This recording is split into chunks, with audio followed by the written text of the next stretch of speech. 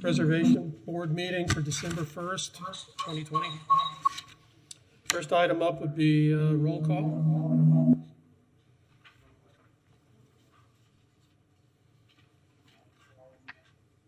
Does anyone up there have a laptop on the meeting night? We're getting a lot of feedback. Is anyone on I am anyway. their laptops? Me too. No. Okay, because if they are, they need to be muted.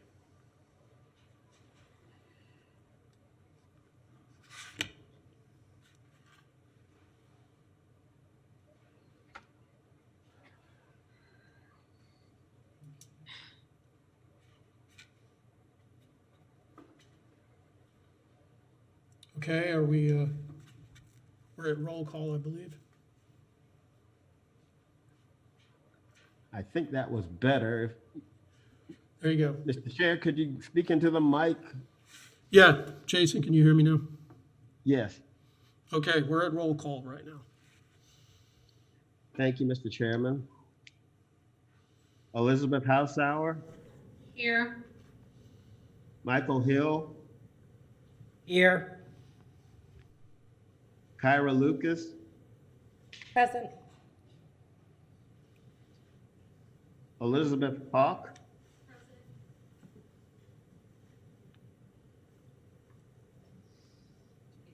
Elizabeth Hawk, Present, sorry.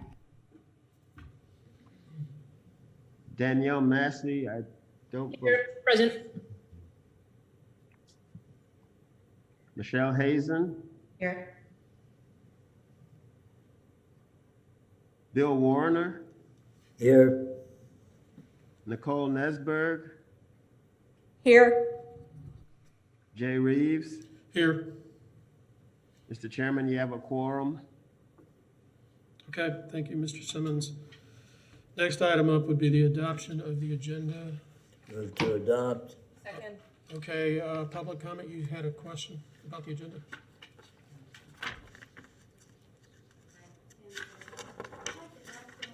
Move the demolition on Sixth Avenue ahead of the new houses that are supposed to be built on that property. And the reason is that, you should decide first before figuring, listening to all the presentation about the new houses. You should decide first if the house that's on there should be demolished, which I think it shouldn't. And so I would just like to ask you to move that on the agenda from after the new house consideration to before the new house consideration. Okay.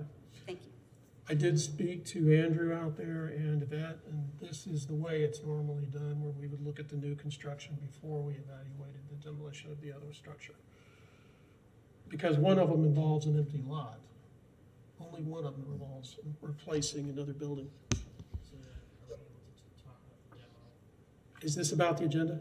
Yeah, this is the same thing she's saying. I think that it makes more sense to discuss a demolition before you discuss a new building. There's no point in approving a new building if the vote should be, and I think it should be, to not demolish.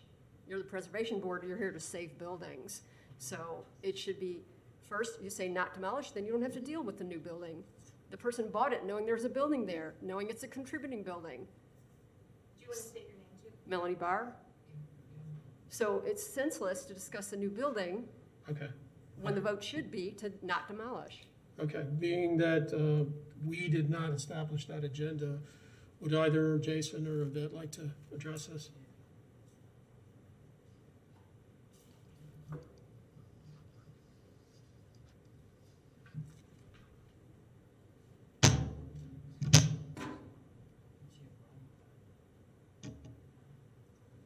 Jason, are you there? Yes, I'm here. I usually put the agendas in numerical order. And the demolition is 94, then the new constructions are 95, 96. Okay, so Does that mean we can flip the agenda to reflect that? yes, we can at this point. The board can do what they want to do, yes. Okay, just trying to get some clarification. All right, with No objection to the approval motion, Bill? Would you be okay with flipping that item? No objection. Okay, I'll second that motion to flip it. okay. All right, we're gonna, for tonight's meeting, we're gonna switch those two then. Okay, we have a second. All those in favor of adopting the agenda as Aye. modified? Aye. Aye, okay. Next up, Mr. Simmons, the announcement. Thank you, Mr. Chairman. Section 30-3.5 of the Land Development Code establishes the Historic Preservation Board, including its composition and duties and authority. The Historic Preservation Board procedures are set forth in Section 30-4.28G of the Land Development Code. Appeals of Historic Preservation Board decisions are to the City Commission and must be filed within 14 days from the date the decision by the Historic Preservation Board is reduced to writing and served by certified or registered mail. The appeal procedure is specified in Section 30-4.28G of the Land Development Code.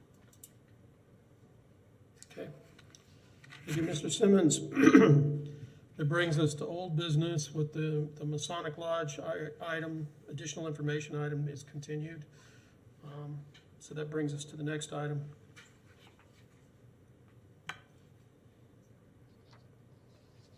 Okay. Let's see. Item 200-271, petition HP-20-63, Witten Roofing, agent for Anthony Ackrell, owner. Certificate of appropriateness to replace an asphalt shingle roof with 5V crimp metal roofing located at 717 Northeast 3rd Avenue. This building is a contributing structure to the Northeast Residential Historic District.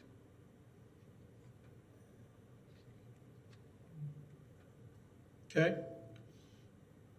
Is there any further backup, Jason?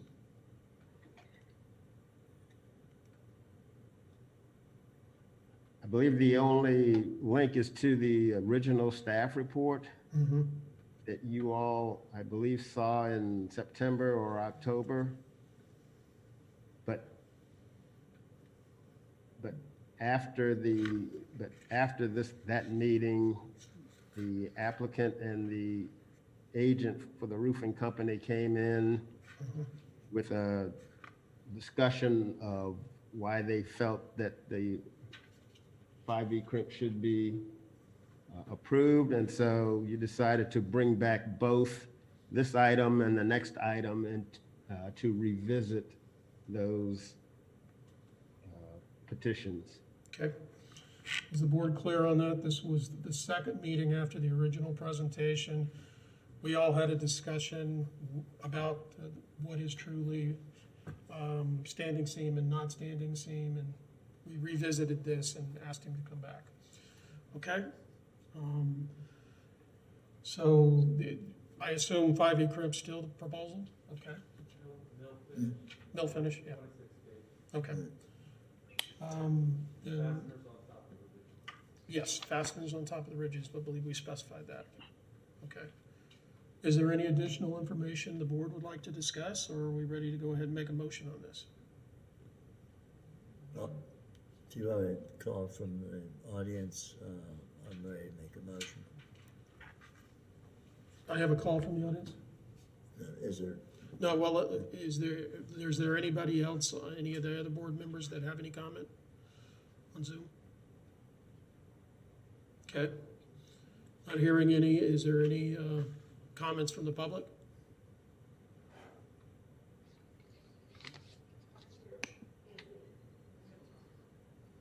Well, unfortunately, I haven't been going to the meetings or watching them, but I think some of you know, I don't think metal roofs are appropriate. However, why do you have to specify he can't have 5V crimp over standing seam? Neither of them was appropriate. I did the historic survey in 1979. You can go through and see how few buildings had metal roofs. So Yep. none of it's appropriate. So if you're gonna do metal roofs, why restrict him to 5V? Well, that's the point we're at now. Okay, so just let him have a metal roof. Everyone gets one now. I think we got it.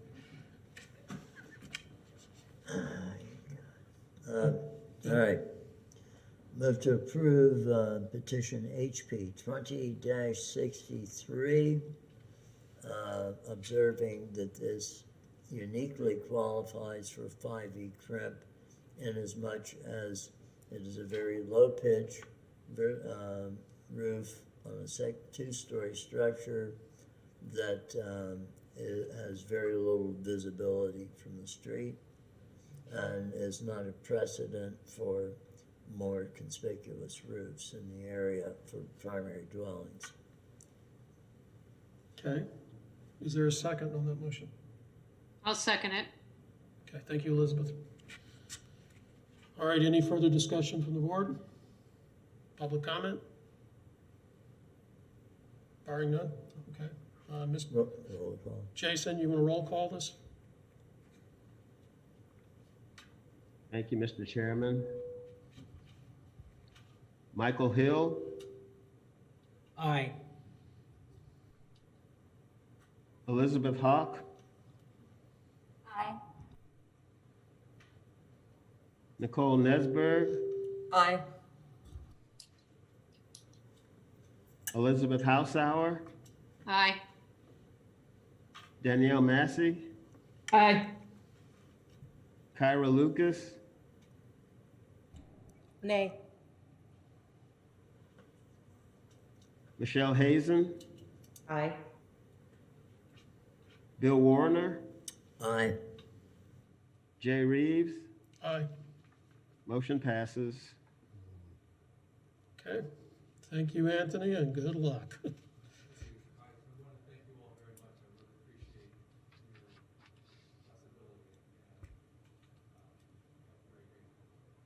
Absolutely.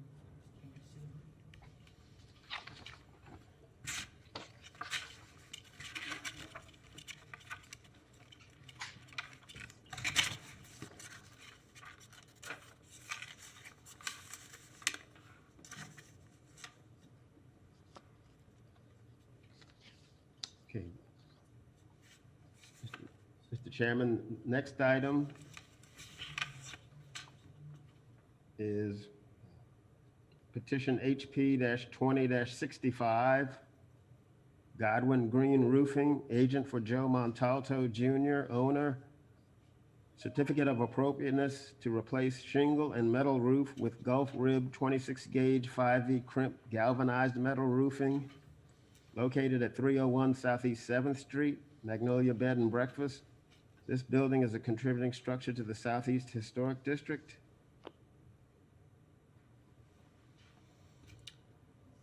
Okay, Mr. Simmons, I just thought I'd bring it to your attention. I was in contact with him today, and they're already going ahead with the standing seam as originally approved.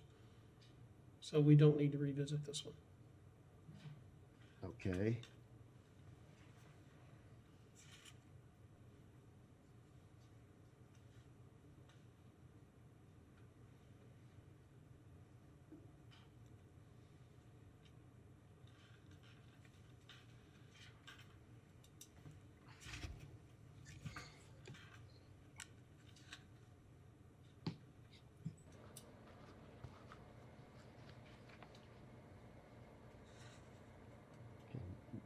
Next item on the agenda, petition HP 17-39, Martin Valla, applicant for Stefan Valla, owner, certificate of appropriateness for rehabilitation of a structure at 609 Northeast 6th Street. The property is located within the Northeast Residential Historic District.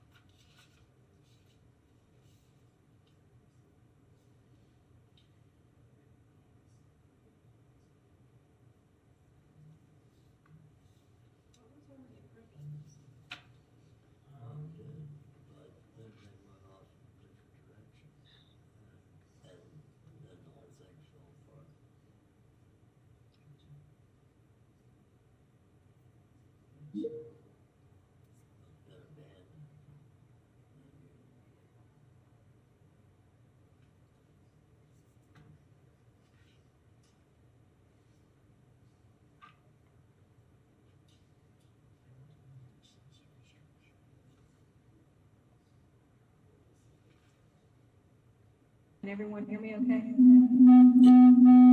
Not really.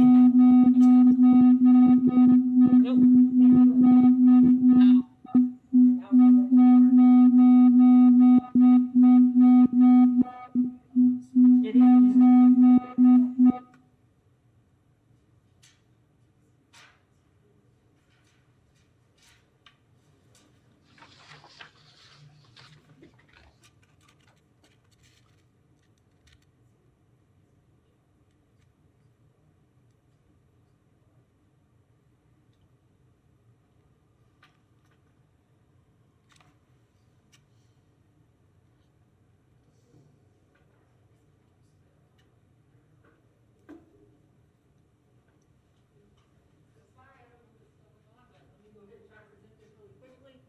So I don't know if you all remember, again, Vet Thomas, planner with the Department of Sustainable Development. I don't know if you remember, back in 2017, this project went before the board. It was reviewed and approved. They were basically proposing to do a rehab of the building, add, and I believe an accessory dwelling structure to the rear, and also an historic I tax. can't hear whoever it is that's speaking in the room. Can you guys hear me okay? And what is before you today is just kind of a continuation of that. Again, it was approved a year ago, about a year and a half ago, and so since that original certificate of appropriateness had expired, we're just coming back to you with the same project. Again, they're not including the original historic tax rehabilitation or historic tax exemption or the accessory dwelling structure. Today, it's just to finish out the project in terms of finishing Can you up talk into the mic? The mic is going in and out. in terms of just finishing up the rest of the structure, putting in the siding and the porch. The applicant is also here if you have any questions. So I'm gonna go and try to pull up the rest of the site plan so that you can see it. Okay.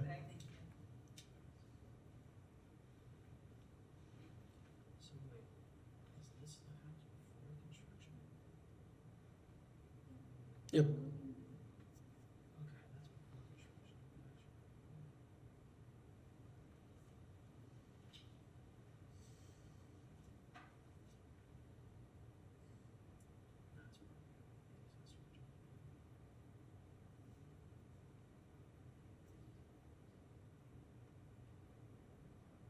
So Joe, we're just recertifying something that expired, is that?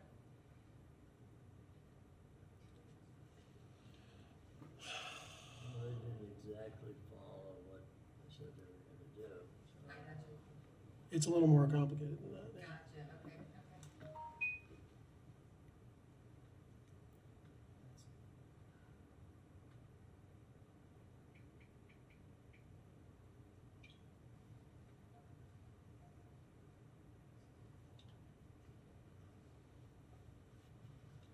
okay, okay.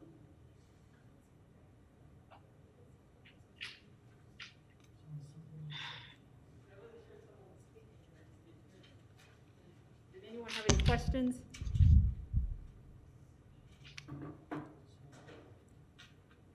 So the point is, we're reevaluating just the house alone, Correct. I believe according to the original drawings? well, there have been some changes to the original drawings. That's what's shown here today. The main thing was the porch that changed. There was also, I believe, the rear addition. I think the original alignment was a little bit different with the roof pitch. I don't think it was centered originally. Now they've centered it, and again, the porch has changed.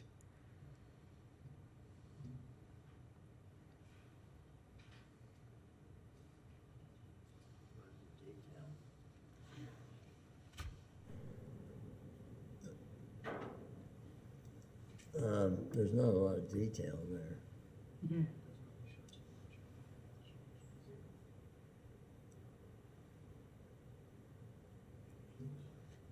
Or they're supposed to take it on faith that they'll even do this? Which aspect of it? Well, The porch or? well, any aspect of it. Because all of the work has been done with the exception of replacing the siding. I believe originally it had asbestos siding. They wanted to remove the asbestos siding and I think possibly repair if possible, but it looks like they ended up removing all of the original siding. So that's pretty much the last thing, is the siding and the porch design. Because I believe the original porch design had some sort of stone detail on it that wasn't original, I believe, and so that was removed. And I know there was some back and forth, I think, when this originally came in terms of what that porch design was going to be. These piers, can you tell us a little bit more about what the piers are? It's wood. The piers will be all wood. Even though it looks like a masonry bottom to it or something? Yes, when I spoke with the applicant, he said that it would be wood. Piers? Is that him? But there he is, Mr. Vala.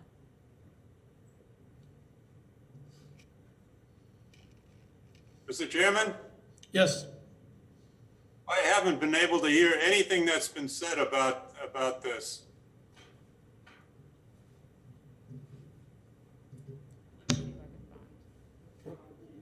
we are having technical difficulties right now, obviously.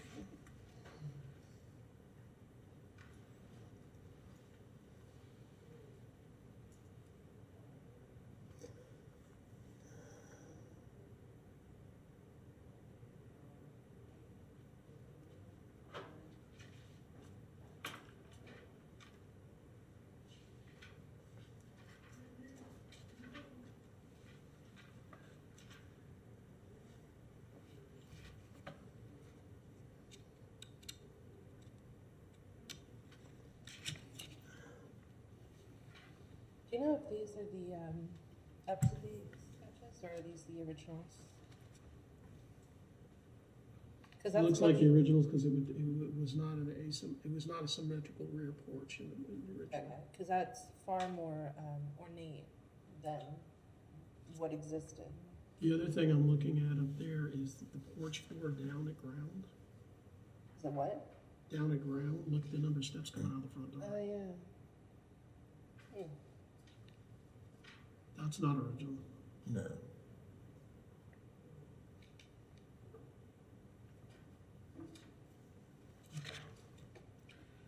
Let me see if I can get my info back.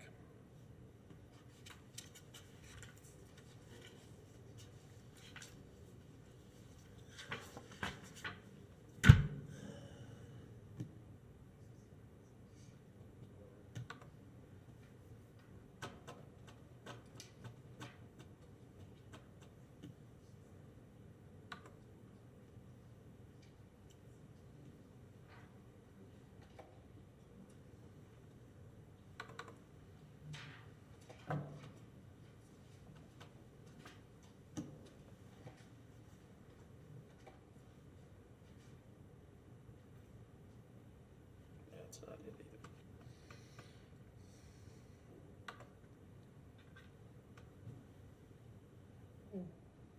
That's it.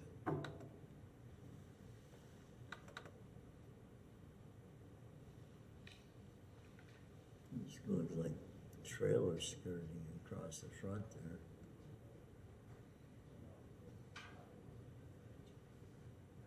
I think that's the old one, because that's different from up there.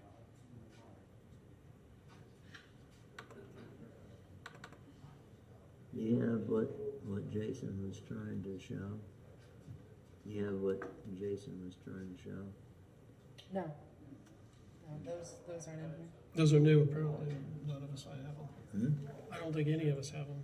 I'm No, looking right they're now. not in there. Only the original drawings. I don't think we've got enough information to make a decision here.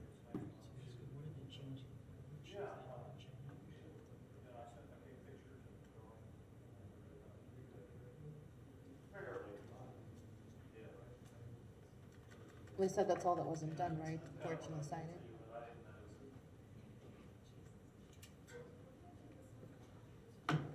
Here it is in there. What page? Look, the porch is down on the ground. What page is that? That it's near the end of the set. There is none. So it's not really a porch No. per se. That's not a porch. Well, I can't tell.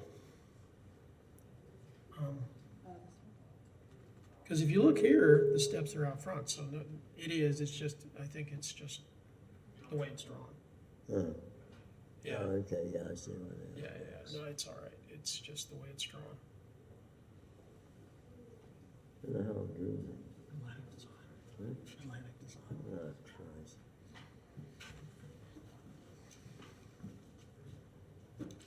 Well, I thought they were in the Okay, picture. all right. All right, can I have everybody's attention? We're gonna just recess the meeting for a few minutes till they get things straightened out.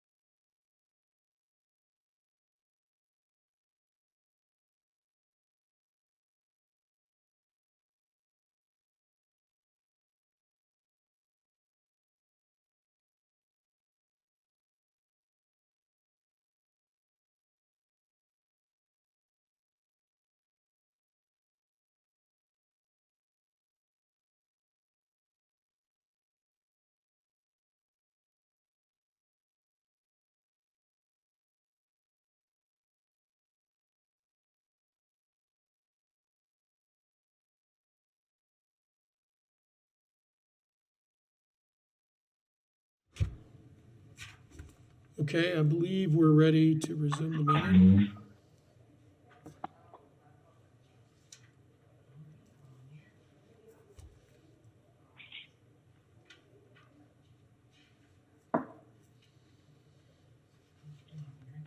Michelle, you should still be able to hit the mute button on your phone if you need to.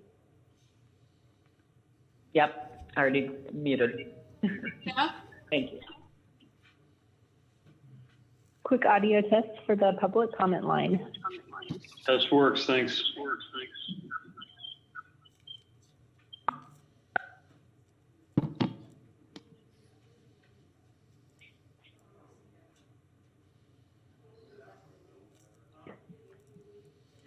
There's Jason, that's a good sign. Hello? Yes, we can hear you.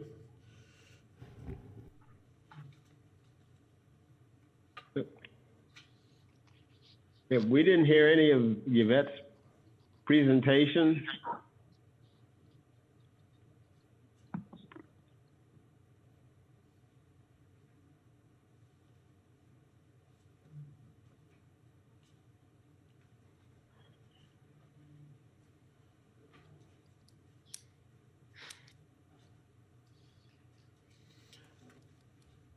Yvette, is it possible to run through that again for Jason? Because he said none of them got the presentation.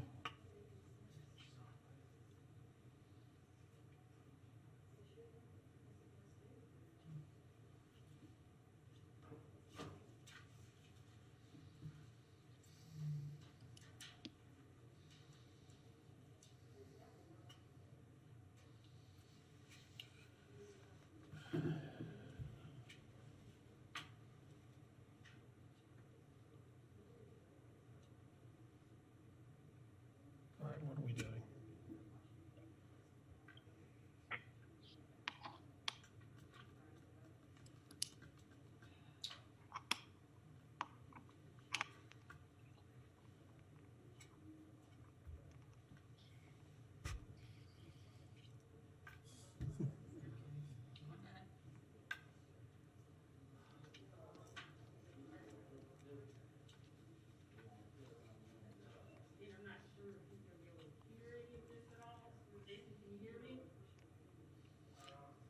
Jason, can you hear Yvette?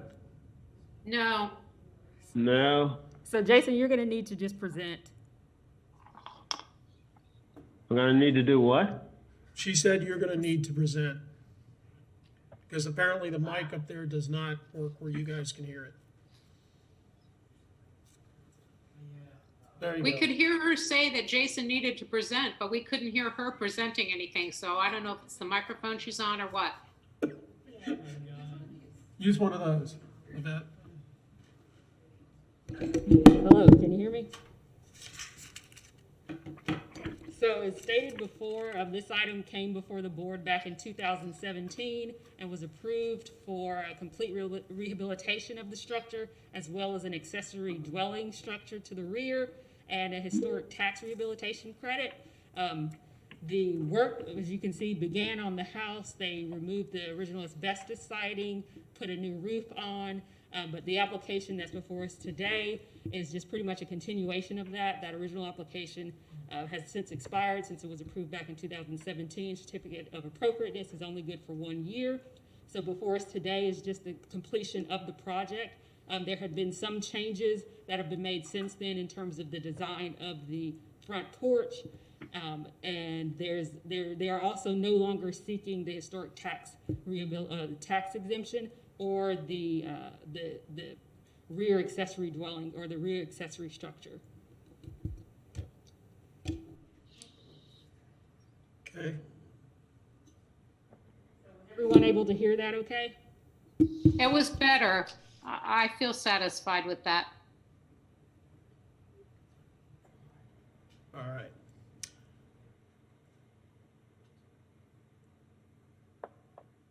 Okay, is there anything to that you want to add, Jason? No, I'm sorry, I wasn't involved with this petition. Okay.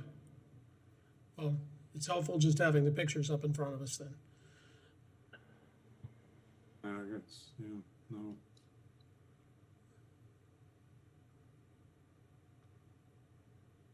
Okay, so what we're looking at is a modification and a reinstalling the COA is what it sounds like, what the details of that has elaborated on. If the applicant, Mr. Vala, if he could hear any of that, or if he had anything to add? I'd be happy to add anything, but I didn't really hear what was said before, so I'm not going to be able to contribute anything, I don't think. Okay, I know that there were some questions about the materials for the porch, was it the post, I believe? Would you be able to provide any information regarding that, Mr. Vala? Well, as you can see from the drawing in front of you, the bottom parts are probably going to be made out of recycled brick from the chimneys that were taken down. We stored those bricks. Then the top part will be wood. The top part of the posts will be wood. Okay. Are we looking for board comment at this point? Well, if he doesn't have anything else, then that's where we're going next, is board comment.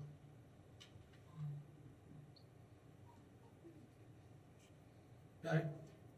Would anybody on the board like to ask questions of the applicant?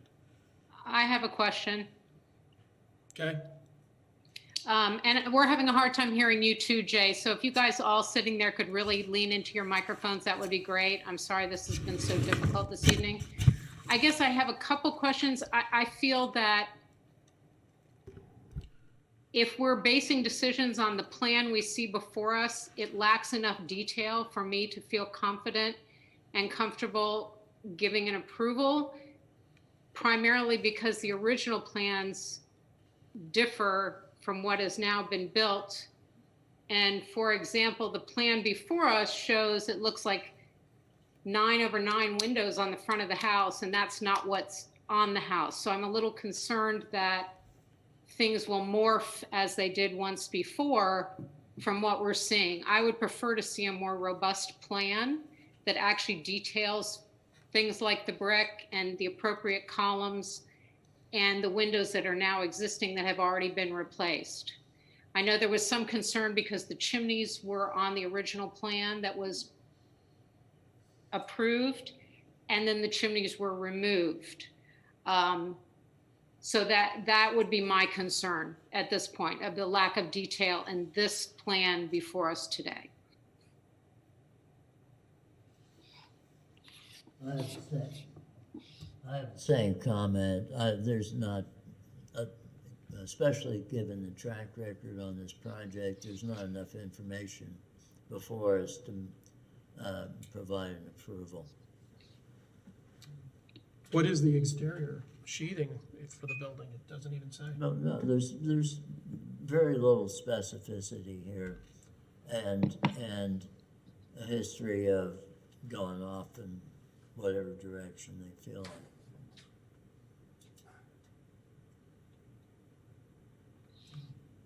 I mean, I would tend to agree. The materials need to be called out on the drawings. That's a given for any project. And right now, we're all kind of having to guess what's going on. Is there a contractor involved in this? I don't believe so. I believe the applicant is acting as a contractor.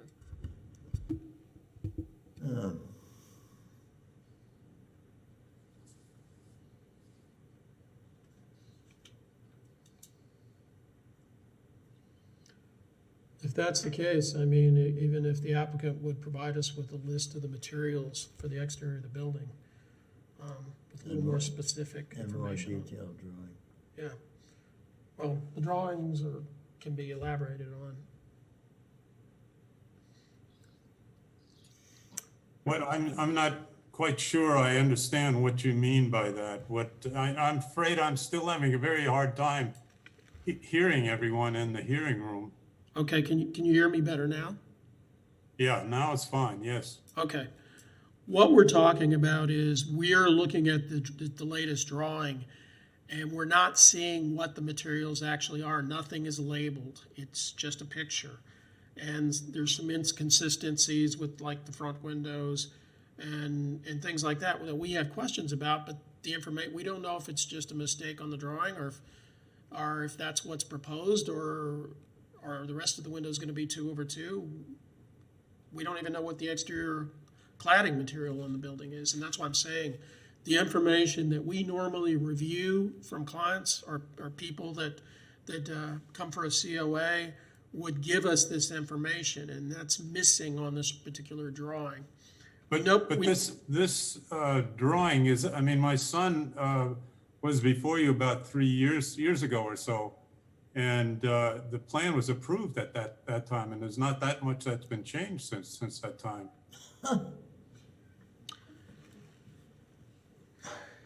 Okay.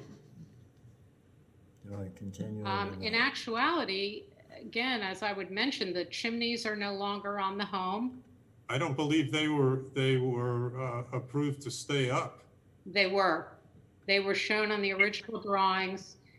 And when the plans went back to the city for re-review, for a staff review, it was to change the pitch on the back porch area, which had been a different pitch. There was never any mention of the chimneys. So there were a lot of things that changed, and we're basically looking at a new COA, which is a new submission, as I understand it to be. And again, as we're just making a generalization to point out, is the windows have already been replaced, and the windows that are on the front of the house now, we just saw the picture a moment ago, are 2/2, but this drawing before us shows 9/9. So we need to see drawings that we can have with a degree of certainty are what is actually going to be built.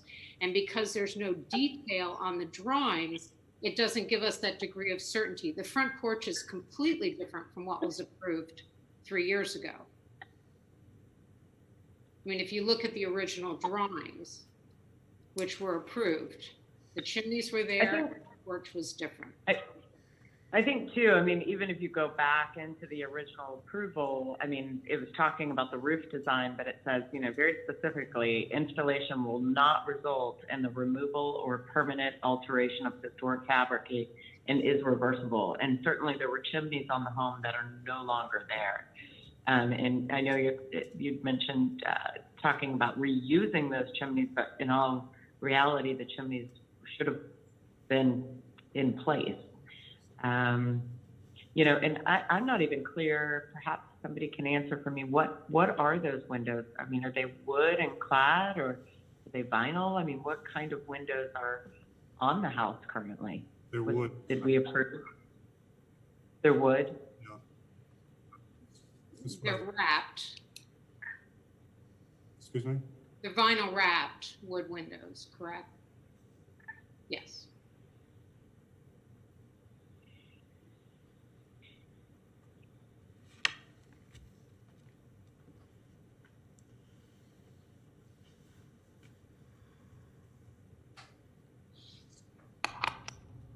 So are we at the point where the homeowner needs to come before us again, as Jay said, with a minimum of the materials that are being used? This sounds like something to be continued. It's either that or we're gonna have to ask about every single material during the meeting tonight, and we're already having long. Speak into the microphone, please. I said, it's either that or we have to ask you everything about the building tonight, and that's gonna make for an extremely long meeting, which we have already. I think it's better that you I provide, agree with you. That doesn't make any sense. yeah, I think you need to provide us a list of what is the siding, what specifically are the windows that are being used. Like you provided with the brick columns on the bottom of the porches, we were thinking those columns were all wood. If the information's not on the drawing, we need to have it in writing so that we can understand it and that we can give this thing, you know, a Okay. recommendation. But right now, there's too many questions, because the more we look at it, the more we realize we don't know what things are.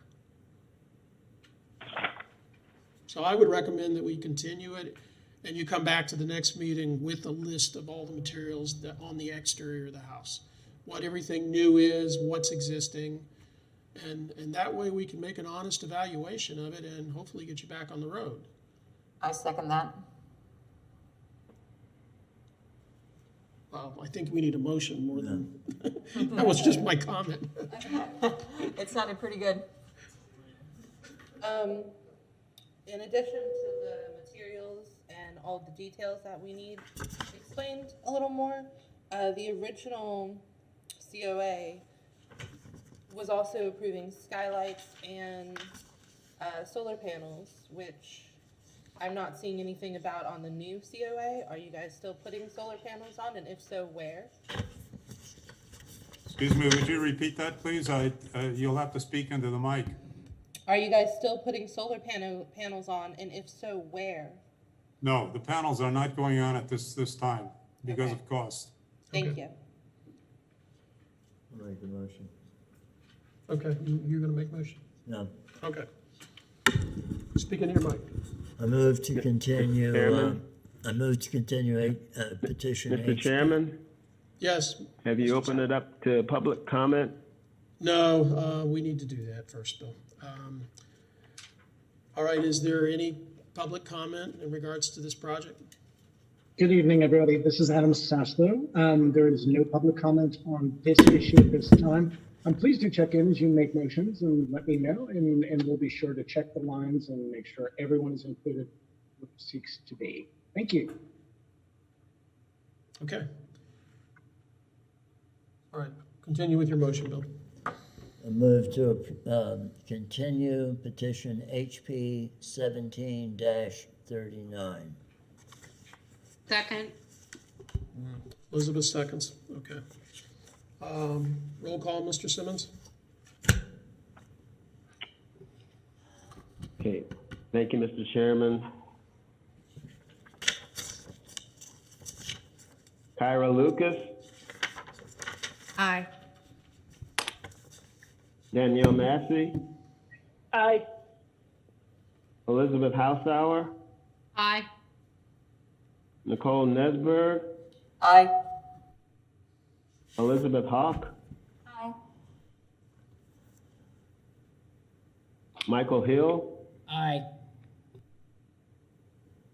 Bill Warner, Aye. Michelle Hazen, Aye. Jay Reeves. Aye. Motion passes.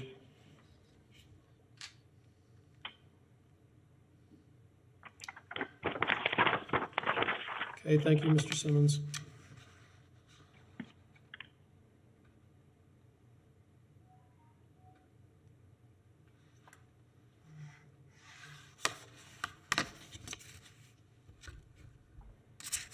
Just a moment for the next item. I have to bring it up, the PowerPoint up.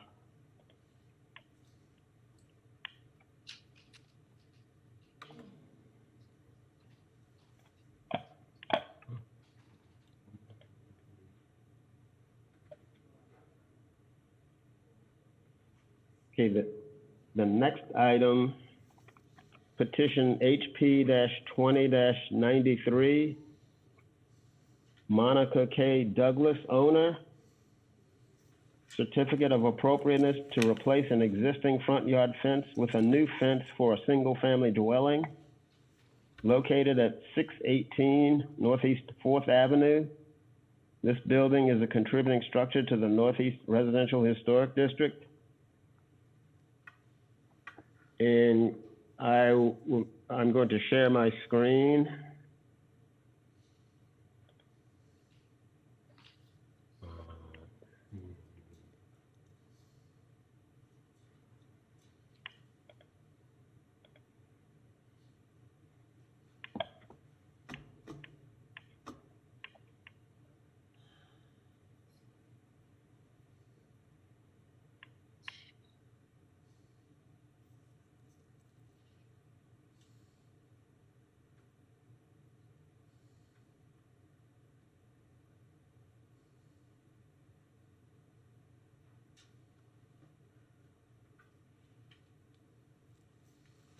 So can you see that? Yes. I thought we were were talking about a fence. Yeah, this looks like something else. Oh, let's see, wrong. What's wrong? Wrong everything.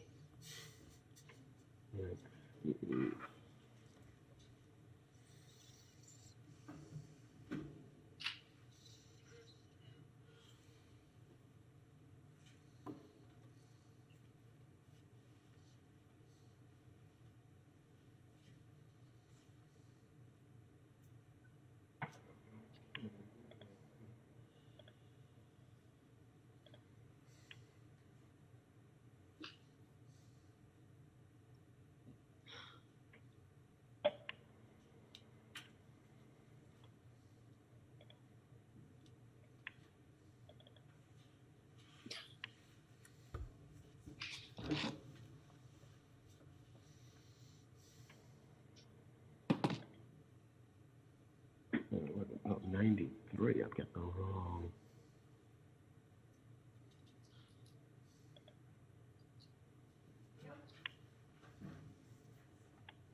Okay.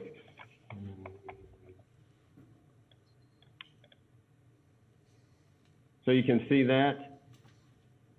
Mm-hmm. Yep. We're good. Good to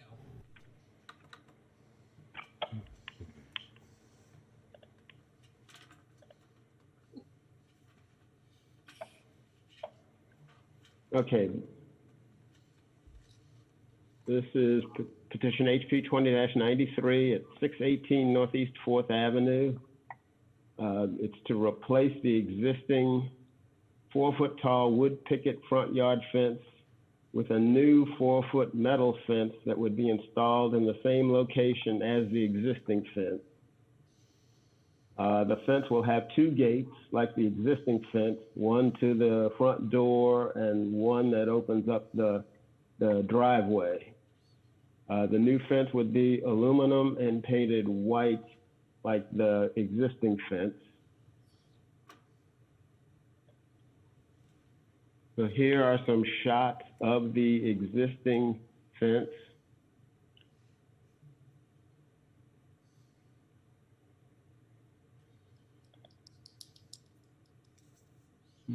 See the location of the property on Northeast 4th Avenue, just west of 7th Street.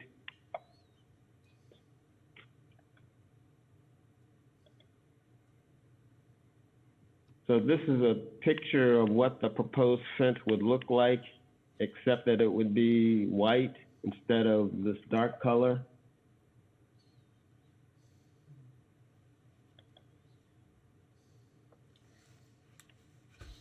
So as far as fence guidelines go, the fence is no greater than 48 inches tall. It's mostly open. Let's see.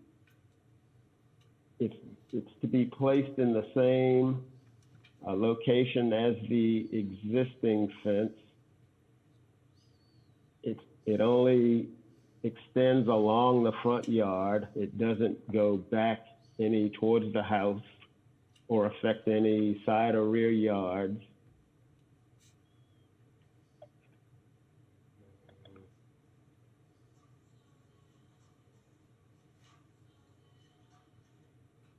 And again, these just list all the guidelines for fences. I don't believe they're proposing pickets for this new proposal.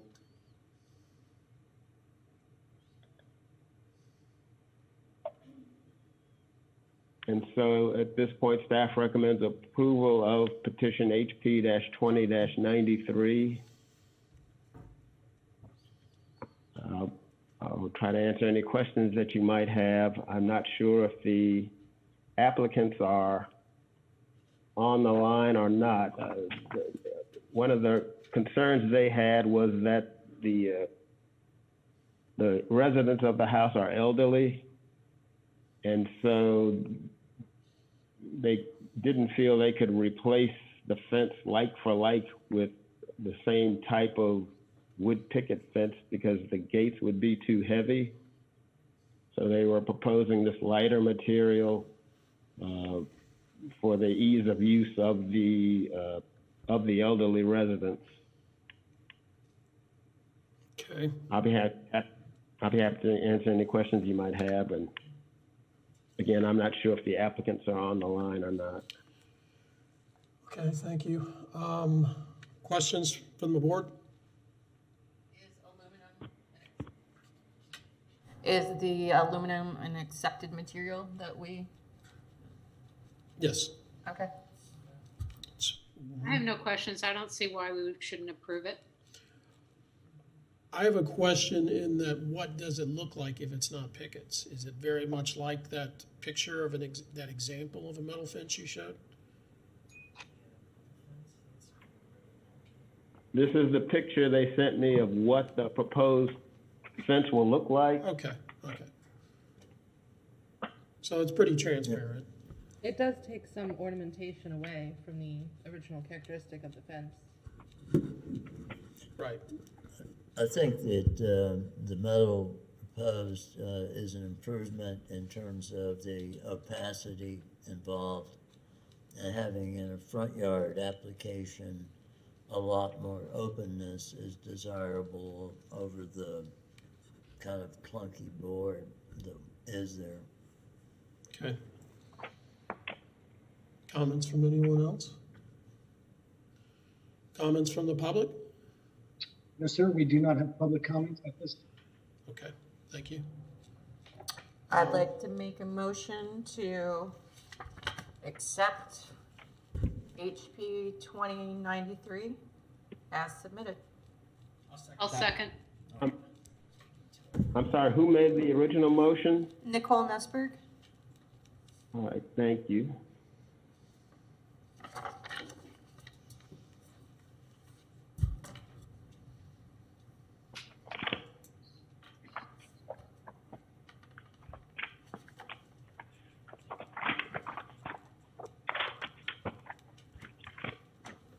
Okay, for the roll call.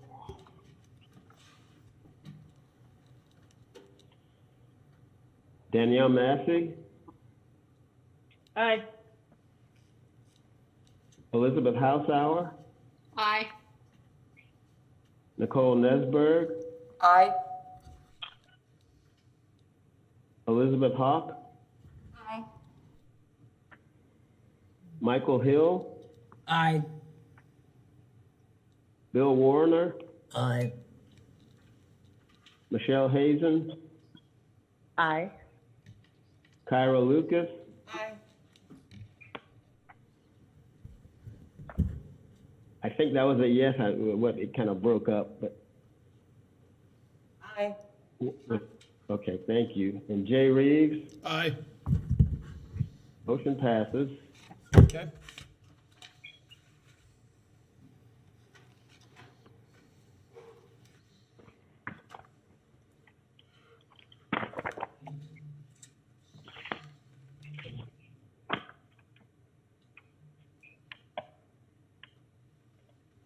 Just a moment.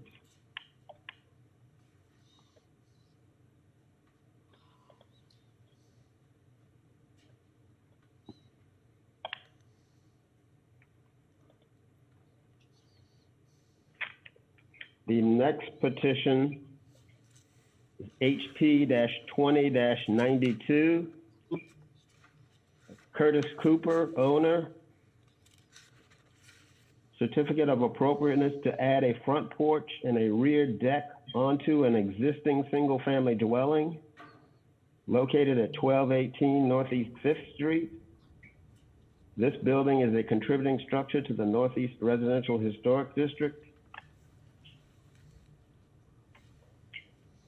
And I believe you can see the slide.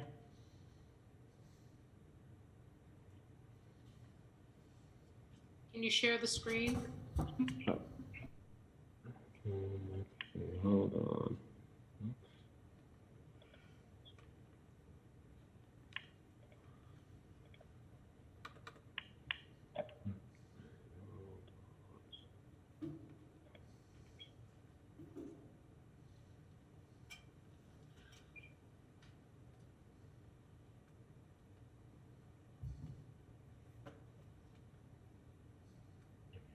hit the button.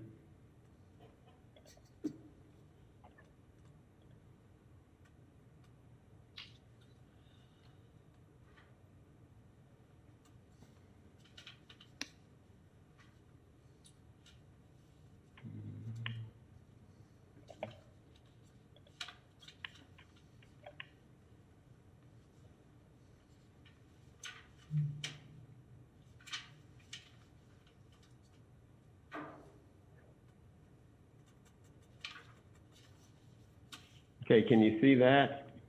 Yes.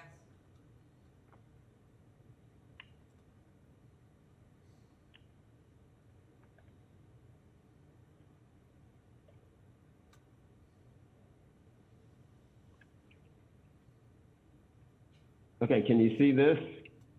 That's a fence. Oh. There it is. No, you got it, yeah. All right, petition HP 20-92, adding a front porch and a rear deck to a single-family dwelling, 1218 Northeast 5th Street. The applicant is proposing to add a front porch to the existing single-family dwelling. It would be 8 feet 4 inches wide by 4 feet of depth. Let's see. The porch base will be concrete with steps and posts similar to porch designs on adjacent homes. And the post will be 6 by 6 with hardy trim exterior.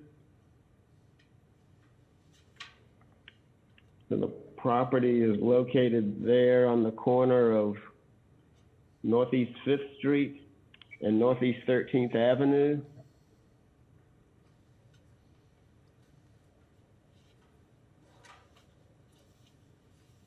There you go. So these are some shots of the house.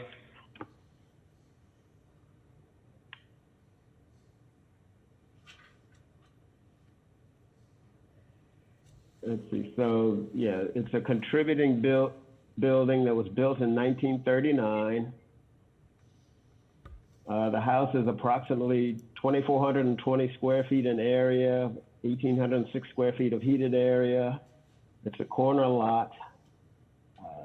It's 1 story, has a bay window and a classical door surround with pilasters and an entablature on the front.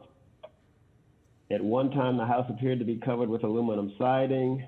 The house is wood frame with a balloon structural system, a brick chimney, a continuous poured concrete foundation, and a gable roof. And there's the house again. You can see the entablature above the front door.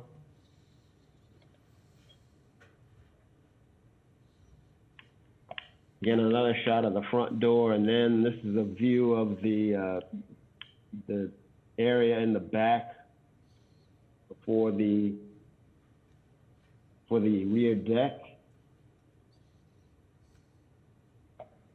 So again, the project is to add the front porch,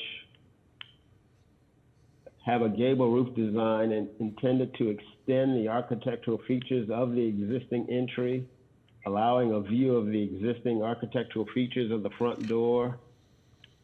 So architectural shingles will be used on the new roofing over the porch. Also proposed is a 15-foot wide by 12-foot deep rear deck to be added to the rear of the house. The deck will be covered with a gabled roof that's intended to blend with the exterior of the house and use materials that will blend with the house. The deck material will be standard pressure-treated decking.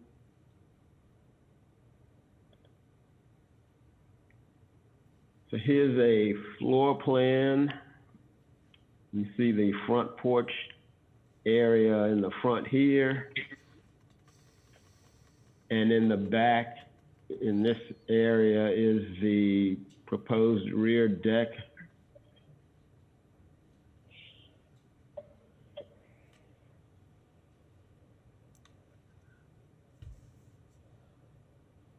Here are some elevations. To the left is the existing elevation, the fiberglass shingle roof and the wood siding. Whoops. And this is the proposed front elevation. You see the proposed porch feature surrounding the door here. It looks much the same. Again, it's an 8-foot 4-inch width porch by 4 feet deep.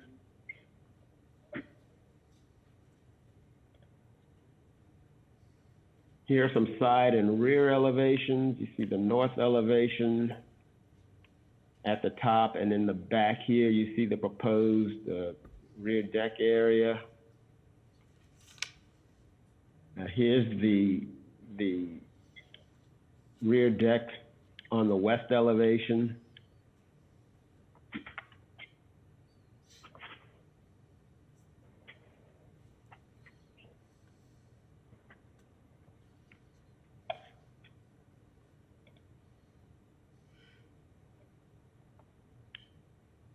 So the proposed work is differentiated from the original historic structure and is compatible with the massing, size, scale, and architectural features of the property. Adding the porch will not destroy historic materials that characterize the property. The porch will serve as the main entrance to the building and is a transitional space between the interior and the exterior. The original door opening is to be retained. The porch will be a high-profile, highly distinct feature of the house. The proposed work is reversible in that if removed in the future, the essential form and integrity of the historic property would be unimpaired.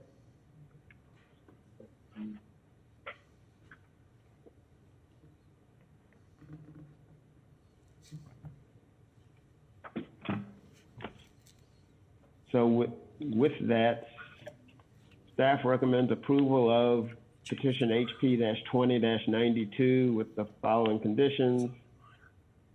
Please provide a site plan showing the proposed deck with the distance from the property lines. We have the distance of the porch from the front property line, and that meets the required setback for the RSF3 zoning district. I don't have any concerns that the deck will meet the rear setback, but we don't have that distance, so I'd like a site plan showing the distance from the property lines and notify staff of any changes during construction. I'll be happy to answer any questions you might have, and I believe the applicant is in the audience with you. Yes, yes, he is. Okay, thank you, Mr. Simmons. Mr. Cooper, would you like to add anything to that? Can they hear me through this or not? They can't hear you, but. Okay, okay. I was able. We can hear him. Okay, Great. good. I can hear I him. was really excited because I thought I was going to have to use manufactured windows on the back of the house, but I was able to get the exact windows that I had, and I'm going to be able to use those, which is really, really good. Yeah. Like he said, now there was a thing about a fence in there. I'm not doing any fence. That's just the existing fence. Okay. I was able to also get all the siding off the house, so I'm not using any hardy board on this house. So the back will have the original siding that's existing on the house now. The trim work that we're going to do in the front around the porch, I was able to match all the detail work that's already existing on the house. So we'll be able to wrap that around the porch, and it should look exactly like it's always been there. There could have been a porch there back in the day. I have another house in the Duck Pond, and I was able to find a picture from the 1920s that showed that several houses on the street actually had porches, and for some reason maybe they deteriorated. I don't know. This house, if you look at it, it's very stark in the front. It has basically zero entrance. I mean, you come in and the water's pouring down on you. You have to go straight up a step right into the front door. So it does seem like it's calling for this type of addition. It's the only reason I was thinking of doing it.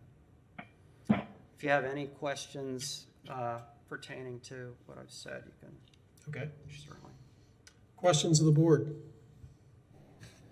What windows currently do exist on the back? Because the plans here are different from photos that I'm seeing. Oh, yeah, the jalousies, those were installed sometime along the way. I don't know. I have a guess that maybe there were the same style of windows there before, but being as how there's absolutely no fascia on the house, the water just would pour right down. And they did add a piece of metal at the bottom of those jalousies, I guess when they put them in. But that's what's there now. Those are out of here. They're like, I don't know when they're from, but they're not. They're not from 1939. I know that. Okay, thank you. So, what's with the rear deck? It doesn't meet the guidelines or something? No, I think it meets the guidelines, but we had a site plan from the survey company, but Mr. Simmons wanted something that was a little more detailed than that. It's well over 30 feet from the property line. So the deck isn't really going to be that obtrusive. I think it matches the size of the house. I mean, that's my opinion anyway, but like he said, it's well away from the minimum standards. Gotcha. No, one more question for you, Mr. Cooper. Now the rear deck. Now I'm assuming that, let's say maybe if you sell the house years on, is the rear deck reversible, or is it going to impair the actual rear, like the value of the home? Not the value, but like the aspects of the home. I don't think so. I think it'll be like an amenity. It follows the same roof line as, if you could see the picture, if you look at the extension, as you're looking past that, the roof lines are exactly the same. So I don't think it changes the character of the house from that side view. I believe I saw someplace in there, Michael, that it was removable. I believe we saw Yeah. that. And on it is, the slide. it's a porch floor as much as it is a deck. Okay. Yeah. Okay. So yeah, to 'cause answer your question, I apologize. No, you're good. Yeah, like I read for the front porch. I thought, oh, okay, but then I thought I read that it like the rear deck was going to be an issue, and I was like, what? That's why I was confused. I see. Understand. But okay. Okay. So you said you were able to get matching windows, which is amazing. Yeah. Congratulations, that's so cool. Yeah. What about the French doors? Are they? Now that's an issue. I haven't Yeah. been able to find, maybe if there's a gable porch back there, solid wood doors, those can work. I would prefer to use that, but as you know, the fiberglass doors are what everybody are using these days. In my own experience, they seem to work better because they're not so responsive to weather changes. So, I'm going to do my best to try to find something that'll fit there, but my architect just said, look, we should just stick with this until, we get to that. But, I can get those particular types of doors, but I'm just going to go with whatever I can find that matches the same kind of aesthetics as the windows. I was just asking, but I'm not too worried about it because that's the back, it's not very visible. Back, yeah. I like the rear porch deck. I think it looks great. I am a little bit more concerned about the front. That classical pediment design, I don't know if that's right for that house. Well, I was going to say, given the surround around that door, this is a very, very, very watered down colonial cottage. Is it? And this, Jay? it's a very, very, very watered down colonial cottage. And houses of this period, 30s, 40s, a lot of times didn't have porches. That's how watered down the designs were. If it didn't have that surround around the front door, I would be really hard pressed to say it was even that. But given that it's got that looks like it was leaning in that direction already. The porch, since I'm already speaking about it, I think it would be fine. However, matching the 412 pitch right there may not be the right thing to do because it looks like it's squatty and flattened like you find on a ranch house. I think if you went up to 5 or 612, it would probably be all right because there's no other gable facing forward in the front that you could easily identify that. And if you're trying to make it look like a traditional colonial element, then you probably should pick up that pitch and make it closer. I agree. Yeah. Okay. Absolutely. But I would like to add that I think it's commendable that you were able to use the original siding and that you found the windows. And thank you for that, for working so hard to do that. I agree. You're welcome. Thank you. Yeah. Sure thing. Yep. Okay. Oh, Yes. now, what do you think? I mean, I was really cognizant of that too. I didn't want to take away from the features of the front of the house. So, you know, it is kind of up a little higher than the sidewalk. And we were kind of designing it to where you could definitely see all the detail on the front door. Yeah, I think that you've done a good job of that, keeping it far enough away that Right, you you're still just see the saying that- surround. Yeah, no, I think it works with the proportions of the house. Okay. Yeah, like I said, the only issue is it's a little squatty on the roof. But I think you can easily fix that. Just a note, if you're, because I've been in a position on rear French doors where we've had to put something in that isn't gonna rot away, even on a Victorian. And usually, if we're not gonna have it true divided light, I usually tell people just do a single piece of glass there because it's in the backyard. And I Okay. was gonna say that's an option. I don't really like the Mullins on Well, they doors, get a but- bit busy on They a do. French door, and Yeah. especially if it's a fiberglass door, then they're really fake. Yep, yeah, it looks So cheesy. You might want to just leave those off since that's just your back door, if that's your choice. Well, it's a good recommendation. Appreciate it. Okay, and any other comments from board members? Anybody offline? Okay. Do we have any public comment on this project? Yes, sir, we don't have any public comment at this time. Okay, thank you. Would somebody like to make a motion? To approve I'll make the motion. Well, Bill's already making a motion, so hold your horses. Okay, go Bill. Okay, I move to approve HP 20-92 with the recommended modification to the entry door roof pitch.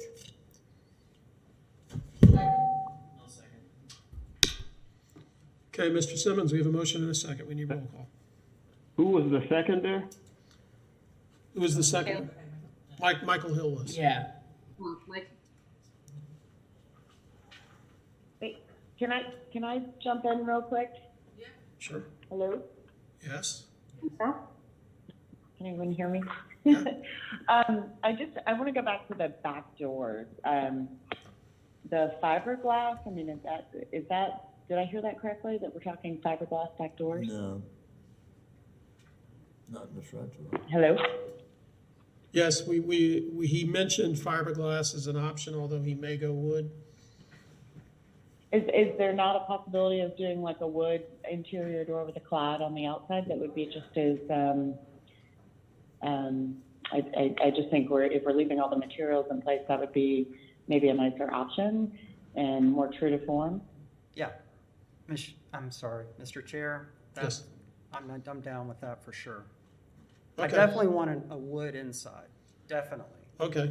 So Yeah, if I just think, if you're keeping all these great materials, it just seems to me like, you're right. that would be, because if you do a fiberglass door, it's gonna be fiberglass on the inside as well, and it's just not gonna read well if you're maintaining all the other historic fabric. Right.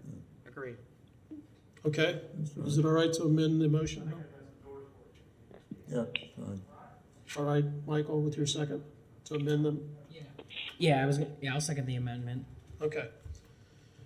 All right, Mr. Simmons, we have that change, and we're ready for roll call. Thank you, Mr. Chairman. Elizabeth Hausauer, Aye. Nicole Nesberg, She has stepped out. Elizabeth Hawk,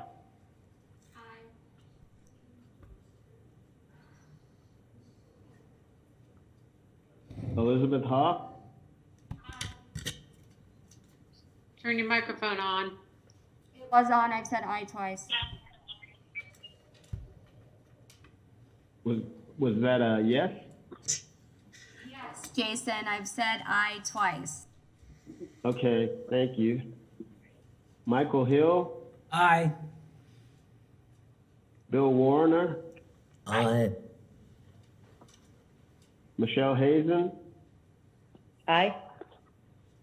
Kyra Lucas, Aye. Danielle Massey, Aye. Jay Reeves. Aye. Motion passes. Okay, good luck.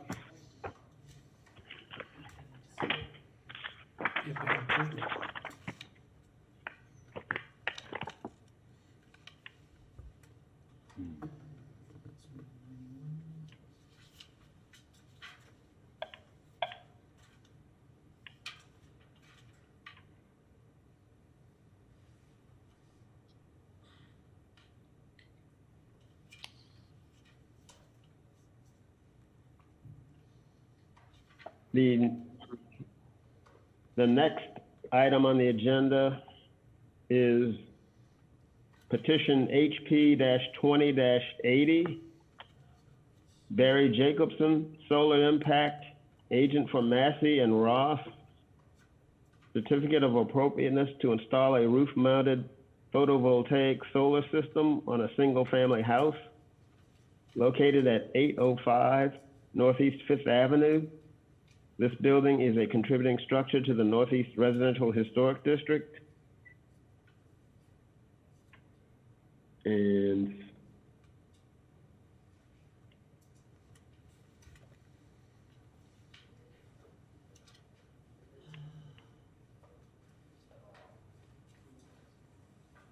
so in this petition, the applicant is requesting approval of a 6.5 kilowatt solar voltaic system on the roof placed on the southern roof surface of the principal structure.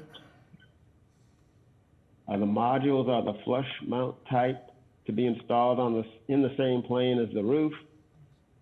The dwelling was built in 1937, and it's a contributing structure in the Northeast Residential Historic District. You see the location of the property in yellow. It's got a single family -2 zoning designation. Now the house located here is a 2-story masonry house. The existing roof is a cross gables roof type with a 1-story sun porch on the east side of the house with a copper standing seam concave hip roof.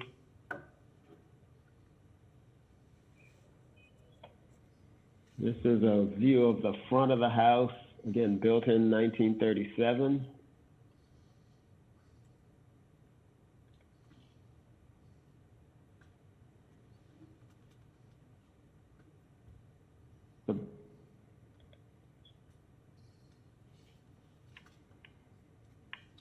Now here's an aerial in the east side elevation.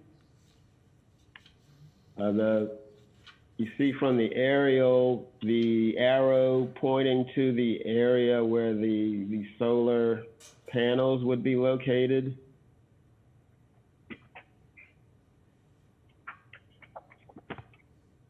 See out here is Northeast Fifth Avenue, and on the side here is Northeast 8th Street.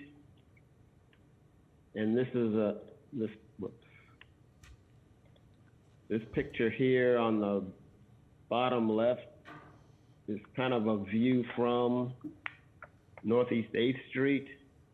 So the panels would be located sort of in this area, if you can see my mouse.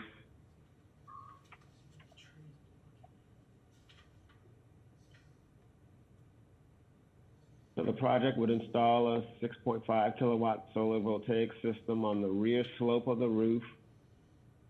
It would be a tier 1 solar modules and a roof mounting system. There would be 20 black 325 watt Q cell modules, and they would be flush mount.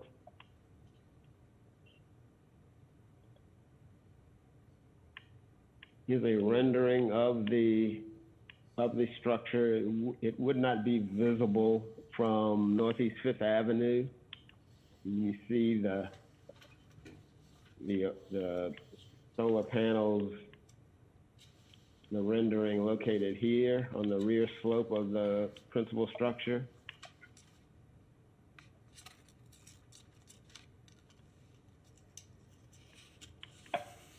So the system will be installed on a contributing principal structure. The system will be located in a location that does not affect the primary roof facade elevation. The installation will not result in the permanent loss of significant character-defining features of a historic resource, such as existing roof lines or dormers. The installation will be reversible. The system will be flush to the roof or low profile to the extent feasible.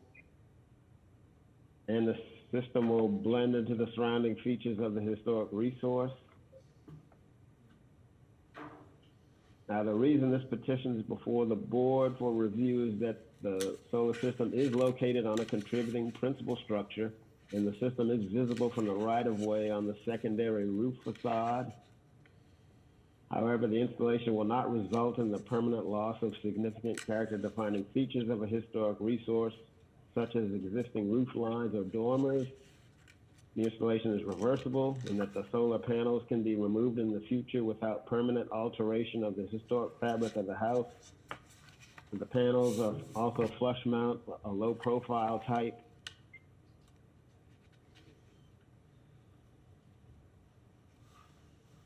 The panel installation does conform to the Secretary of the Interior standards for rehabilitation, particularly Standard 2 and Standard 9. The character of the property shall be retained and preserved. This will not result in the removal of historic materials or altering any features or spaces that characterize the property. That's the Standard 2. And Standard 9, new additions, exterior alterations, or related new construction shall not destroy historic materials that characterize the property. The new work shall be differentiated from the old and shall be compatible with the massing, size, scale, and architectural features to protect the historic integrity of the property and its environment. So with that, staff recommends approval of petition HP-20-80. I'll be happy to answer any questions you might have, and the property owner is online here. Okay, thank you. Questions from the board? I just saw Danielle pop up as this. Yeah. Our Danielle. Okay. Hi, Danielle. Yeah, it looks like this one's pretty straightforward because the location is correct. I would agree. Okay. And because they're flush, we don't have to vote on color or anything. All right, would somebody like to make a motion? Mr. Chairman? Wait, we need public comment. You have public comment? Yeah, we need public comment first, I'm sorry. We have no public comment at this time. Okay. Move to approve HP 20-80. Second. Okay, Mr. Simmons, motion and a second. I'm sorry, who was the seconder? Kira. Thank you.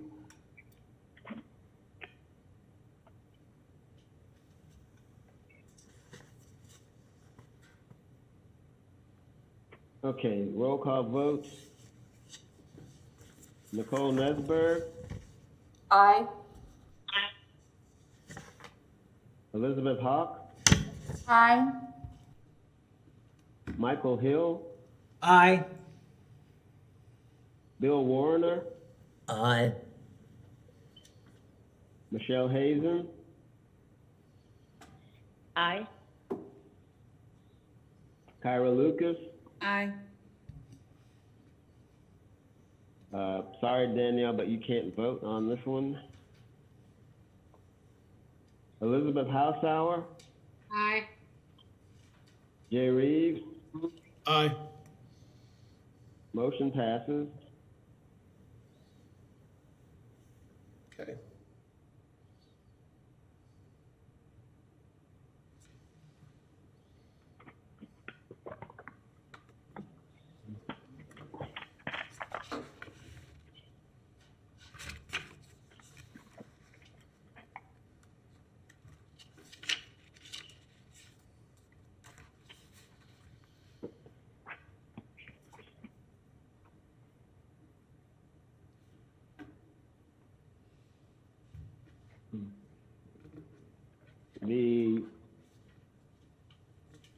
The next item on the agenda is petition HP-20-87. Michael McFall Builders, Inc., agent for Tom Benton, owner.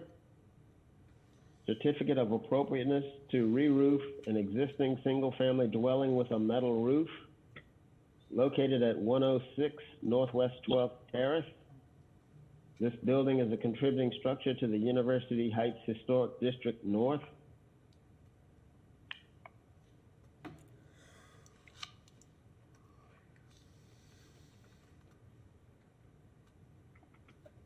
So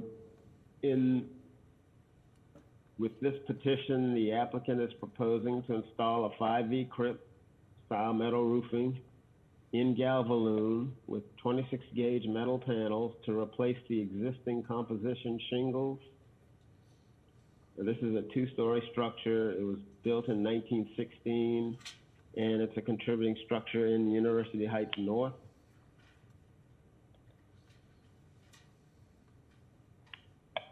Here you see 12th Terrace. It's just north of West University Avenue and just to the east of the hotel. Urban 6 is the zoning designation. So this is a 2-story frame house with novelty siding, a hip roof, and symmetrical fenestration. The roof has composition shingles and a diamond pattern. And the property was built in 1916. It's about a 1/4 acre lot. The house is approximately 2,947 square feet in total area and 2,528 square feet in heated area. It's located in the University Terrace subdivision, which was platted in 1913. It's sort of the front view of the property.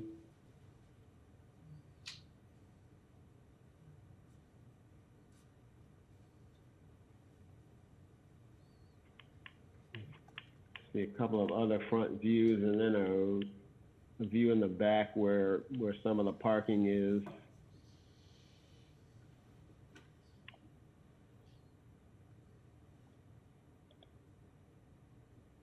And what they're proposing is the Gulf Coast 5V crimp roofing panels.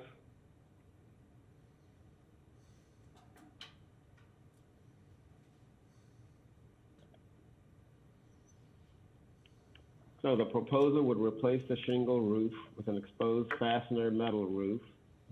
Again, 26 gauge 5V crimp style roof in Galvaloon from Gulf Coast Supply and Manufacturing. The board approves metal roofing on a case-by-case basis, depending on the style and use of the building.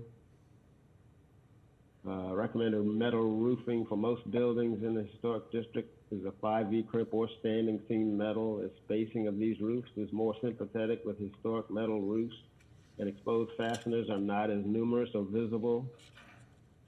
And again, this property is in University Heights Historic District North, where there is a mix of quite a mix of roofing types, metal roofing types in the area. So staff finds the proposed metal roofing is compatible with the neighborhood. So as a result, staff recommends approval of HP-20-87 with the following conditions: that the roof finish be Galvalume or a light to medium gray paint finish. I'll be happy to answer any questions if you have any.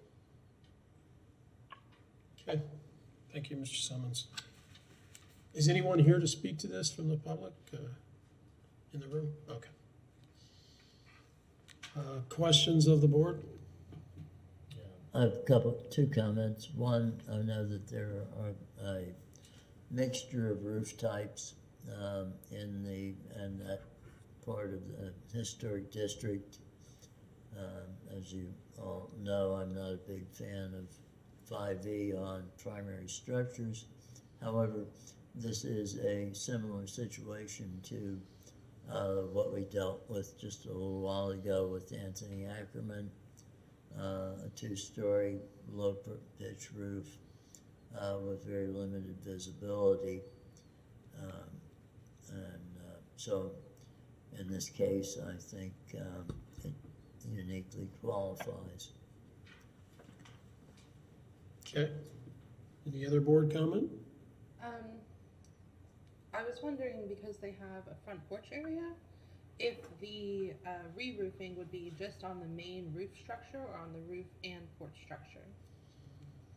If anyone knows that.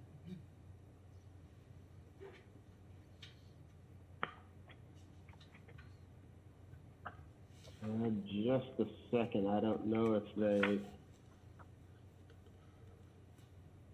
spelled that out specifically.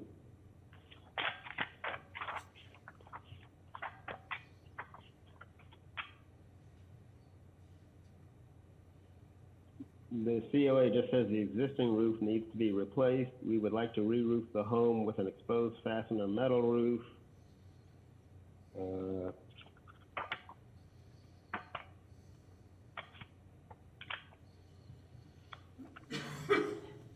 So they don't specify, although I guess I would assume that they would re-roof that porch area.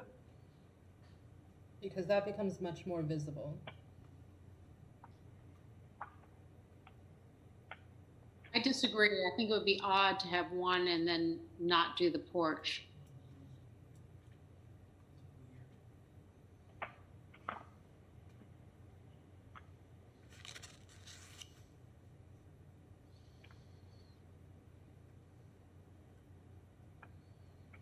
I agree with that comment.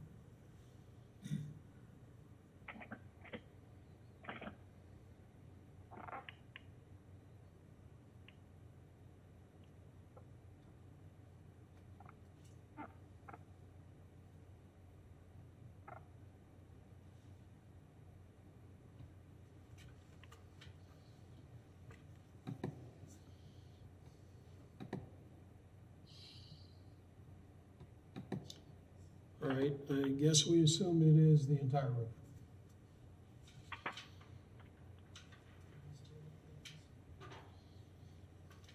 Are we looking for a motion, Jay? Yeah, unless anybody else has any questions, let's go ahead and move it along. Public comment. Is there public? No, there is no public comment at this time.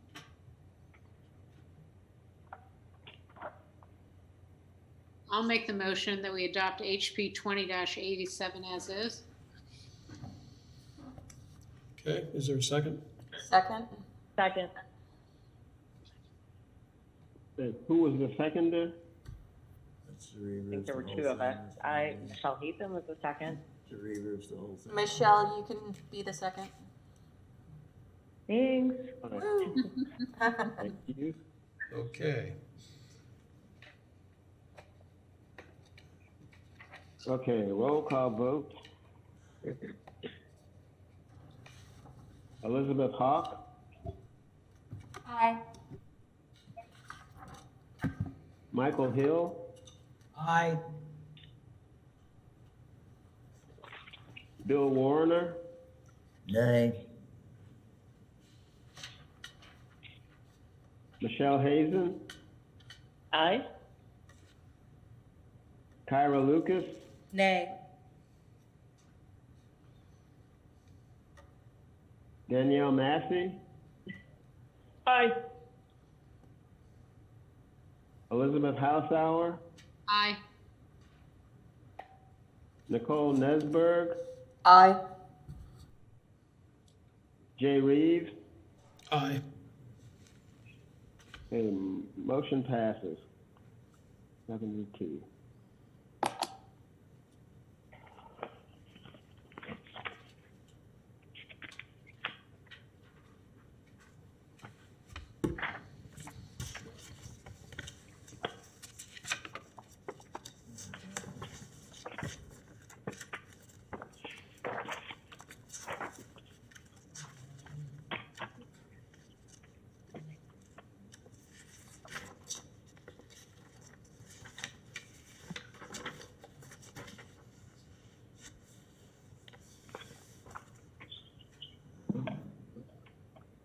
Okay,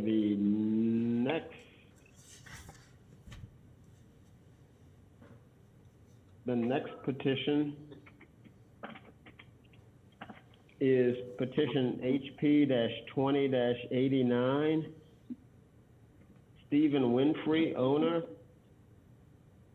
Certificate of appropriateness to re-roof an existing single-family dwelling with a metal roof located at 524 Southeast 4th Avenue.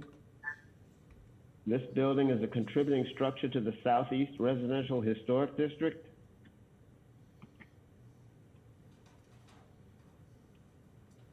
The applicant is proposing to install a metal roofing system in Galvalume with a mill finish with 26 gauge metal panels to replace the existing shingle roof on the house at 524 Southeast 4th Avenue. This dwelling was built in 1927, and it's a contributing structure in the Southeast Historic District. You see the map showing the location here. It's an urban 3 zoning designation for the property. It's a single family dwelling. It's a 1-story frame house with a bungalow character, intersecting gables and exposed rafters. There's a gable roof with composition shingles, and there's also a secondary roof structure for the gable porch, which is decorated with lattice and stickwork. The house is a contributing structure built in 1927. The house is approximately 1,193 square feet in area. It's located in Roper's Addition subdivision, which was platted in 1877. That's a view of the existing house.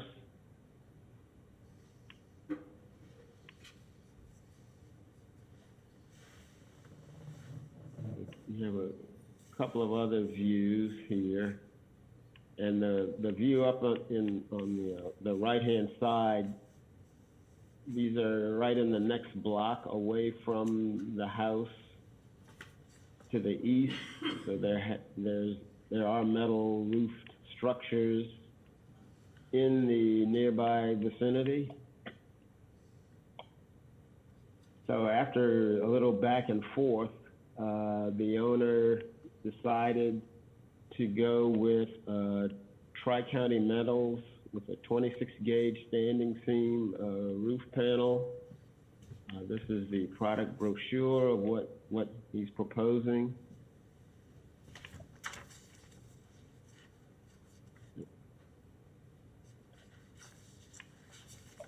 So the proposal would replace the existing shingle roof with a new 26 gauge standing seam style metal roofing system with a Galvalume finish.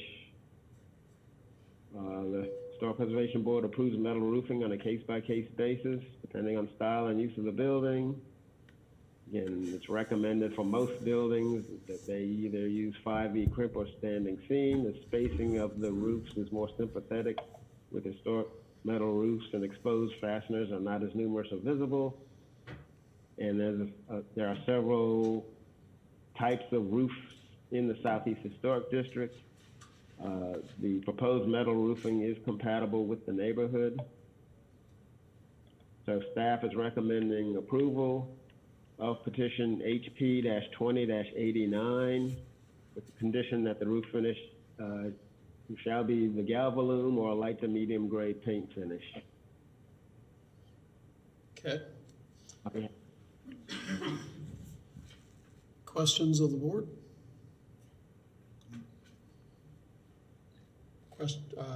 Questions from the public? Comment?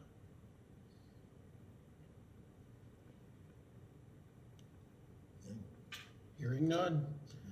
Move to approve HP 20-00089.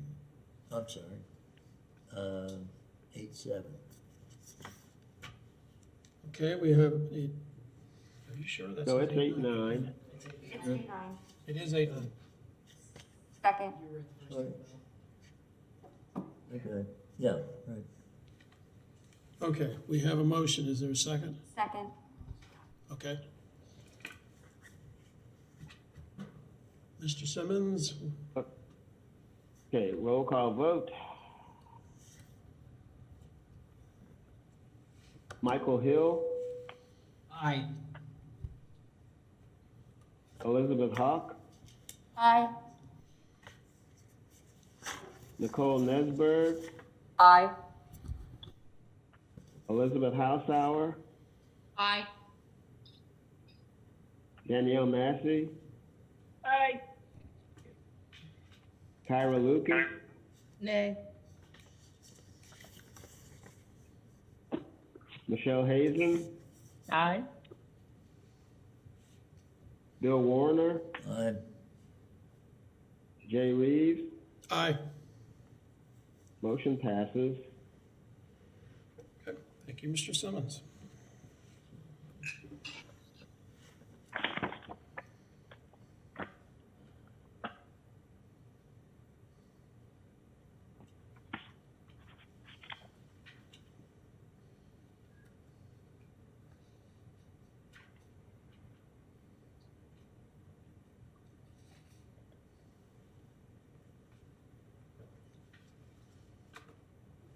And the next item is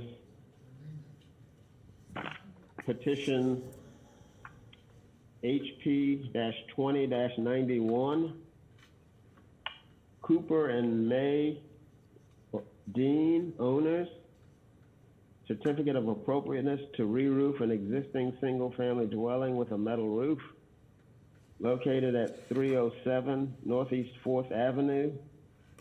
This building is a non-contributing structure to the Northeast Residential Historic District.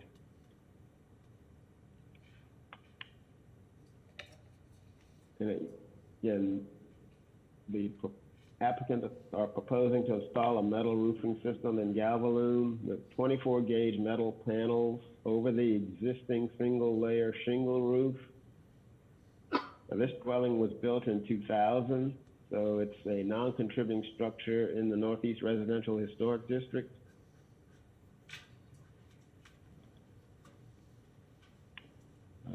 The yellow indicates the location of the property. Got urban 2 zoning. It's a 2-story house with a shingle roof. The house is approximately 4,880 square feet in total area with 3,557 square feet in heated area. So this is the property in question.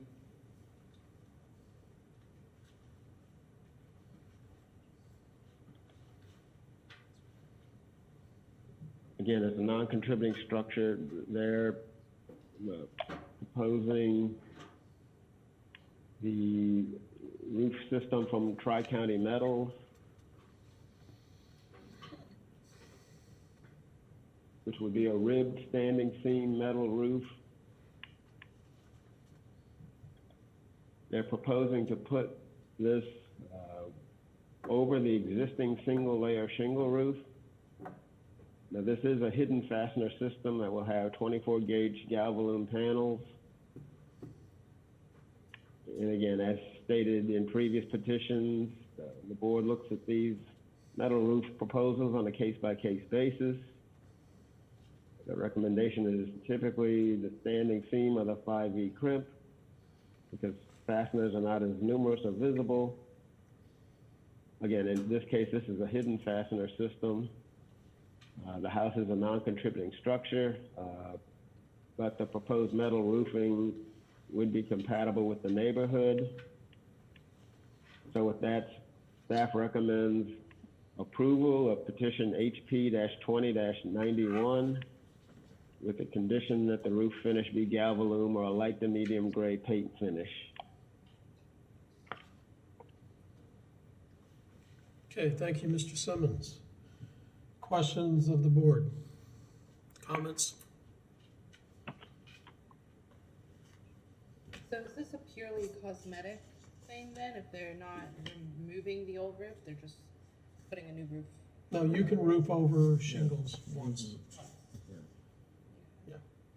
I'm just curious to know what's wrong with the roof if it's only 10 years old. That they need to replace. It's 20 years old. 20? 20. Oh, I thought they said 2010. No, 2000. 2000. So it's due. Gotcha.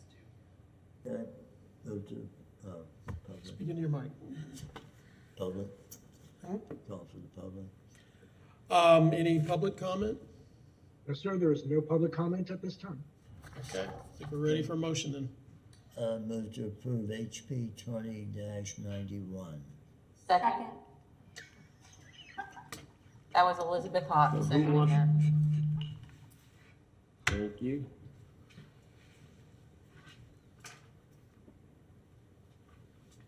Okay, roll call vote.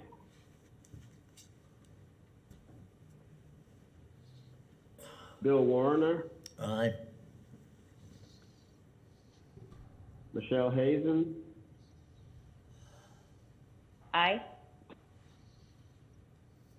Tyra Lucas, Aye. Danielle Massey, Aye. Elizabeth Hausauer, Aye. Nicole Nesberg, Aye. Elizabeth Hawk, Aye. Michael Hill, Aye. Jay Reeves, Aye. motion passes. Thank you. Oh, hello.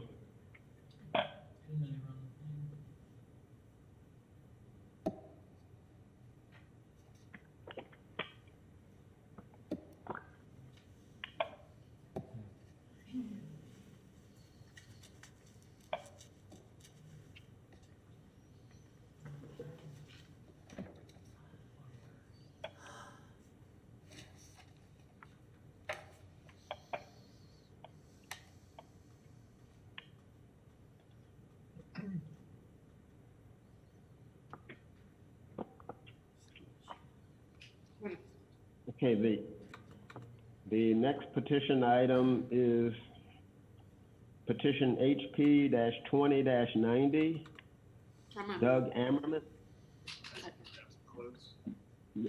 I'm sorry. Doug Ammerman, owner, certificate of appropriateness and an ad valorem tax exemption part 1 review to re-roof an existing single-family dwelling with a metal roof and repair windows, the front porch, and repaired termite damage located at 730 Northwest 2nd Street. This building is a contributing structure to the Pleasant Street Historic District.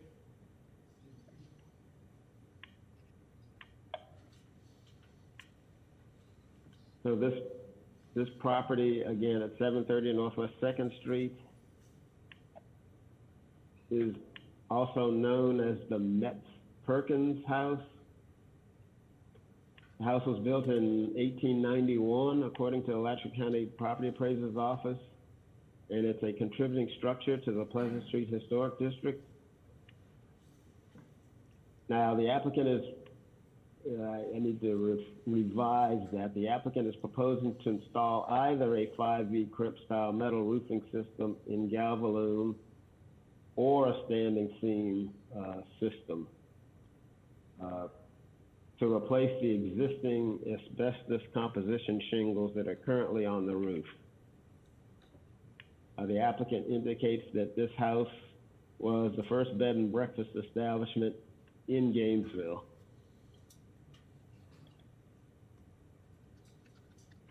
So you see the property located in the yellow. It's just north of the Mount Pleasant United Methodist Church parking area. And it's about, the zoning is RC. It's about 0.36 acres in land. Again, the name of the house is the Metz Perkins House. It's a single-family dwelling, a two-story Queen Anne-style wood frame balloon house with 3 large brick columns on the partially enclosed veranda, which may have been added to update the style when bungalows were popular. The front door has applied carving and marginal flashed glass. There is a cross gable roof with asbestos composition shingles and a secondary shed roof structure for the porch. There are 2 brick chimneys, a continuous foundation of brick and brick tiers, wood novelty siding with corner boards, and 2/2 wood windows as well as metal awning windows. The porch on the east side has a 1-story veranda that wraps around a bay with large brick columns. The north part of the veranda is enclosed. There's a balcony on the 2nd floor above the porch. The house is a contributing structure, built in 1891. According to the Alachua County property appraiser, the Florida Master Site file indicates the home was built circa 1905 to 1909. The first Sanborn map to show this location is the 1909 edition. The 1913 Sanborn map shows that the front porch was enlarged and a 2nd-story bay and porch were added, in addition to a rear porch. The house is approximately 3,021 square feet in total area, about 2,736 square feet in heated area. The house contributes in scale and character to the overall Fifth Avenue neighborhood, and the applicant indicates that it was the first bed and breakfast in Gainesville. This is the front of the house. You see there's a considerable amount of work that's proposed.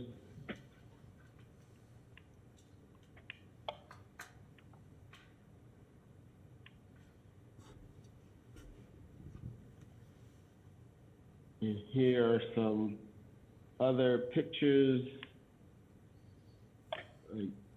Here's these are all like the front porch up here, and some views of the side, and some of the interior shots.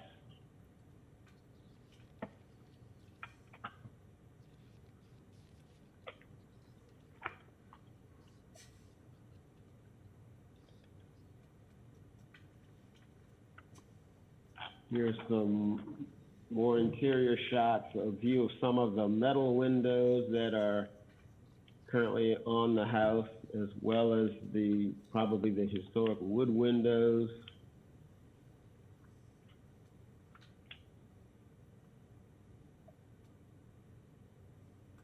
And I believe there are more pictures in your backup. Now this is the Gulf Coast 5V crimp metal roofing that was originally proposed. However, the applicant has indicated that he's also considering a standing seam as the metal roof material for the re-roof. Again, they have existing asbestos shingles on the roof right now. Now, the applicant sent in this drawing, I think as part of the roof work.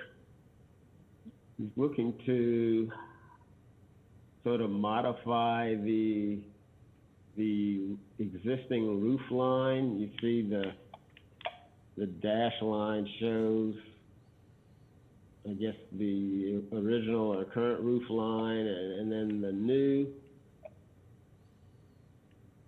I believe the applicant might be in the audience with the board to explain more about what his project is.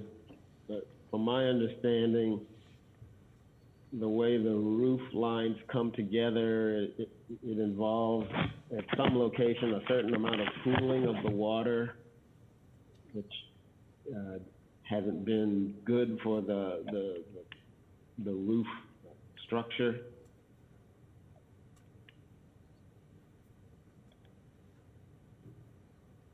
So some of the work involves including replacing the existing shingles with either a 5V crimp or a standing seam metal roofing system.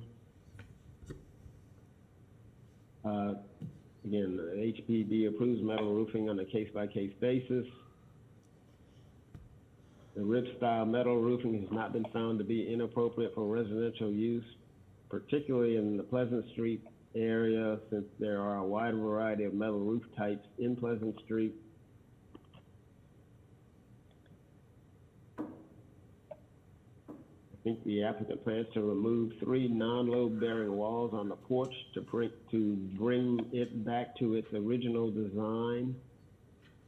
The applicant plans to repair the windows, and also, again, with the new roofing, also do the painting, window repair, and termite damage repairs.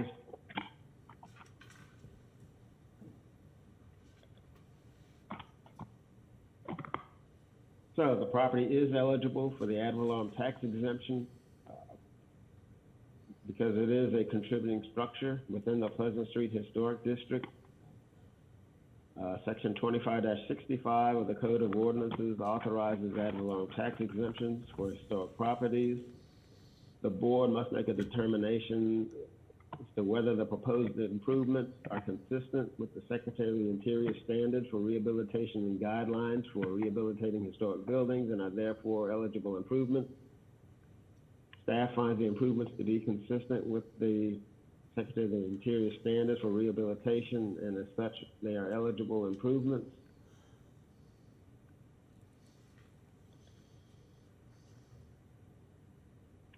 So staff recommends approval of petition HP-20-90 for the re-roof from shingle to either the standing seam or the 5V crimp metal roof, with the condition that the finish be galvalume or a light to medium gray paint finish.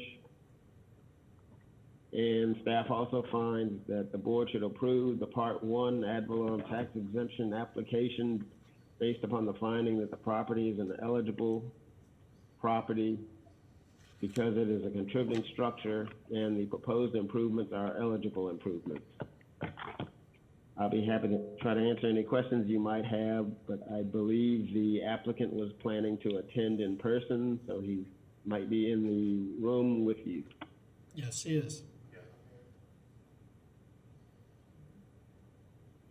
Okay.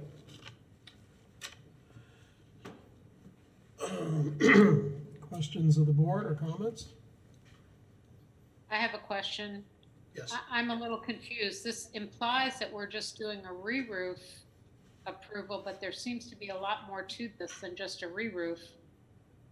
I mean, I think it looks like a great project, but don't we need a little bit more detail? Right. Would you like Sure. to speak to Yes, this? one thing I'd like to do is, there are 3 roofs that drain water into the middle of the house. Right. And into two valleys, 2 small valleys, and then to 1 large valley. And it's a horrible, it's a horrible design to start with. So what I want to do, it's a 12-12 pitch. I want to come up another 16 inches. And I want to make a 112 pitch off to the back of the house. And so this, you really can't see this from the road because of the oak trees, and you know, I'm only going up another 16 inches, so that's what I'd like to do before I re-roof it. Okay, so the lower pitched roof would be towards the back of the house? Yeah, you wouldn't see that at all. You can't see it from any direction. And then I'm a little confused about the porch situation too, because of the way the screen shows up here. I apologize doing Zoom. Did you say you're taking out non-load bearing walls on the porch? I originally was gonna take that off, but just because of the getting a permit and everything, I just forgot about doing it. So I don't even care about that. I'm gonna leave it like it is for now. And what exactly kind of work are you doing to the windows? You're not replacing any, you're just... So there's a lot of broken glass, there's damaged windows. I have recycled 100-year-old glass, I have 100-year-old pine. That's what I'm gonna use. So perfectly in kind? Absolutely, yeah. Awesome. Getting rid of the aluminum ones, I assume. Yeah, I hope so. I hope that's fine with you, yeah. Absolutely. Yeah. Recycle them. I just took some out today of an old house, 100-year-old house. Awesome. I'm still not quite clear why it is you're needing to go higher. Because when you're in the attic, you're about like this. I would like to go up a little bit to make it easier to work and to create a little attic space while I'm at it.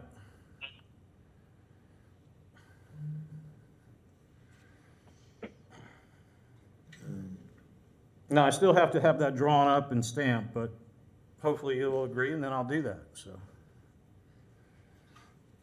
But don't we need Yeah. that drawn and stamped before we approve it?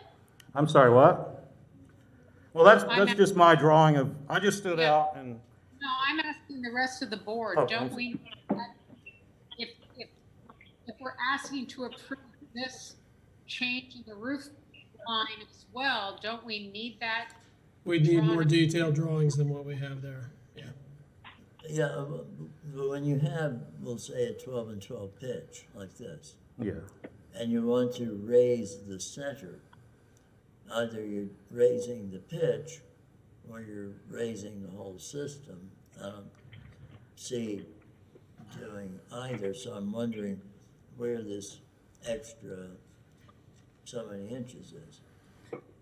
Yeah, you need better drawings for sure. So. Yeah, what I believe what he's doing is he's taking the ridge line, carrying it up and pushing it back, because the back section of that Okay, the roof. back is, I mean, yeah, The you back can is go a- like this, yes, if you go like that.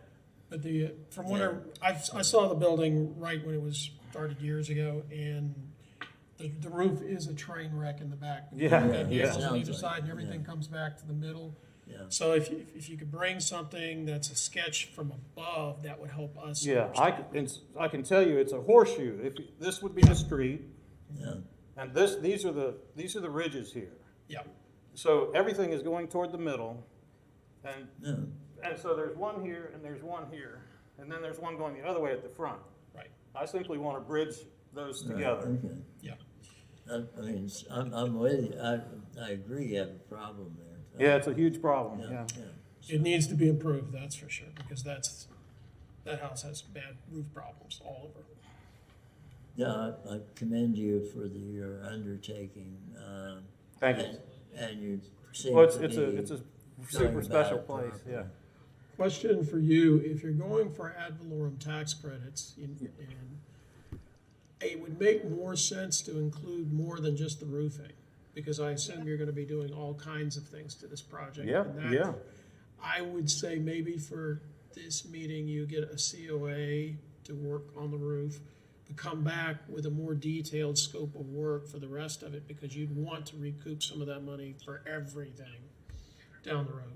Yeah, I'd like to be working on the windows and the roof, and, I mean, But like, you- the I mean, roof is my top priority. But you've got to Oh, do yeah, plumbing, sure. electrical, you've got to do Yeah, finishing. all that stuff, yeah. And see, if you Oh, include that in the scope of work with the tax credit. I got you, add that to it. You can get that money back for all of that. That's not what I just the wanna do roof. then, yeah.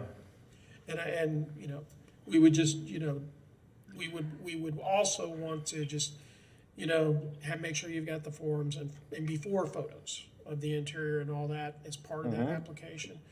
And then just a general description of what you're changing and what you're doing Yeah, to the building, not just the roof, but everything. And then that way, that gets approved, and then at the end of the project, you come back and you say, here are all my receipts, and here's what we actually did, photos of. Okay. And you'll save a lot more money if you do it that way. okay, so do I need to wait till next month before I get the, because that's my high priority, is to get this place as dry Changing as the roof possible. line is gonna be a bit iffy right now because we don't have much in the way of a drawing to go by. We have done preliminary approvals though with. The only danger is if we don't approve something that he's proposing to do, is that it would already be done.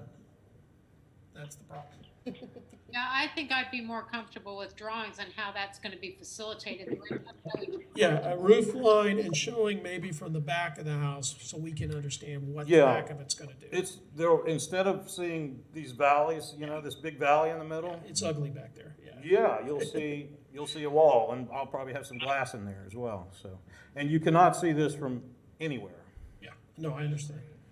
And from the front, the only difference will be the ridge is a little bit higher than what it is now. And this kind of depicts how I actually stood out there with, you know, with holding a tape measure, and that's about the visual difference that you will see. Yeah, no, it's a tall house, so Yeah. I would agree with you. The front is not gonna be the problem. Yeah, coming up this much is visually doesn't show much. Well, we're very supportive of you moving on with the roof, but as Jay is saying, you'll be best advantage if we have the documentation and can approve it, and which will help you achieve Okay. your objective. Because before you can get a permit, you have to have our approval on how you're changing the roof Okay. line. Which means probably getting the roofing material approved right now doesn't do you any good. Can I go with either 5V or the standing seam? This is I think you'd be in your own best interest to go with a standing seam. It's the higher quality product, and this is a little more than just a vernacular house. Due largely to its geometry,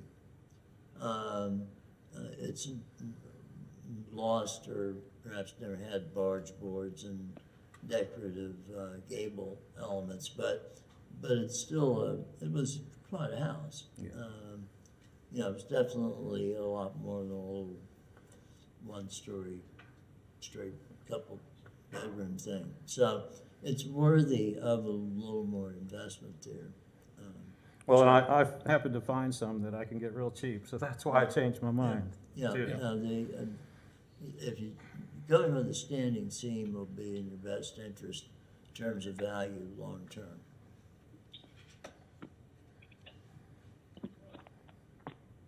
So the question is,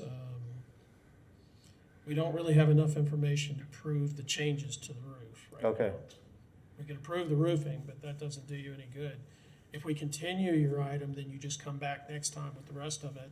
You don't have to pay the fee again or anything like that, and then we can, So can I do the drawings just like bird's eye view and just better drawings than? yeah, and you might even take a photograph off Google Earth of what it looks like from above, just so, you know, we could see it and understand it. I made a cardboard model. It took me 3 times crawling around it there to actually figure out I've how seen this it. thing was built. I've had to do that myself. It's crazy, yeah. It's really crazy. Yeah. So if that's okay with you, that's what I'd recommend, is you Sure, just yeah. continue Thank it you, to the yeah. next meeting and come back and see us Very good. with everything, and then you could possibly do your part one, you know, your scope of work, everything you want to do, you know, kitchens, bathrooms, and just list it all. Sure, You sure. don't have to have it, you know, complete drawings of all that, other than if you're going to move walls around, we generally want to see that. Yeah. Okay. Also, when it comes to adding pictures or, for the COA, Zillow and some of the other home listing apps have really good pictures of that roof. Yep. Yeah, I was looking it up. Good. But again, thank you for taking such care with this house. Yeah, it's a beautiful house. Yeah, I felt compelled to do this place, and there's no logical reason to do it, but It deserves it. I think so. Well, there never is. It'll be a challenge and worth it when it's done, hopefully. Public? All right, well, thanks, guys. Thank you. Thank you. Okay. Folks, I'm not sure of your protocols on this, but we do have one commenter who would like to jump in if that's appropriate. Okay. We'll take the public comment now. Ms. Silva, you are on the line and you have 3 minutes. Hi, this is Tana Silva again, and I just want to say I am so excited and so grateful. Hi, Doug. I'm your neighbor. I haven't met you yet, but I hope to real soon. I live on 3rd Street today. In fact, it's the 25th anniversary of my moving into my rehabbed, wonderful little house. And my backyard is my view. Part of my view out of the back of my house is Doug's house. And I've known the 2 previous owners, and I've seen it when it was vacant. And I have just been holding my breath that, that he demolished it. It's such a beautiful, spectacular house. And this is exactly the kind of thing that the city needs to be supporting and incentivizing. And when you all met with the city commission a month or so ago, I heard support for a fund for renovation, and every kind of incentive, tax incentives, everything that the city could apply to this would be so worthwhile. And so I just wanted to say that I'm really happy about this, and I appreciate y'all's remarks to the city commission too in this direction. And I just think it's wonderful that Doug is taking it on this huge project, and it really is massive. And but it's going to be so beautiful as it used to be, and it's an important piece of the neighborhood too of Pleasant Street. So, thank you all. All right. Thank you. Thank you. That was our only public comment on this topic. Move to continue HP. Move to continue HP 20-90. I'll second that. Okay, we have a motion and a second. Jason?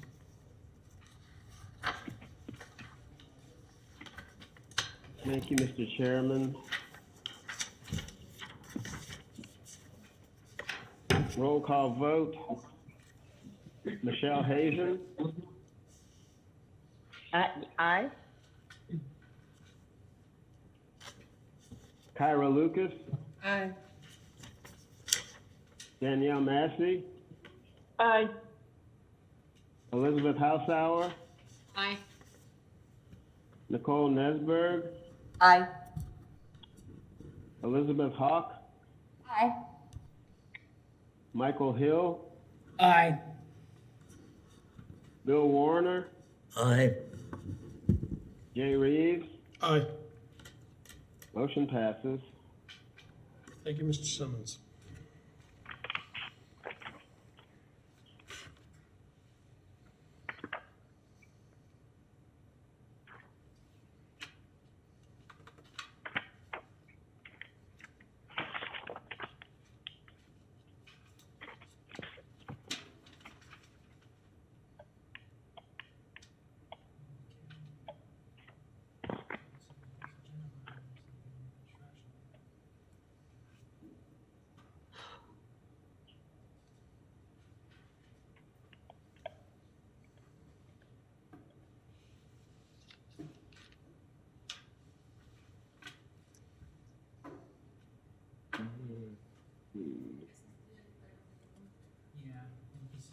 This is the demo we moved, yes.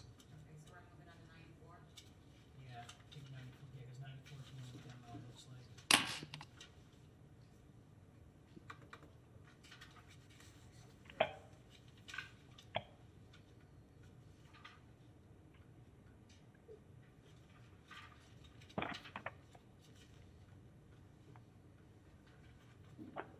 Okay, as per the amendment at the adoption of the agenda, the next item is petition HP-20-94.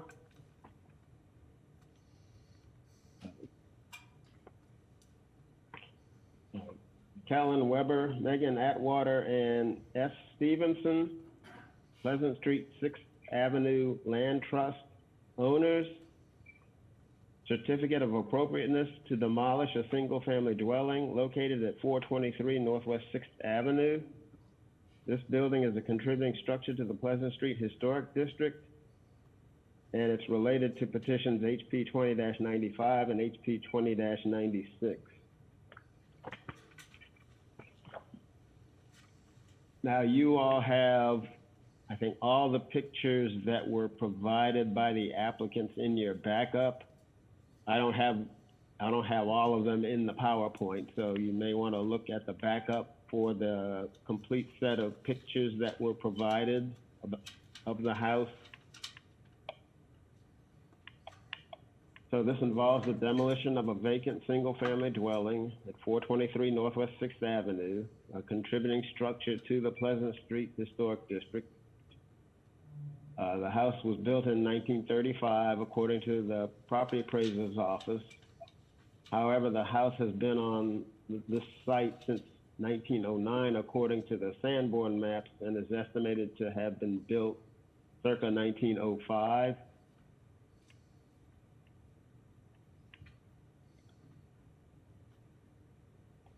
So here's the property location on 6th Avenue. And in the back there, it shows an alley, although that's a paper alley. It's not really there in reality. Zoned RC, it's about 0.12 acres in land area. The house is a one-story bungalow, wood frame balloon residence with an enclosed porch, wood horizontal siding, a pier foundation, an intersecting gable roof with a secondary gable roofed porch structure, and awning metal windows. This property contributes in scale and character to the overall 5th Avenue neighborhood.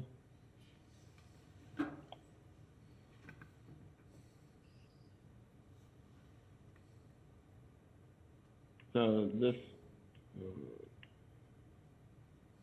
this project involves the demolition of the contributing structure that's currently located at the address. The structure is currently vacant. The demolition would allow space for the construction of 2 new single-family buildings. And again, please see backup for the pictures of the structure. Now, within the city's land development code, the Historic Preservation Board has to consider certain factors related to the issue of demolition. And let me go here. So these are some of the criteria that the HPB has to consider related to the issue of demolition. The historic or architectural significance of the building, structure, or object, the importance of the building, structure, or object to the ambiance of the district, the difficulty or impossibility of reproducing such a building, structure, or object because of its design, texture, material, detail, or unique location.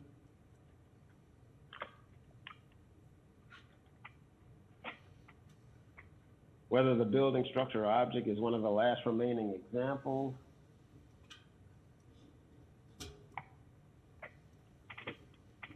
Whether there are definite plans for the property. Whether reasonable measures can be taken to save the building, structure, or object from collapse. Whether the building, structure, or object is capable of earning reasonable economic return on its value.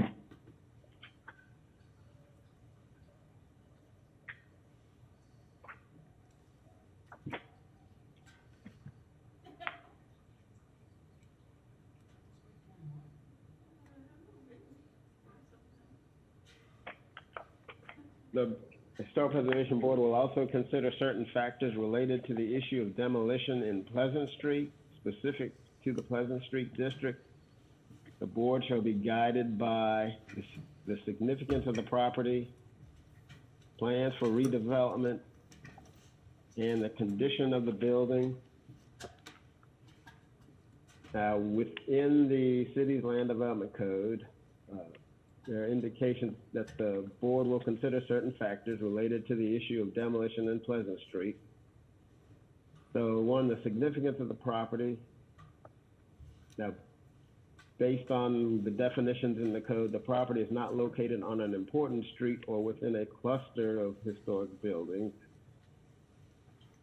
But as far as plans for redevelopment, the related petitions are requesting COAs for new construction of single-family dwellings, and that would help maintain the established street facade in this area.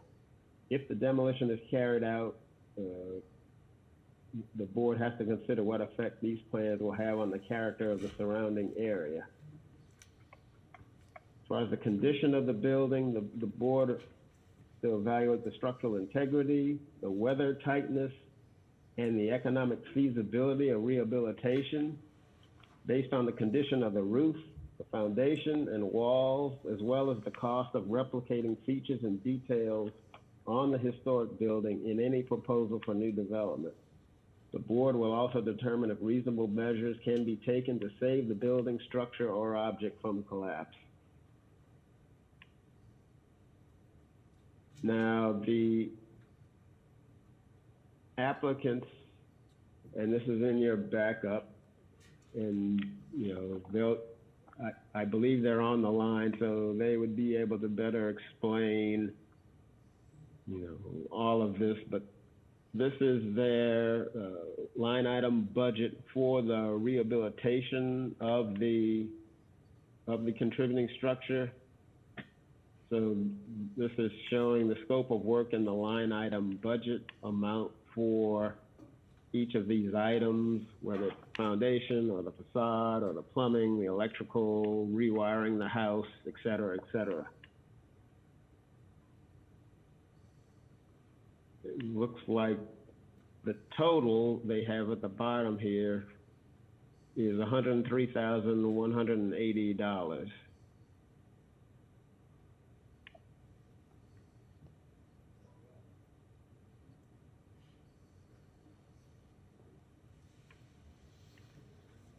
And then,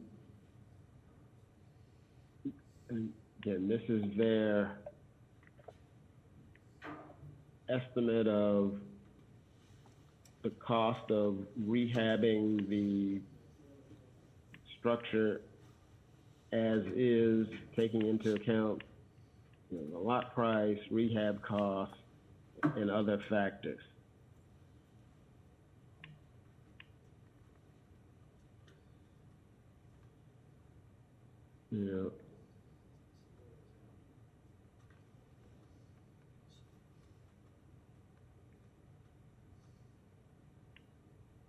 Again, if you've got your backup, that has the pictures of the structure. Because I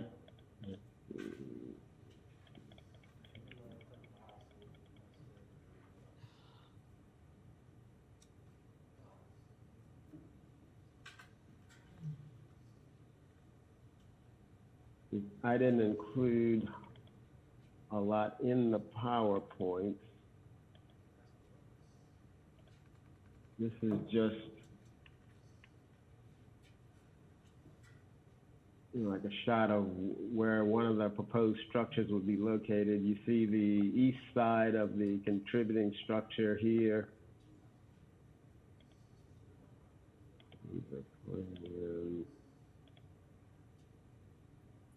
Can I ask a question, Jay? Is this already 2 tax parcels, or are they short platting it into 2 tax parcels?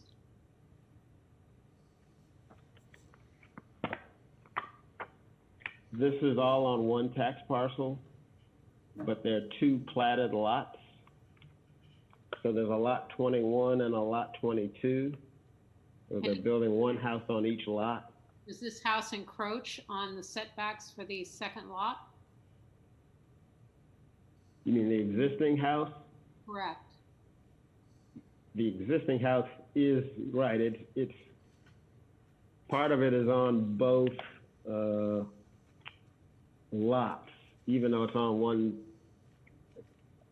I don't know if you can see on this survey here, the red outline is the existing structure. So you see, this is the Okay, yeah, I see it. lot line. Okay. So it is encroaching a little on lot 21. And again, that's sort of when we posted the signs.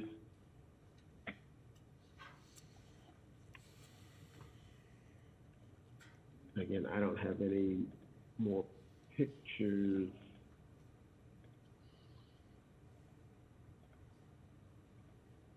So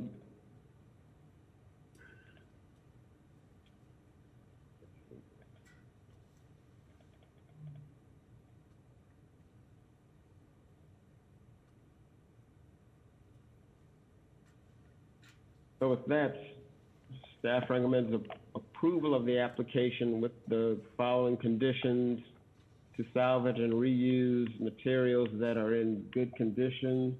Oh, wait a minute, I do have some pictures. These are some pictures on the interior.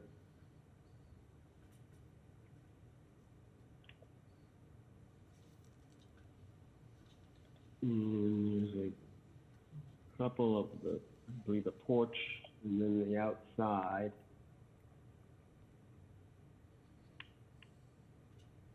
I believe the applicants are, although I hope they got connected, that there was some issue with them being able to connect to the meeting at some point. I'll be happy to try to answer any questions you might have, and again, the applicants should be online to answer any questions you might have, I guess particularly about the budgeting and the cost of a proposed rehab of the property.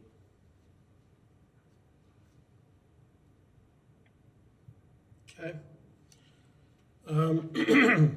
Questions and thoughts about this from the board? What's the square footage of the existing contributing structure? 780 square feet, didn't it say? There was a line item at 220 a square foot, I think.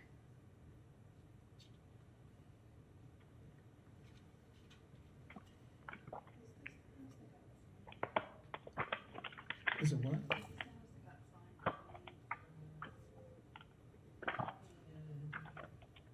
I don't think this one came back to, has been to us. I guess my question is there any ability to put the second structure on the property as is without demoing the existing structure? Can there be a lot line adjustment in order to accommodate a second structure? Because it seems to me that the reason the request is being made to demo the property is the ability to build two structures. It's true. Can you hear me? Yeah. Okay. So yeah, it's true. We even explored moving it over to be able to be in the second lot. The problem is I think that the lots aren't very, and I can't remember off the top of my head, but they aren't very wide to begin with. So we explored moving it over, but because of the condition of the home, it wasn't possible. I guess I just feel like you're looking at a loss on a flip of $15,000, where if you weren't doing it as a flip and you were putting a renter in it or keeping it as your own personal residence, then the, risk reward is a little. I hear you. I just personally have an issue with tearing down a historic structure with a master site file because someone's going to lose money on it. I just feel that though it may be not as cost efficient as you like, this property can be salvaged as a historic home. And I don't like, in neighborhoods like Pleasant Street, taking these small historic homes, tearing them down, and then putting in non-contributing structures just because they look pretty. I think it really robs these communities of what makes them historic. So I personally cannot vote to demolish this home just because someone's gonna lose a little bit of money. I think that's something that you take the risk of when you purchase historic properties. That's just my thoughts on the matter. Yeah. I'm And with Board- I, that. Okay. Should I wait? Okay. I'm with you on that. You know, if you drive down Pleasant Street, you can clearly see, even if you're on a walk, what's been there for years and what is new construction. Even though no matter how much you try to blend it in, it still pops out like an eyesore.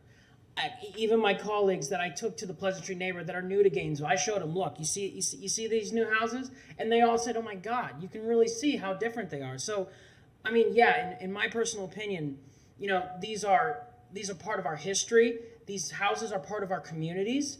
And, you know, I'm sorry, but yeah, I'm with Board Member Hawk. I myself also couldn't vote to demo this because somebody wants to make a quick buck. You know, even if you make the quick buck, it's no contribution to the community and it's no contribution to the people or the city. And quite frankly, it's an atrocity. Thank you. I hear you on the quick flip. We just fixed a house on 3rd Street that to the bones, it was down, and built it back. And so we purchased this property thinking we would do the exact same thing. Unfortunately, that property ended up costing us a significant amount more than we thought, and we don't make a quick buck. It took us a year, and we worked very hard at it, and we tried to make it as beautiful as we could. So I understand what you're saying, but I think that the feasibility of fixing this house, it's been vacant for years, sitting there. The roof is caving in, it's raining inside now. There's not a foundation. The front porch has been enclosed, and there's been stucco placed on the outside, which I believe takes away from the historic contribution of the property. And we've even gone so far as to talk to the CRA, so they own the properties behind. Our original submission was with rear entrances because they are planning on building new homes behind. So the idea was, after much exploration, we bought this house a long time ago and have been trying to figure out what we could do with it to make it better, to not leave it sitting there, raining inside. So we're supposed to meet with the CRA even tomorrow. So they're talking about some micro cottages behind in their lot that would be accessed through that alleyway. You know, there's already a new house being built on that street. It could improve and I understand it's not historic, but the street as it is right now is not contributing much to the neighborhood. There's empty lots on each side, falling down houses all the way to 6th Street. And then empty lots across the street that the city owns. So I don't think it's really fair to say to focus on the quick buck. I read through the historical guidelines, and it says that one of the justifications for it can be economic feasibility, which is why I provided that information. And also to let you know that we really did explore all of our options on this property, even to moving it. I talked to 3 contractors, and all of them told me no. Mm-hmm. So, yeah.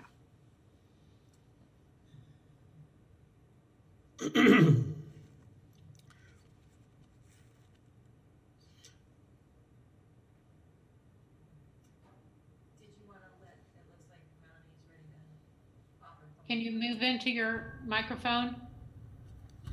I was just asking Jay, it looks like Melanie's ready for public comment, if we're ready for that, or? Let's go ahead and get public comment over with first, then. Are we? Yeah, we do have one public commenter. Ms. Silva is back on the line. Ms. Silva, you have 3 minutes. Yes, hi, thank you. Well, a year and a half ago, Buzzy Calvins came to you and asked you not to demolish a house on my street, where a new house is now. And he had a lot of poignant things to say about he himself renovates houses, just as my neighbor in the previous petition is renovating that house. People, individuals, and the city have invested millions of dollars in renovating these houses to keep the neighborhood whole. And my house is one of them. It was one of 30 houses on the auction of 1995 that were boarded up. My house was boarded up for at least a decade, probably longer. Houses in Porters, Pleasant Street, Fifth Avenue were the main ones on the auction. My house was in just as bad a shape as the one that Mr. Sledgehammer wants to demolish. And you saw the pictures of my neighbor Doug's house, the big house on 2nd Street. It's in as bad a shape as the one that they want to demolish. As far as the calculations of the cost of renovating, I have nothing. There's nothing personal at all about the people, Sister Sledgehammer team that renovated my neighbor's house. It's across the street and 2 doors down at 716 Northwest 3rd Street. And I have to say, though, that they had a head start. The previous owners had put in, had shored up the floor with brand new piers and had done some of the interior work.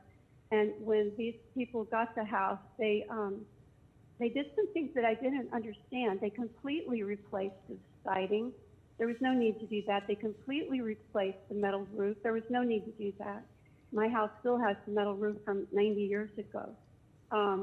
And then they very strangely moved the front door over and put a sliding glass patio door facing the porch. Excuse me, can we talk about the house that we're talking about?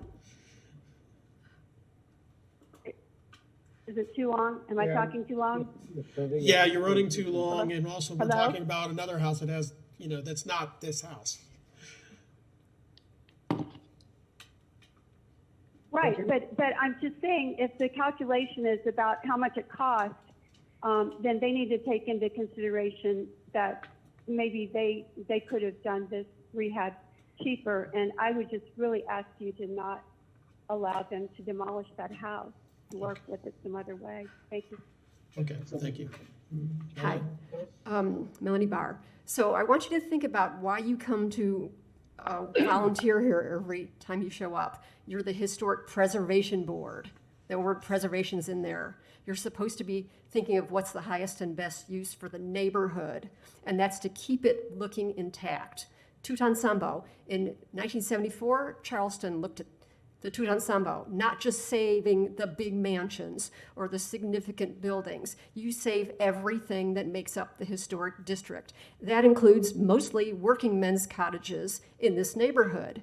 Every time you allow a demolition and you allow more properties in, it's going to be for a white professional. What happened to the local people that used to live there? They're getting pushed out. This house, the people that bought it knew it was in bad shape. It's been sitting there for a year without getting work done. It could have been sold to someone who would fix it up themselves, and it wouldn't cost $100,000 because their labor would be free. They bought it that way. They knew this is a historic district. They knew it's contributing.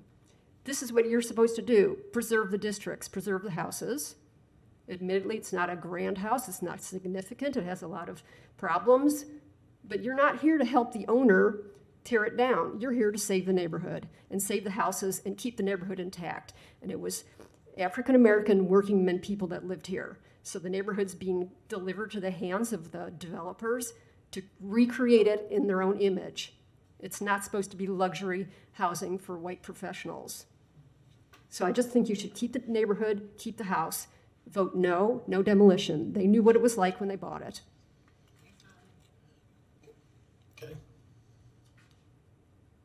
My name is John Calvins. I reside at 417 Northwest 7th Avenue. But I was born in a house on 112 Northwest 6th Avenue. And it was a little tiny, little small, insignificant house like this one that they want to tear down. That street may seem insignificant to some or not have a lot of contributing value to some residents. It has a lot of significance to me, the whole neighborhood. And to reiterate what Melanie says is like, we're supposed to be here preserving and saving the houses, but I've came to this meeting, this will be the third time, and the last 2 houses have been torn down. I appreciate if you guys, whip into action one time and make them save the house. This guy, he's doing it on his own. I did it on my own. Now they need some help. Thank you. Thank you.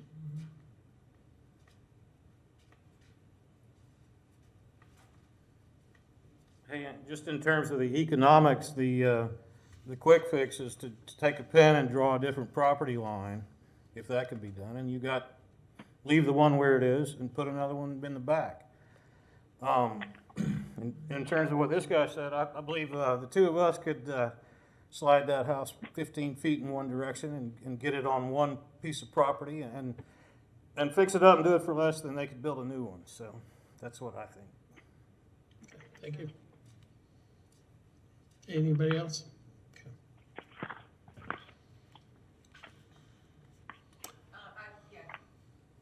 Thanks everybody for that public comment and for calling in. Clearly, so this is very important to everyone in the public and especially to the people on the board as well. Thank you. Should we take a straw vote? Mr. Chairman, who was the 4th speaker after John Calvin? Doug Ammerman, he was the previous. Applicant. Thank you.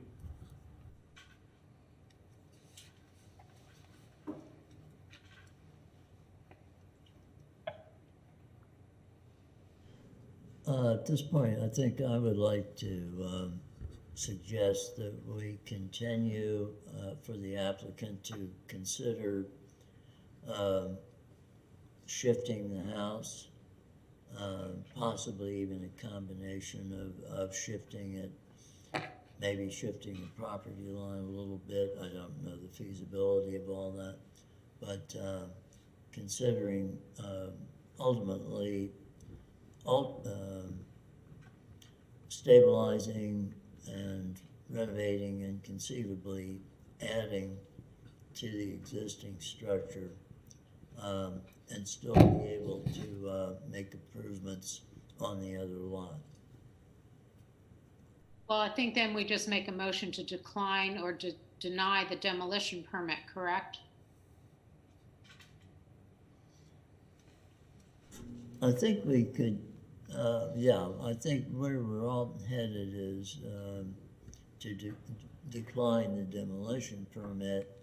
I think it would be helpful for the applicant to come back with a little different approach that somehow or another saves that structure, perhaps through movement, but give them a chance to come back. I'm not sure if movement is going to be the same kind of category. It's not demolition for sure, but have a new plan. I actually have a question about the structure. I'd like to know if there's been anything done to the structure since they purchased it to preserve the structure, or has it been just left to degrade over the years that they've owned it? No, we haven't done anything. The roof just started leaking about a month ago or so. Can you guys hear me? Can you guys hear me? Yes. Okay, I'm the other owner. So we've only owned the property for about a year. We were working on 716 the entire time. And that house has been vacant for probably 15 years or more, I would say, with the exception of probably squatters who have lived in there throughout the years. However, we have not owned it for very long, and it has been empty for many, many, many, many years. Okay. Well, I guess if we're going to continue this, my recommendation would be you do something to close in the roof so your roof isn't leaking and we don't have demolition through neglect. But I personally would not be in favor of demoing the structure. I just have a comment. Yes. Just thinking about the price of the renovation and the cost and what they estimate and all that stuff. At 171, that's like considered an affordable house. I've seen nothing in this neighborhood go affordable. And 171, I don't understand where the numbers come from. Nothing has sold that low. So that would be considered an affordable house. And we don't have any, they aren't building affordable houses in this neighborhood. So I think the numbers are a little inaccurate. So the numbers are based on what we just sold our house on 716, which is a slightly bigger house, and at $220 a square foot, which is a pretty significant per square foot price. Well, if you can figure out a way to do the lot line so you can still get a second property on that parcel, then you would be in good shape. But I personally am not in favor of moving forward with any type of demolition permit on the property whatsoever. And to reiterate what Liz said, doing something to cover up the roof to make sure there's no more damage at this point. Yep. There are other places that could have been closed up to prevent further decay of the house. Obviously, from these pictures, you can see light coming in, and nothing's been done to even address that. So, I'm with the other members. I have a question about moving the house. If we were to move, are we able to move the house to any lot that we own? Or do we have to move the house to a lot in that specific area? I would think you're gonna have a hard time. I think it'd be very expensive to move it very far. That if you move a structure, a contributing structure to another, a lot in a historic district, you're fine.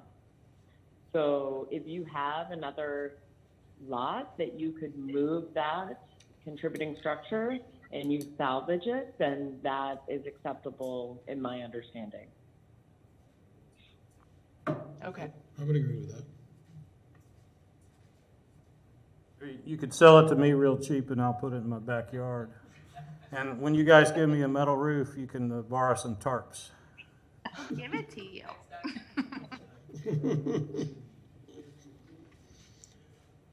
All right, the question is whether to turn it down or to continue it and give them a chance to come back and give us.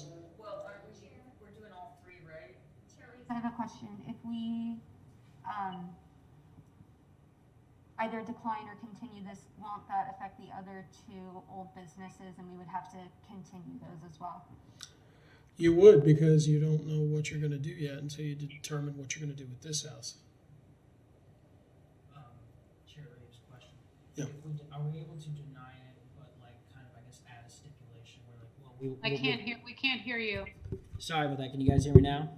What I'm Yes. asking is, are we able to deny, but then have a stipulation to maybe set up at a later date and maybe go over some plans with the builder if maybe we can rehab, if we can find an alternative route to demo? Because like, I don't personally support the demo at all.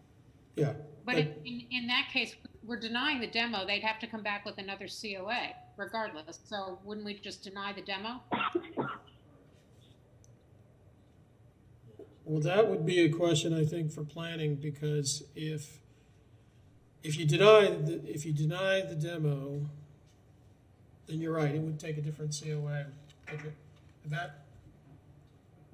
Just standing at the door because I couldn't hear everything. So it sounded like there were some options if whether or not you could deny today, but then have a condition for them to come back.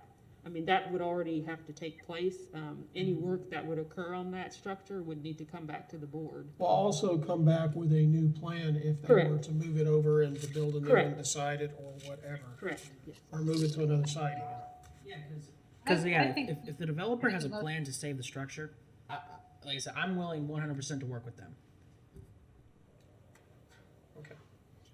All right, so the question is, should we deny it if that's the way the board is leaning today? I would think so. Okay, all right, that's my question. Okay, So the first part of this whole three-step process is to make a motion on HP 20-94 to deny demolition of this building. right, I would like to make that motion. Second. okay. Mr. Chairman, who were the motioners, please? Nicole Nesberg, first motion. Elizabeth Hawk, second. Thank you. Okay, we have a motion and a second. Jason, so you want to do a roll call on this one? All right.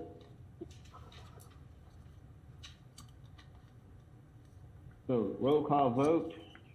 Right. Kyra Lucas, Aye. I have a question before we do the roll call vote. Given that we're most likely denying this, can we put in something there that they have to make sure they close up some of the things that are contributing to its degrade? No, you can't. Can't? Okay, thank you. Okay. So we need to revise the motion? You can't make that a condition. We're making a condition that they do not tear it down and make plans. We cannot put other conditions on top of that. Should it just be a recommendation? I mean, as You can opposed- make a recommendation. Right, yeah, sure. it doesn't, But you it's can't condition, no, you can't Exactly. tear it down unless you put a roof over it. Okay. Motion to deny HP 2094, to deny the demolition of this building with a staff recommendation that you take action to preserve what is there right now. Just a recommendation, not, Not a Not staff anything beyond recommendation, that. because it's not coming from staff. would you like to second that? Or recommendation. Second. Okay. All right, let's start again. Mr. Simmons? Roll call. Okay. Thank you, Mr. Chairman. Kyra Lucas, Aye. Danielle Massey, Aye. Elizabeth Hausauer, Aye. Nicole Nesberg, Aye. Elizabeth Hawk, Aye. Michael Hill, Aye. Bill Warner, Aye. Michelle Hazen, Aye. Jay Reeves. Aye. Motion passes.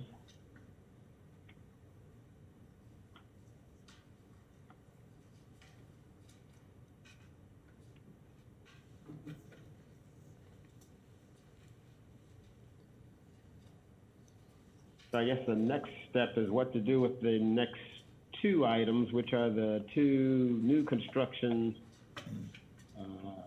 houses on lots 21 and lots 22. The logical thing would be to continue those, I would believe. Continue those. Yeah. Let's have a motion to continue them.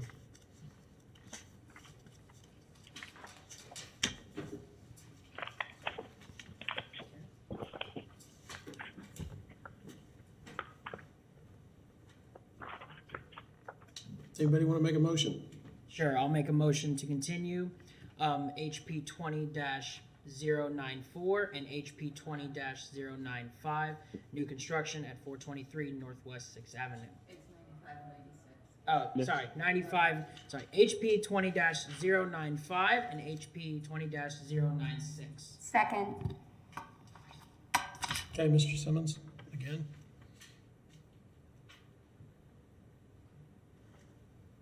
All right.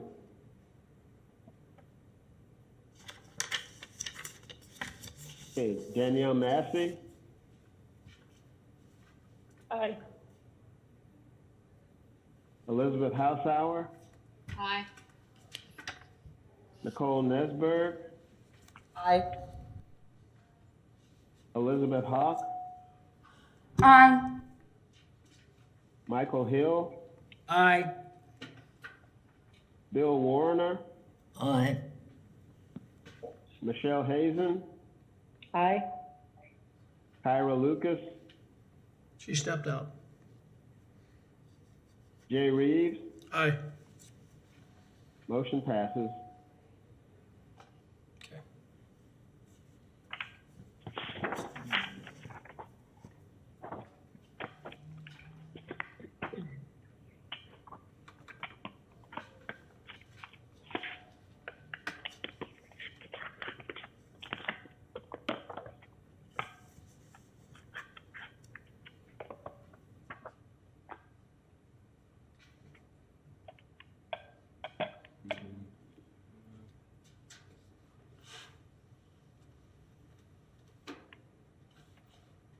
And just one moment while I bring up.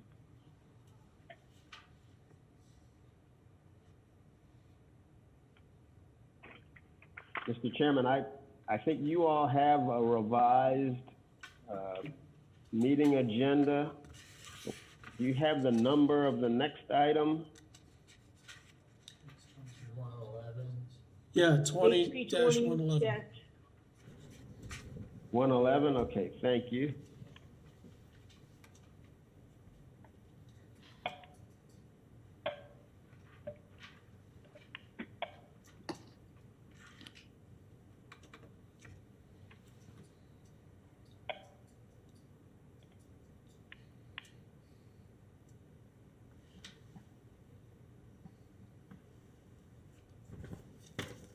Okay, that next item, petition HP-20-111, Alan G. Weinstein, owner, certificate of appropriateness to construct a single-family dwelling located at 646 Northwest First Street.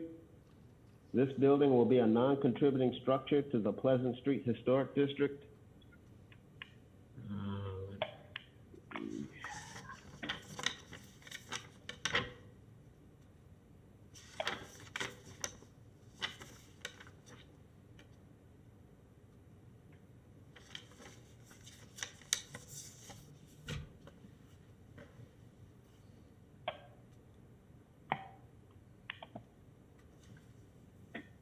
Okay,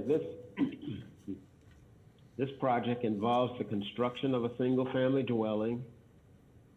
It's a vacant lot.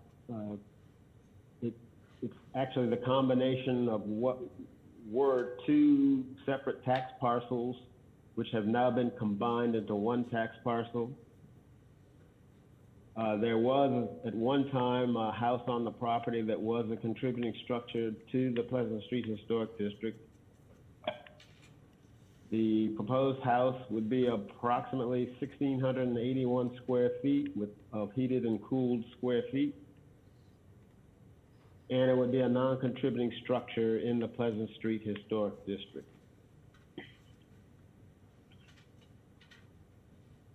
The map shows the property in yellow. You see it's not very far from Mr. Ammerman's property, just north of Mount Pleasant. The parking area. It's just east of the Mount Pleasant, some Mount Pleasant Church property. It's zoned RC, and it's about a 1/4 acre in size. This is a shot of the property with the notification sign. As you see, it's currently vacant.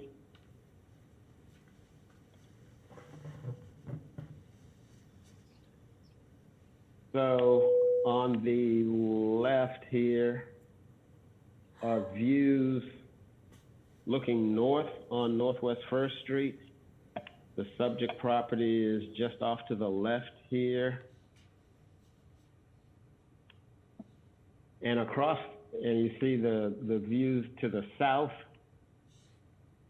Now there's another lot in between the subject property and this contributing structure located here in the picture. So you've got this structure here, then you've got another separate property, then you have the subject parcels. And this shot this is basically looking across the street from the subject property or the area of the subject property. Now, what you're looking at in the east, if you all are familiar with the map of the Pleasant Street Historic District, there's a section on First Street. That's typically the border of the Pleasant Street District on the east side, except there's a part that juts out for 2 lots across Northwest First Street, and this shot shows those 2 separate lots that are now vacant, but these particular lots are actually in the Pleasant Street Historic District.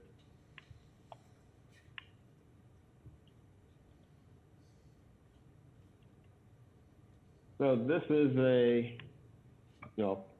basically a floor plan of what is being proposed. These are let's see, this is the floor plan. What's proposed is a 3-bedroom, 3-bathroom house, approximately 1,681 square feet. They're not asking for any zoning modifications for setbacks or anything. They've got plenty of space with the 2 combined parcels. The house extends back about 78 feet from the front, leaving about 22 feet in the back to meet the 20-foot rear setback. And there's plenty of room on the sides and the front to meet the RC zoning setback requirements.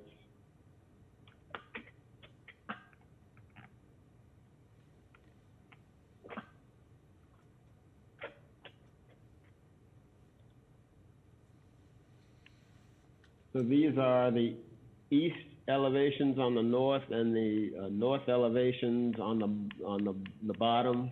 The east elevations on the top and the north elevations on the bottom. What we're showing here is a brick foundation, a horizontal siding, a fiberglass shingle roof, and a stucco chimney.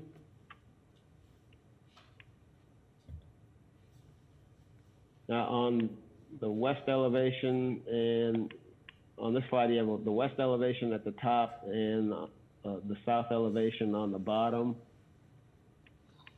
Part of this project would include a detached garage area.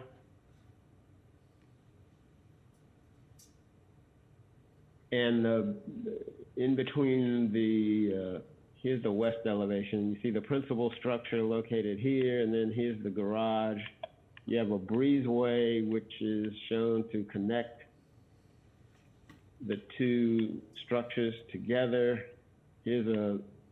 On the east elevation here, you can see the brick and decorative metal for a door that would be proposed for this breezeway in between the house and the garage. Also part of this project would be the installation of a pool with an arbor to be located behind the detached garage and the breezeway.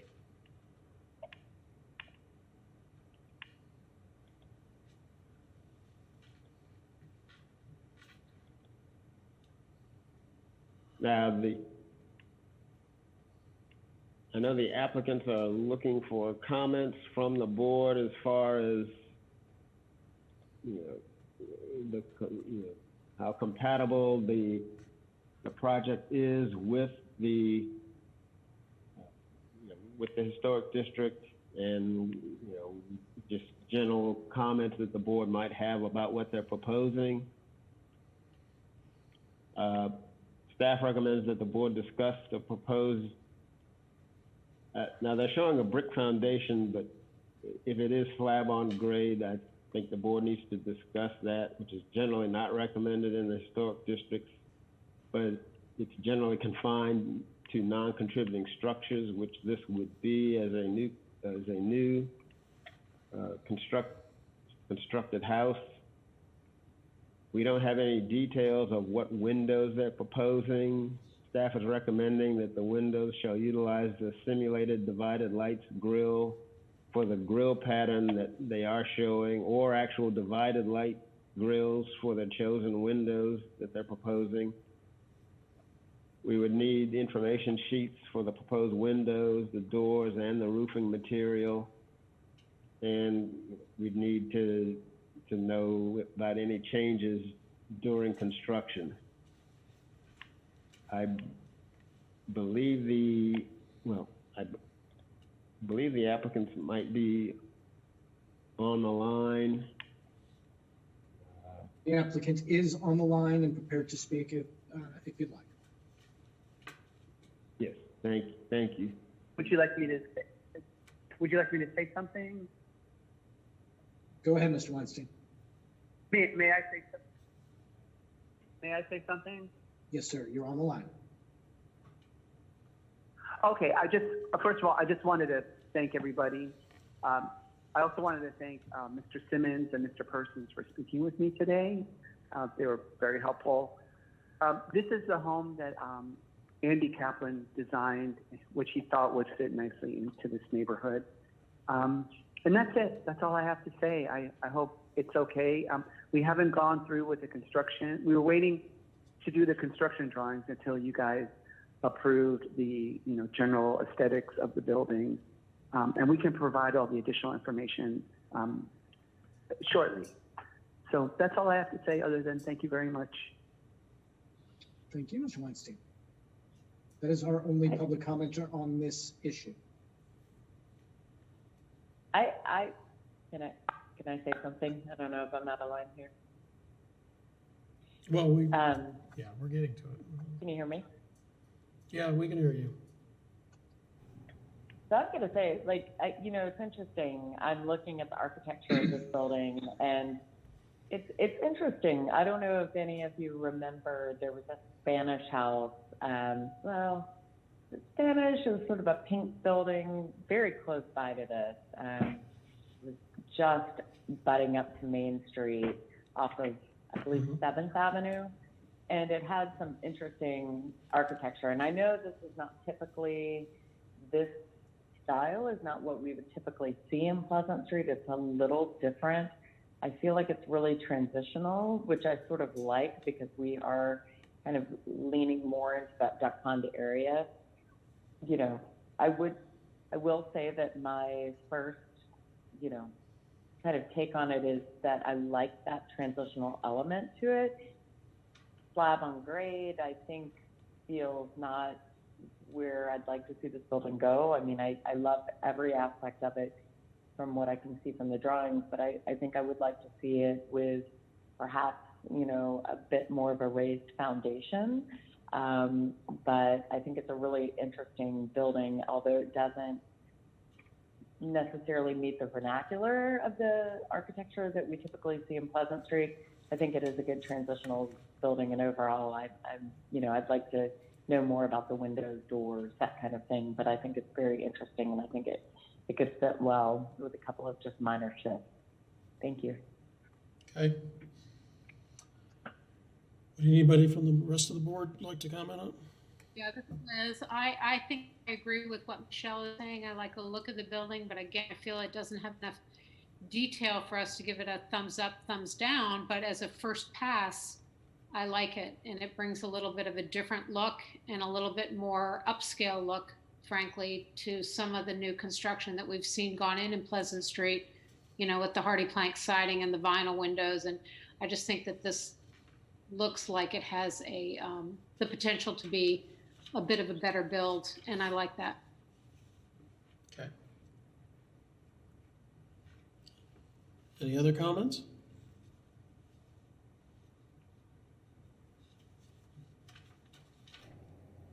Just need general approval, but we need more detail. Yeah, I agree.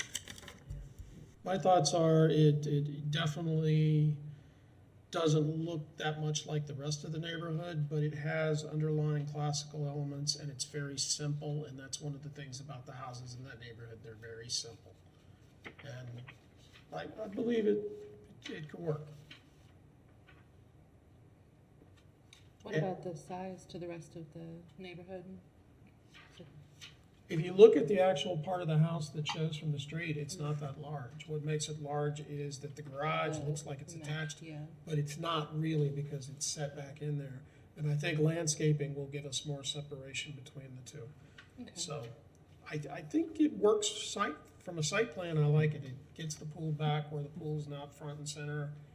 And yeah, I think it could work.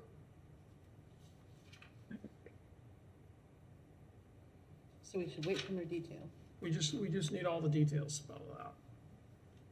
So do we have those details? I know the owner's on the line. Do we have some details on what kind of windows? I don't think all that's been decided yet, Michelle.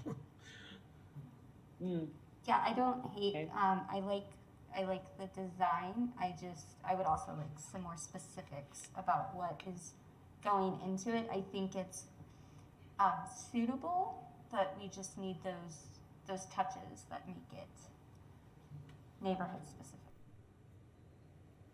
Yeah, I as a first pass, I think it's good. I would say that I don't feel comfortable approving it until we see details. I don't feel comfortable approving it pending staff approving the details. I would like to see those details come back to us. And it sounds like the homeowner, from what he just said, is thinking along those lines as well. So if that's what's happening, I think that that's the way to go. Well, it's my understanding you're just looking for comments at this point, but it seems like overall it's favorable. Just need to see the rest of the detail.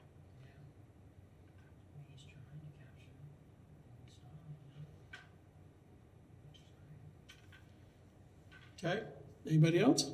So are we looking at a continuance until we have this? Well, this isn't a COA. Yeah, is it a COA? Yeah, it is. Is this a COA or did this, because I didn't even see this on my agenda, so. It is. It is a COA, I just realized. It is a COA, yes. Well, I would say we'd have to do a continuance then, because I'm not prepared to vote on this as it is with the lack of detail. Is there any other public comment? Hmm? Is there any other public comment? Is there any other public comment on this one?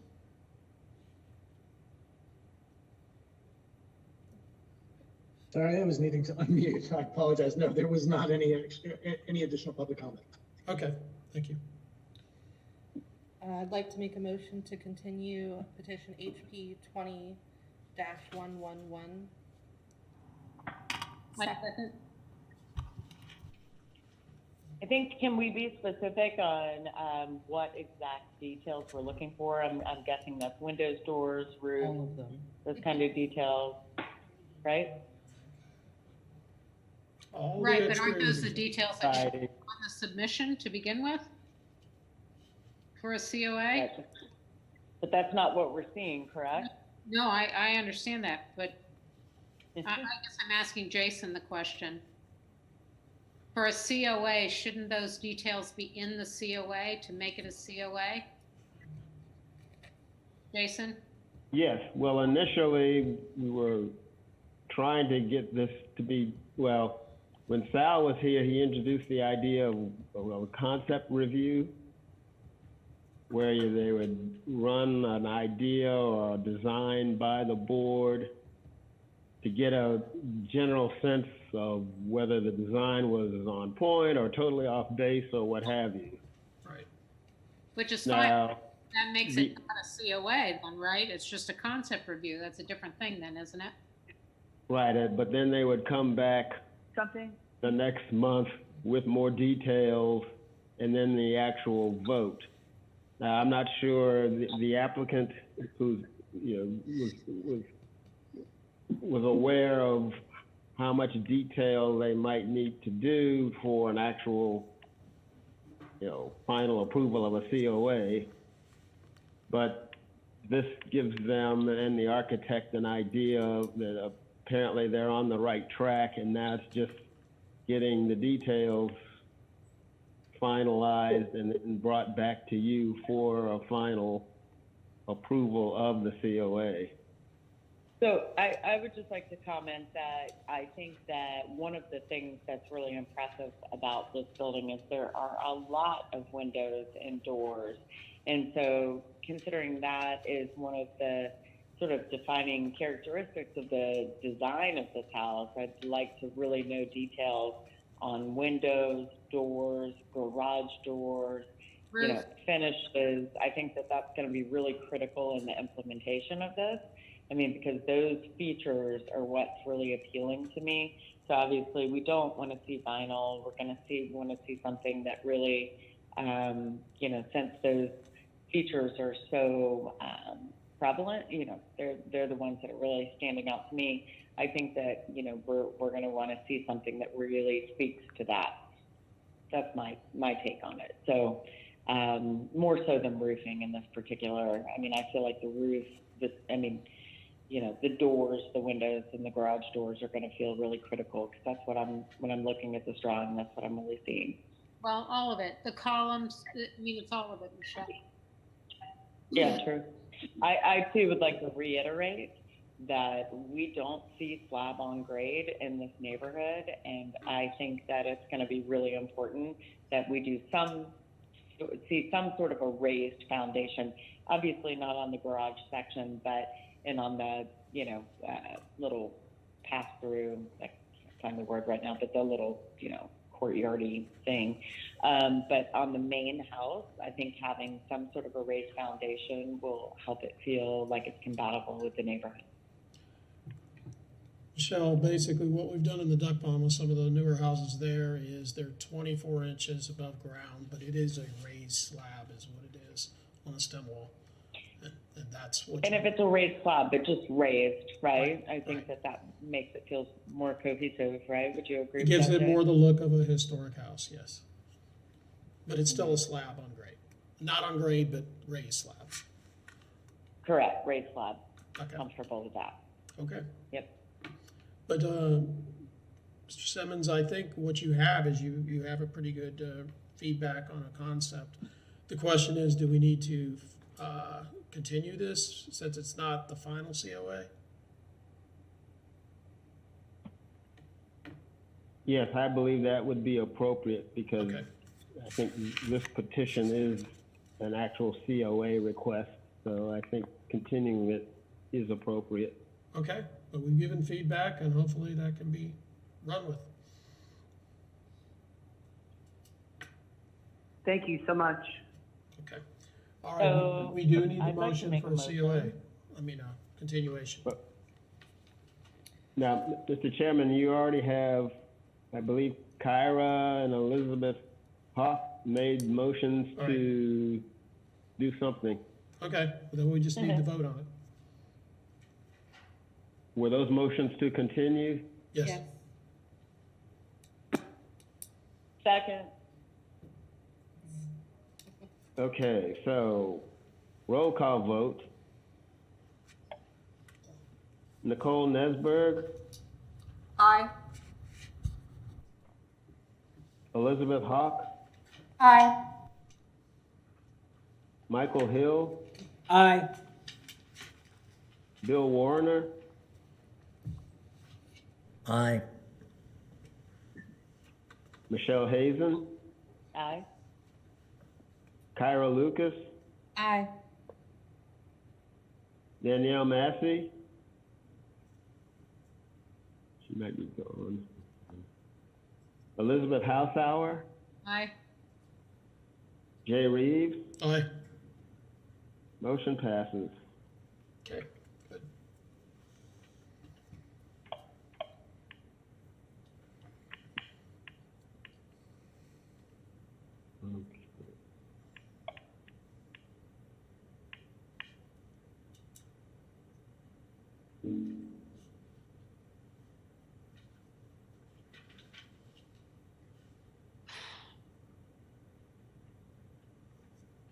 Yes. Did this get added in too? I'm sorry? Nothing. I didn't see the agenda. These were late additions or re-additions back to the agenda. So the next item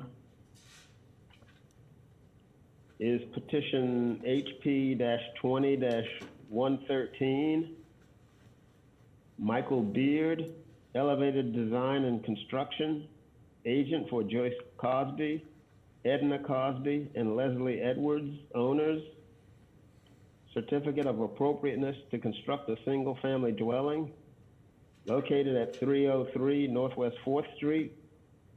This building will be a non-contributing structure to the Pleasant Street Historic District.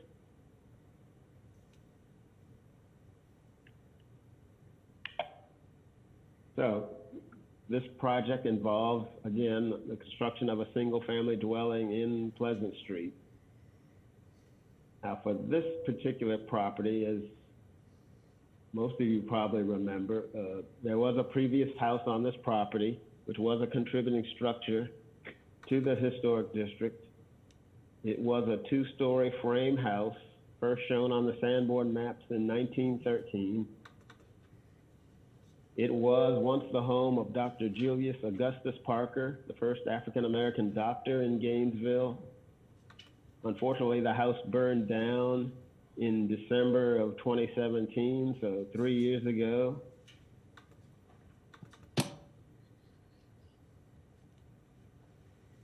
The map shows the location of the property on the corner lot on 4th Street and Northwest 3rd Avenue.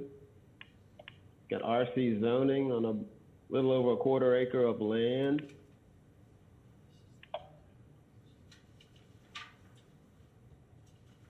So this was a street shot of the old house prior to the burning.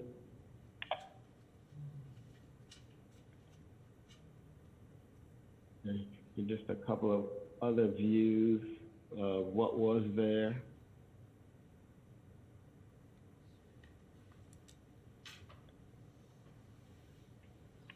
And now, this is what's there currently. It's currently vacant.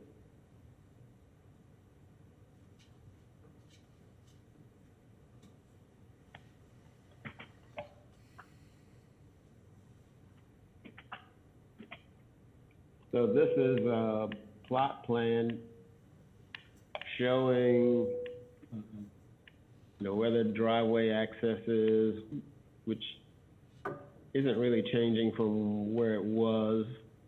You see the property being sited in this location on the property.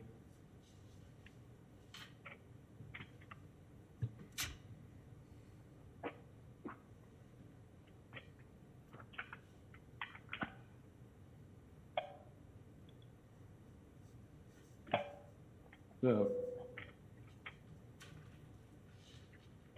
these are the elevations. At the top here, you have the front elevation of the property, of the house. And on the bottom here, you have the left elevation, or what would be the north side elevation of the proposed house.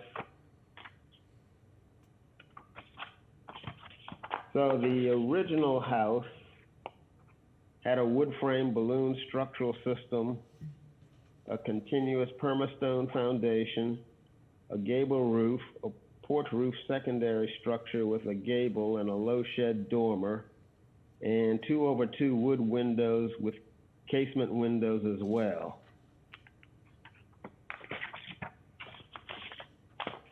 So this project involves the construction of a new residence. The house will have 3 bedrooms and 2 full bathrooms with 2 half bathrooms, with approximately 2,818 square feet under roof, including 1,483 square feet on the first floor and 877 square feet on the second floor, with a 404 square foot front porch and a 54 square foot back porch.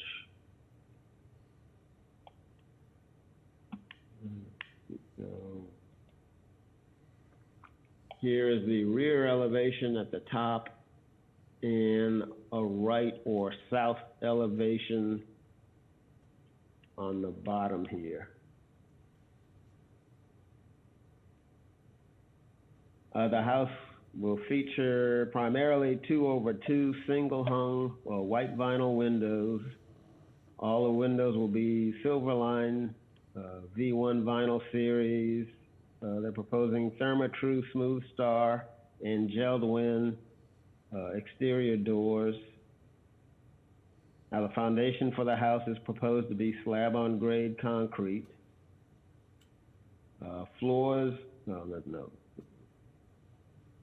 The proposed siding for the house is Simplank lap siding with Hager aluminum fascia and trim and K-can soffits. The proposed roof will be an ultra-rib raised seam metal roof.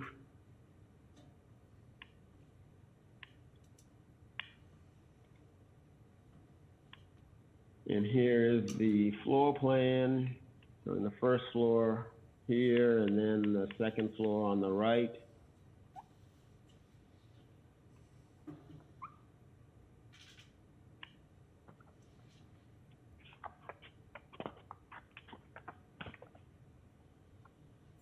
Now, in your packet, I believe it is a letter from the property owners commenting on the project. I believe the family is planning to live in this home.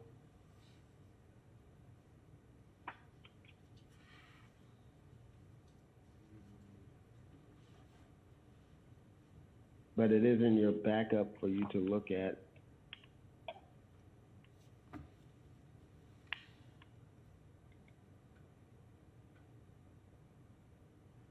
So the staff recommendation is approval of the petition with the following conditions: that the board discuss the proposed use of the slab on grade, which is generally not recommended in the historic districts, but is confined to non-contributing structures. This would be a new structure and therefore would be a non-contributing structure. The windows shall utilize the simulated divided lights grill if available for the chosen 2/2 grill patterns. If not available, the windows shall utilize the grills between the glass contour profile for the chosen 2/2 grill patterns. We would want more information or information sheets about the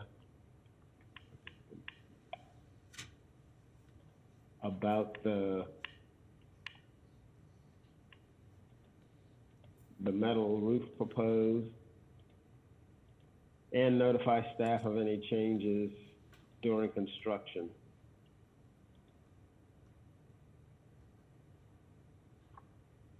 I'll be happy to try to answer any questions you have, and I'm not sure who's on the line. I believe maybe the contractors, but Ms. Cosby is actually on the line, and she's been waiting patiently over the last, 3.5 hours. Ms. Cosby, you have the line. Hello? Hello? Yes. This is Joyce Cotton, and I've been on since 5:30. My family is planning to live in the house. Our house was destroyed by fire, and we have planned a house that is reminiscent of what we had, and we're asking for permission to build our house. Good. All right, thank you. All right, board comment? Dr. Cosby, I'd just like to thank you for including the detail in your application, especially the historic indicators. It's very informative. Thank you very much. You're welcome. Absolutely, and I think the new design is very representative of the original structure. It looks very good.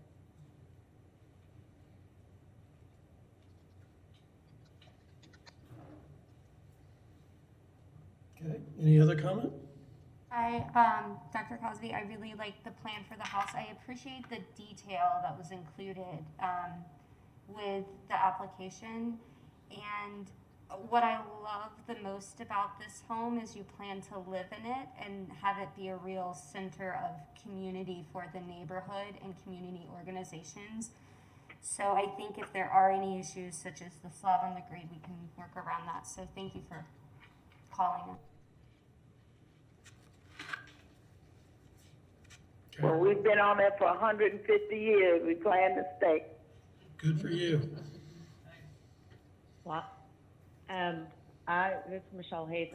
I'm your neighbor. I have the properties just down the block from you, and it was sad to see your house destroyed by fire. That was devastating. I mean, it was just always a house I admired in the neighborhood. I'm glad to see that you're rebuilding. That's wonderful. I'm really happy to see it. I do have a couple of just quick questions about the design. This is slab on grade, but it appears that it's a raised foundation, correct? The slab is raised? Yeah, seeing that? I mean, the builders have to be more detailed, but we specifically request that it be raised now and not slab on grade. But like I said, they would have to answer the specific questions of that. But we said no slab on grade. No. Okay. Just to be clear, this is Ishmael Rents, Elevated Design and Construction, the contractor. It's slab on grade, but it's raised. That's why you see the front porch is going up 4 flights of steps, so it can be a replica or a favor the existing home. Great. And then the other question I have is on the windows. I heard something about simulated divided lights that were within the glass. Certainly, I think, it'd be great if they were, outside of the glass. Is that something that we can be assured of? I think that's really going to give it the look that's going to feel, representative of historic homes in the area. Obviously, you're building something here that is significant. Is that the case? That is the case. Okay, so they will be, what's the word I'm looking for? My architects in the group. Not within the glass. Yeah, applied to the outside of the glass. Yeah. Mm-hmm. Is there anything? The only other question I have is on the roof line, on the very upper portion. There's a section of it that sort of slopes down on the front elevation. It just seems a little out of scale somehow to me. Normally you would see that go straight across and then come down where you see the gable coming up. Is there a reason that we're dropping down right there? That just seems a little unusual to me and sort of out of scale. When you look at the second floor plan, the way we come up the stairwell, it's kind of a lower roof there. And then when you move into the open area, into those back bedrooms. And I'm not seeing that. What? Can I ask you very quick? My architect is also on the line, but he just been let in. There he is. Okay, two things. I just want to make sure I'm seeing what you're seeing. We're talking about on the front elevation, Jess. Oh. The front elevation. Yeah, where we were. That was the front. Yep. Go back, Jason. Go back. No. Did I hit something? Whoever's controlling the mouse. I did. Yeah. I'm at. Okay, there. There you go. That's the one. Okay. So we've got you see the gable with the kind of double windows there, and above that, you're talking about that main ridge line running all the way over and being another gable. We've got it as a hip. Yes. It's. I don't think. Go ahead. It just feels a little out of scale to me somehow. It just almost feels like it should be cutting straight across and then coming down. Is there a reason it cuts, straight down? I'm just. Yeah, the particular conversation that moved it to that hip, I don't know, but it came out when in discussion with the owners. So for me, you know, if it's a gable on the other side, I'm okay with it. But I think the owners were in favor of that side being a hip. Can we see the right elevation then that shows the other side of that? Right, we see the left. Yeah. Yep, the bottom drawing. Yeah. I'm moving my mouse like you can see me move my mouse. That bottom drawing, just to the right of the chimney, that's the hip side. That's what you see there. So on this side, it's very much in scale with what's going on. Okay, so that's the side that's going to be facing 3rd Avenue, that right elevation, is that Yes. correct? Yes.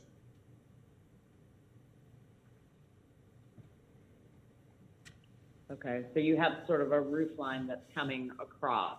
Am I seeing that correctly? It's coming sort of, the hip on it is coming down.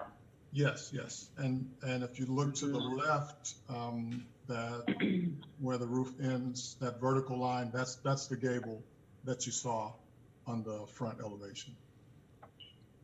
Got it. And is that a that's wrap porch that I'm seeing as well? That's It does wrap around? on 2 sides, yes, yes. And we're trying to kind of stick with what the first, the previous house was, which had a wrap screen porch.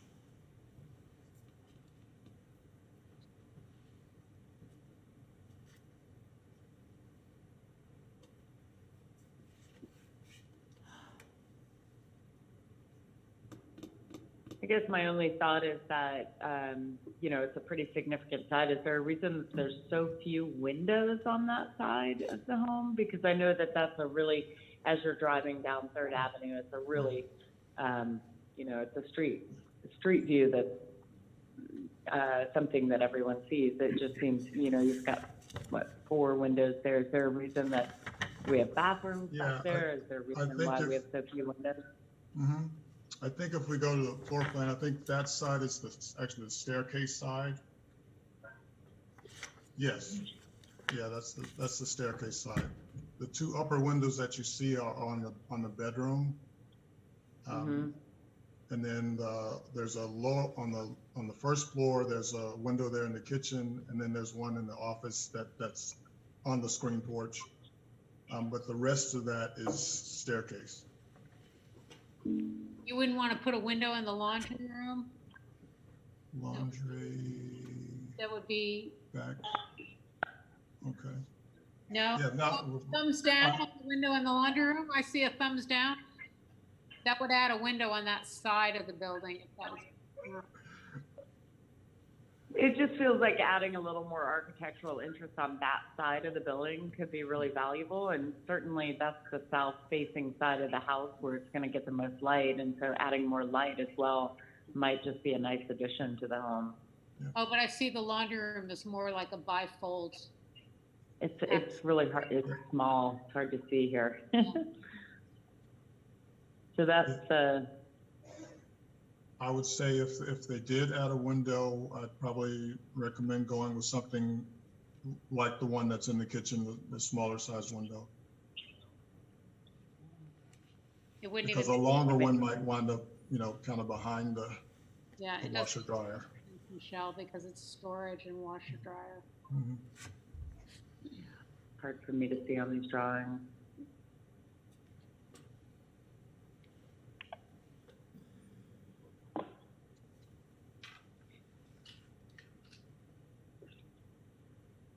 Ah, there's a zoom.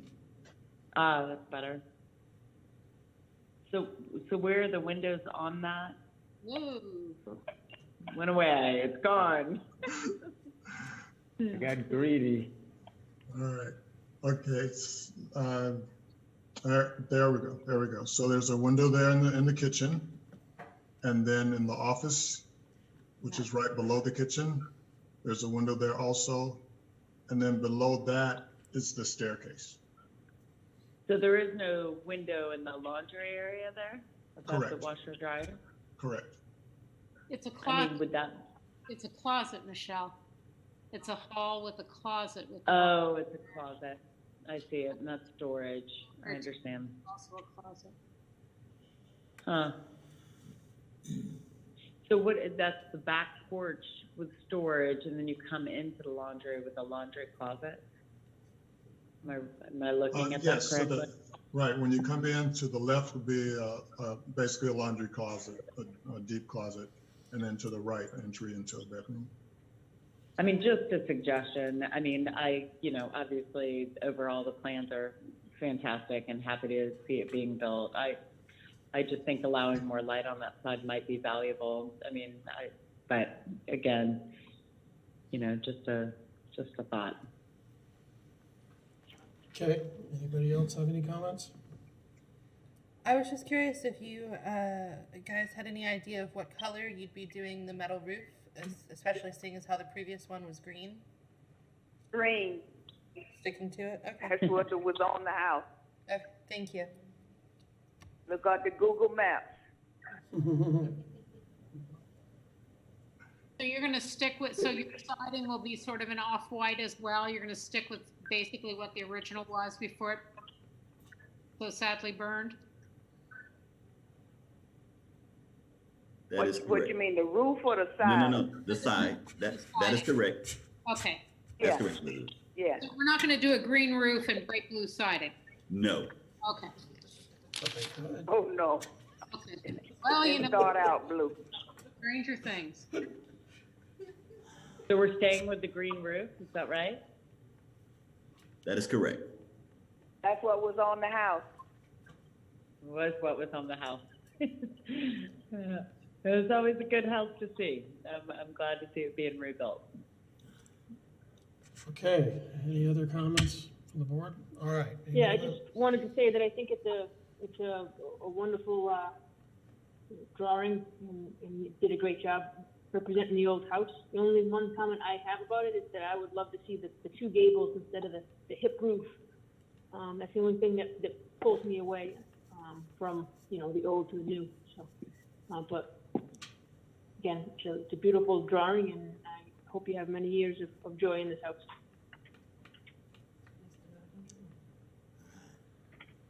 Okay, would somebody like to make a motion?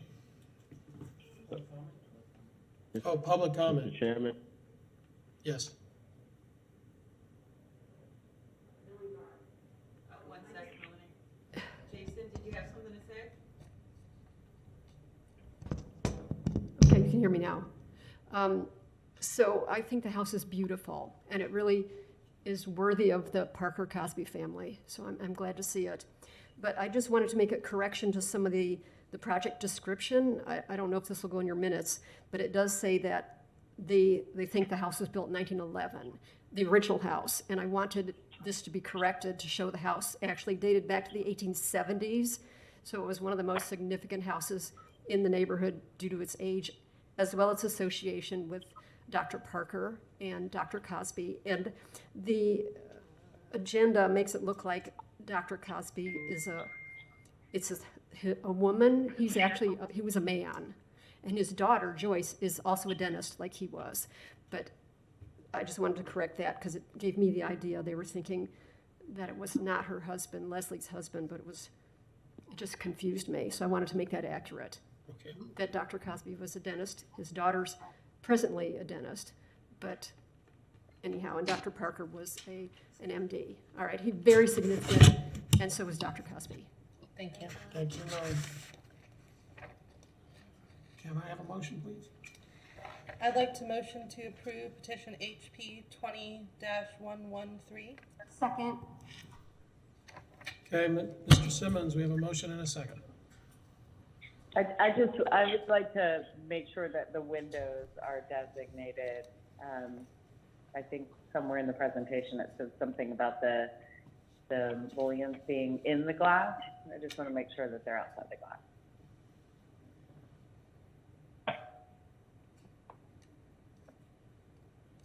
Right? Okay. I will remove that condition. Okay, thank Okay. you. Good. So roll call vote. Elizabeth Hawk, Aye. Michael Hill, Aye. Bill Warner, Aye. Michelle Hazen, Aye. Kyra Lucas, Aye. Danielle Massey, Aye. Elizabeth Hausauer, Aye. Nicole Nesberg, Aye. Jay Reeves. Aye. Motion passes. Okay, thank you, Mr. Simmons. Next.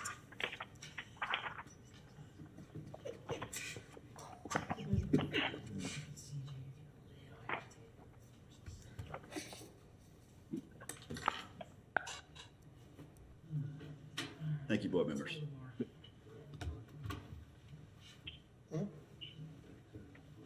Still. Mr. Chairman, I believe you have one other item, and I don't have the verbiage in front of me, but I believe it's in reference to a dangerous building. You got it. Good evening. Good evening. Oh. How y'all doing tonight? Same as you. I'm lovely. I'm always nice. This is basically information for you guys. The city of Gainesville is demoing this property, and we're coming to tell you we're demoing the property, where y'all will know, because it's in the historic district and it's actually a contributing structure, or was a contributing structure. Just for this is 435 Northeast 3rd Avenue. It's at Roper Park. I believe Mr. J is very familiar with it since it's right next door to his house. Sorry for the pictures are not the best in the world. Yes, sir. Third Street. Sorry, you're correct. This is a kind of a view from the front of the house, standing on the sidewalk. As you can see, it's only about 10 feet from the sidewalk, and you can barely see the house. And if you look just through the trees, there's actually a hole in the roof where the water is going into the actual main part of the house. And Jason, can you go to the next slide? This is just to the right side of the house. You can see the tree is part of what's holding that side of the house up. There's a palm tree there. And Jason, the next slide. I'll try to go fairly quick. This is the bottom corner where it's Not rotted me. out. Oh, it's not you, Jason? Sorry. Yeah. It must be a vet in the back. Someone's doing these photos for me. Just more pictures of it as you're kind of going from the front around the right side. This is again where the property's overgrown really bad. Next photo, please. This is the back corner of the house. That's actually a house behind all the growth. There's actually kind of a house there. It's rotted. The roof's rotted on the second floor. And next photo. This is standing at the corner of the house looking towards the center of the back door is kind of to the right, on the right side of the photo. Next photo. This is the left side of the front of the house, facing Mr. J's house. Next. And this is another photo kind of looking up from that same area towards the second floor. Next photo. This is, sorry, I got them quick. This was the opposite side where the foundation's rotted out there. Next photo. This is the back door. And it's hard to see because I had to stand about 3 feet from it because you couldn't walk any farther back and be able to take a photograph of it. Next photo. Just another kind of showing the second area, and that tree's kind of pushing up on the house also. Next photo. This is looking from the back. There's like a tank there looking back towards the front of the house. You can kind of see the walls even bowed out there. And the next photos should be a closer up of where the stuff inside the house is actually coming outside. Next photo. And this is just kind of the same corner and just the junk and trash up under the house. Next. And this is that corner looking to the left. Next photo, if there is one. Again, this is another tree right up against the house. Next, and that's it. So basically, we're coming to tell you that the city is going to be demoing this property.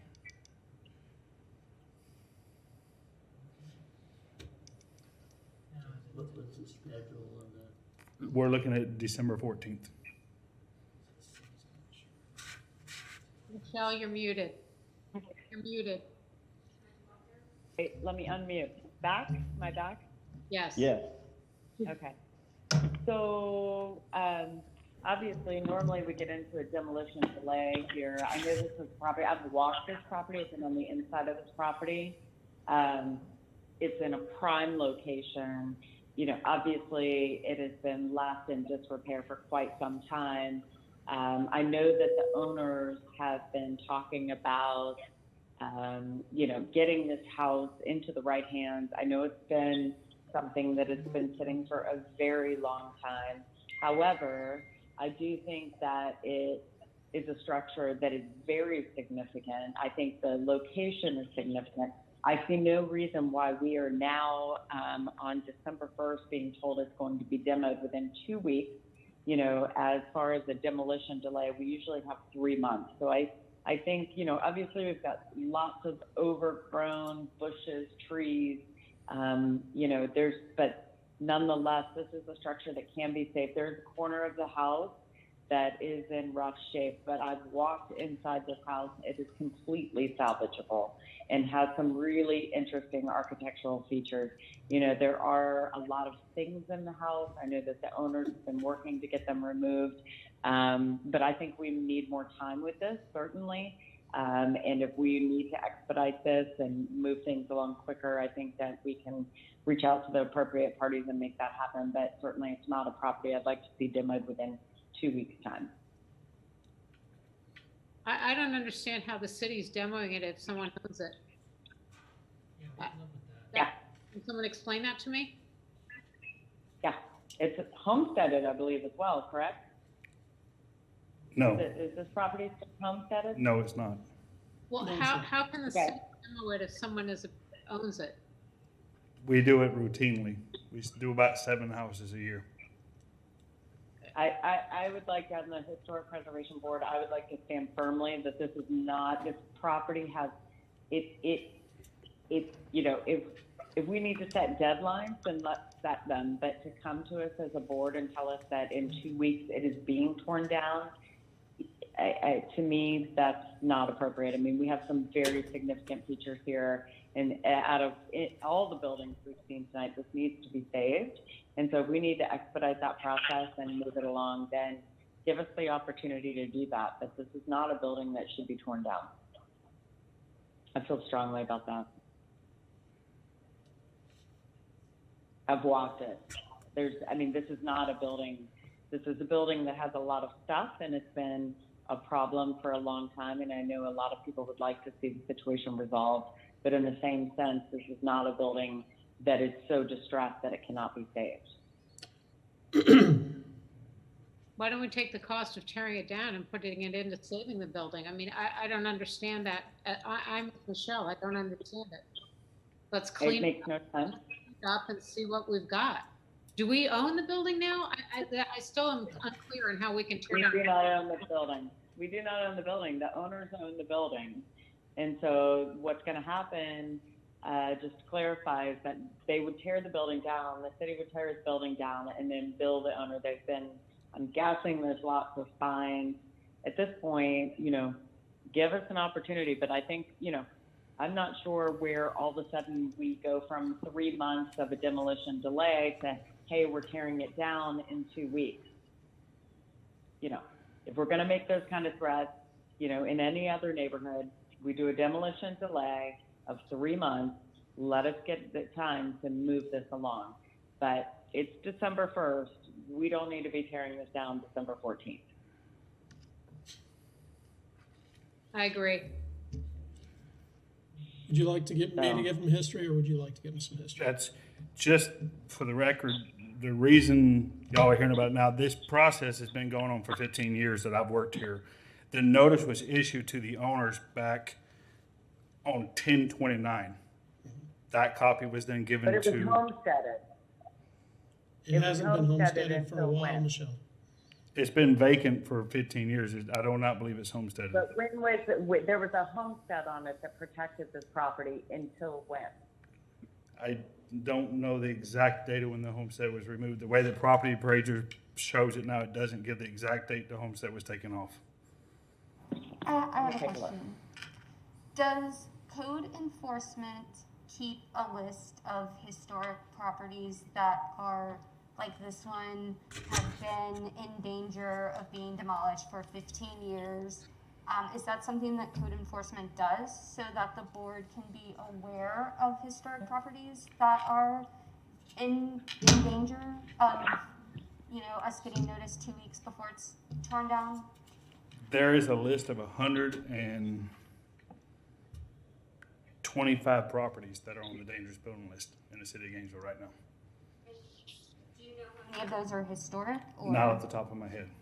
is there a way to have a designation? I'm sure there is that our GIS guy can create. So that the board can be aware of these things and try to mediate it before it gets to this point? That's, Is that list public record? yes.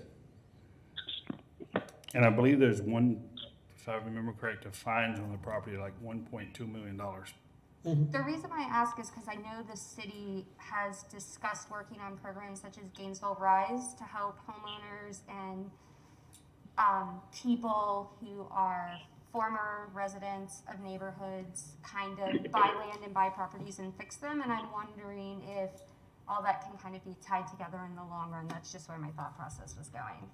I cannot answer that question.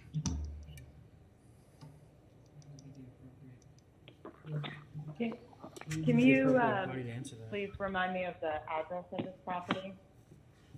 425 Northeast 3rd Street. And the city has actually demoed 2 homesteaded properties in the last 10 years that I've done. So are you demoing it or wanting to demo it because they owe the fines? No. So if they were able to sell the property to someone, I don't know the history, so I'm just very confused by all I've been talking to the owner for years about the property. In fact, I think when I went back through the history, I had a case on this property in 2004, which is the year I started working for the city. We've had numerous cases, and when we did the title search, most of the incumbencies were the city of Gainesville. Right.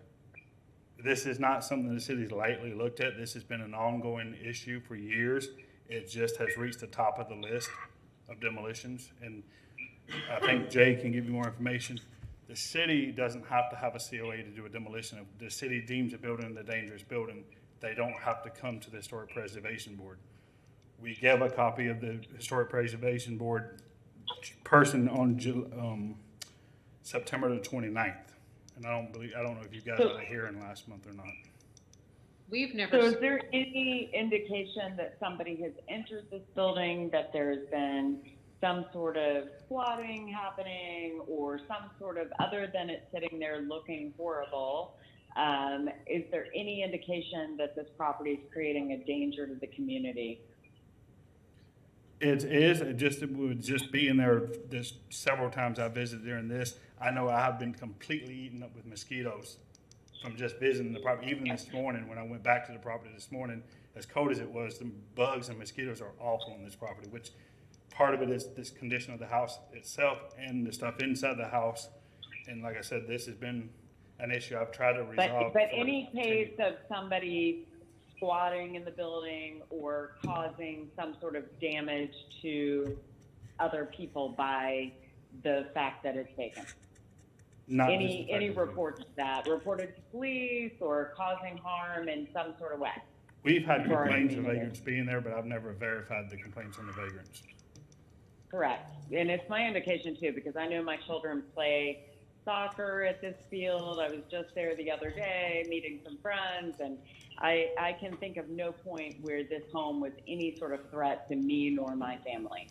What I do see is it's a blight on the neighborhood and needs to be fixed, and I totally agree that we should move that along as quickly as possible. But tearing down a structure, our job here is to preserve historic structures, and this is not a structure that deserves to be torn down. It is very significant. I've walked inside. It has a lot of historic fabric still in place. Granted, it's full of stuff that needs to be emptied out.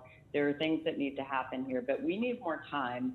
2 weeks is not enough notice. It is not something that feels relevant at all. I feel like this board should protect this house, and we should all vote to keep it and set a timeline. That's my take. Well, I think the point is that we don't get to vote on it. The city's tearing it down, right? Like, Correct.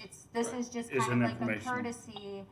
Yes. Is coming to us to say we're tearing this house down. So my only request is for code enforcement and planning staff to work together to try to stop this from happening. I've been here 17 years, and that is our ultimate goal, not to tear down any houses. But in my 17 years, this list was created in September of 2019 by myself and 2 other employees. We spent about a month and a half coming up with this list of homes. Well, I appreciate you making the list so we at least have that. The list is basis. available, yes. So, I understand we can't stop this one, but I would like for there to be more effort on the city's part to not let homes get to this point if they are important. Let me Who give says you a we little. can't stop this one? I'm sorry. Yeah. If you made the list, you can undo the list. There you go. Who said we're tearing this property down? I mean, we're the Historic Preservation Board. Did we say we're tearing this house down?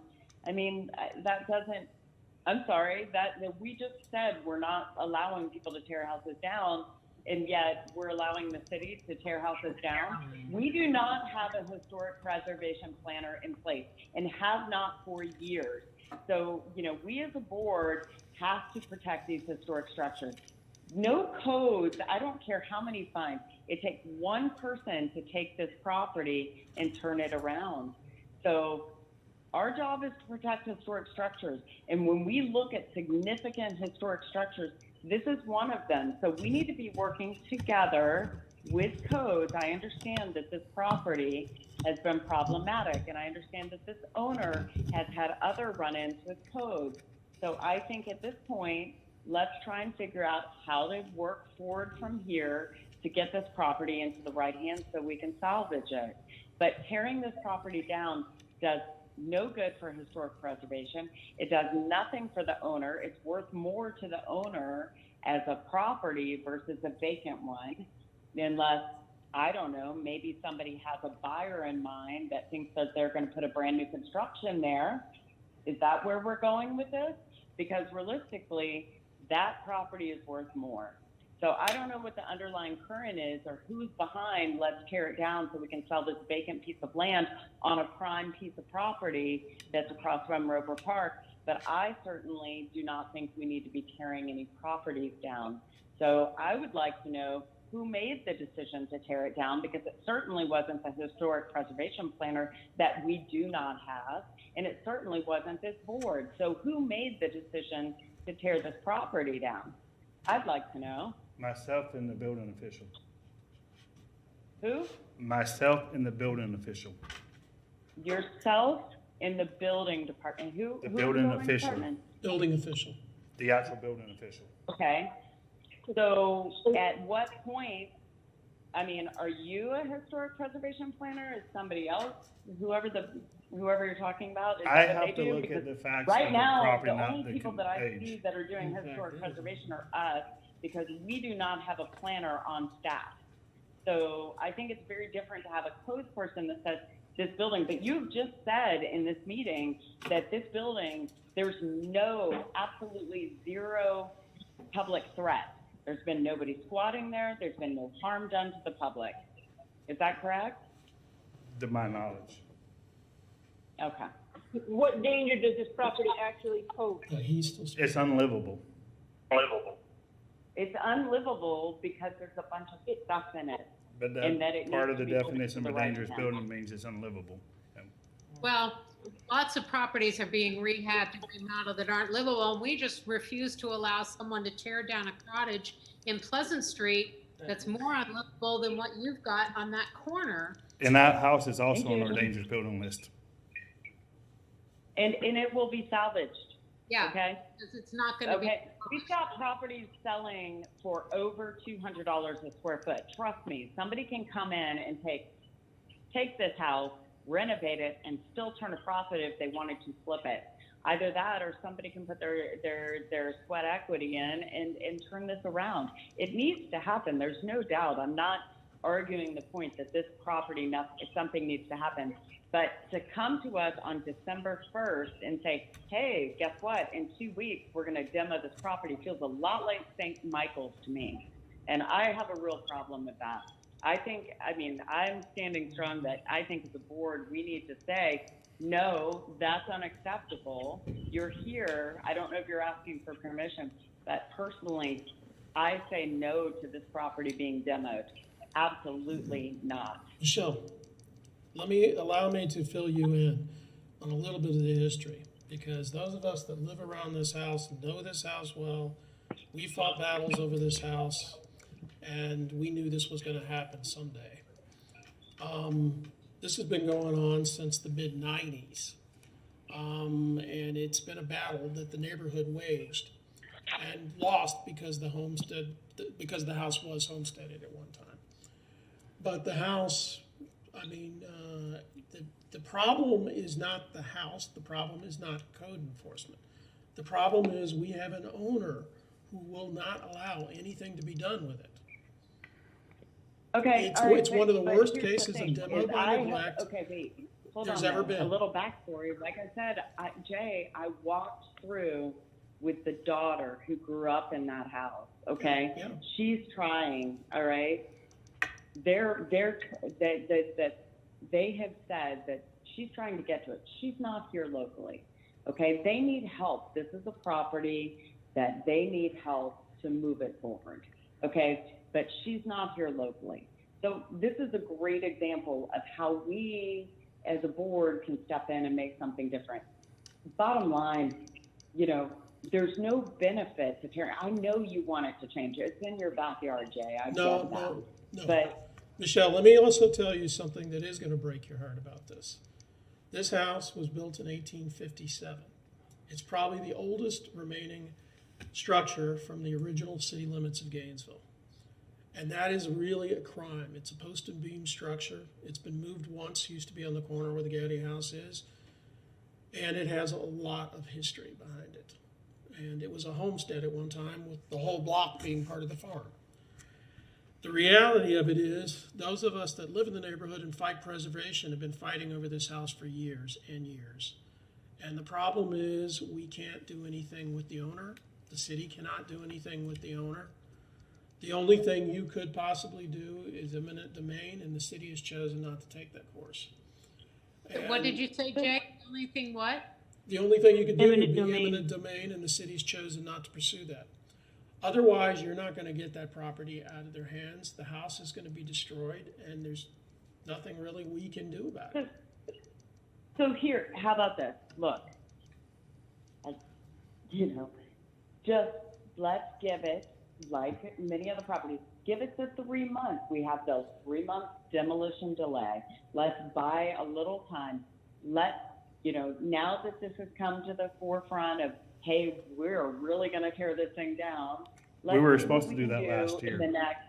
I They gave were them a supposed year to do from it. last year. He gave me a year already. It was already posted. We all knew this was coming. Michelle, if you want to do something, picking on code enforcement is not the thing to do. Picking on the neighbors is not the thing to do, because we've been trying to do something for years and it hasn't been possible. I would suggest, if you want to take this cause on, you contact the city manager's office, because that's the only way you're going to get anywhere at this point. I don't know. I mean, yeah.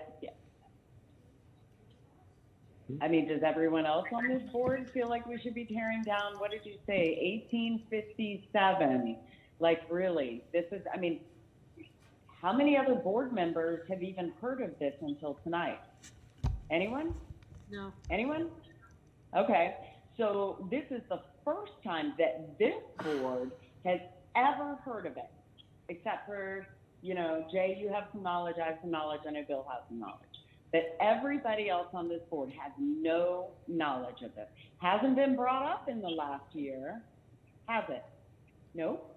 Nobody brought it up. Nobody bothered to talk about it. Everybody just quietly knew that was coming and that we were going to tear it down.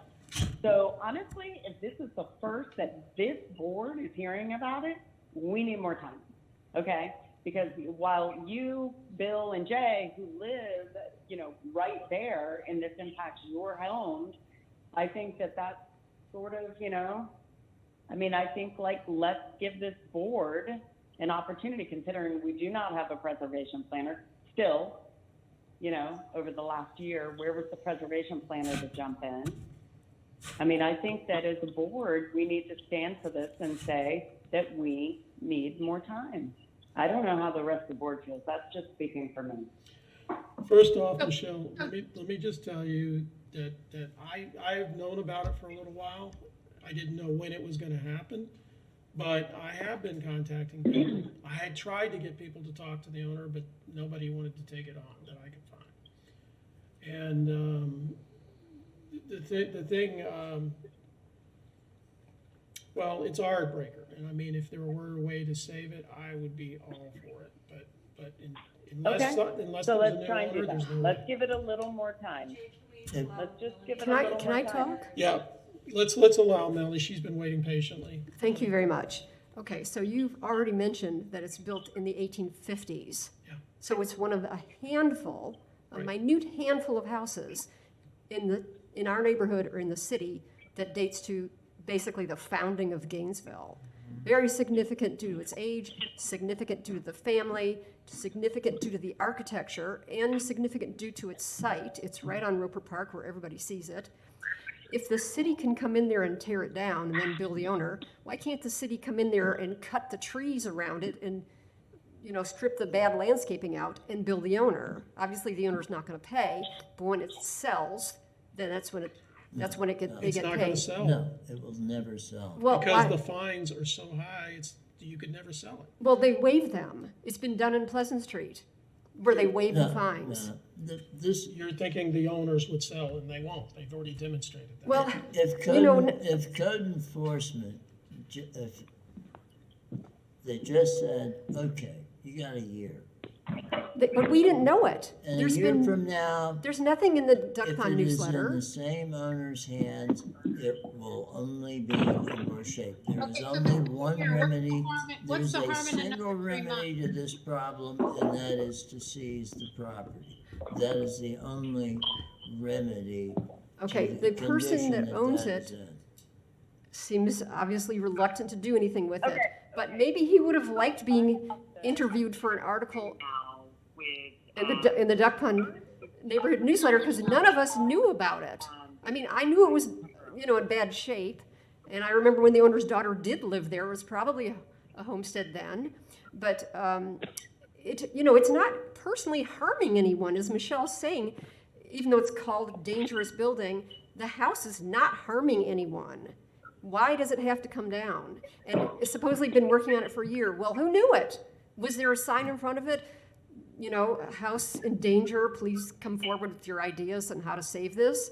It's, like I said, age, architecture, family. This is an extremely significant house to the Duck Pond neighborhood. There should have been an article in the newsletter about it. That the Duck Pond newsletter goes to 800 people. Certainly somebody could have found a contractor or someone that would have saved the house. Can you guys hear me? Melanie, can you hear me? Yeah. Yes. We can You hear guys can you. hear me? Listen, I have the owner's daughter. I just texted her. She's ready to join this call if we can put her on. Is that possible? I would like to hear from the owner. We're being notified that this is going to happen, Michelle. I don't know. I if think we have any it needs say to be in this. stopped due to the great significance of the house. This isn't just So, any other we're talking about derelict building. building. We have people vested in saving it.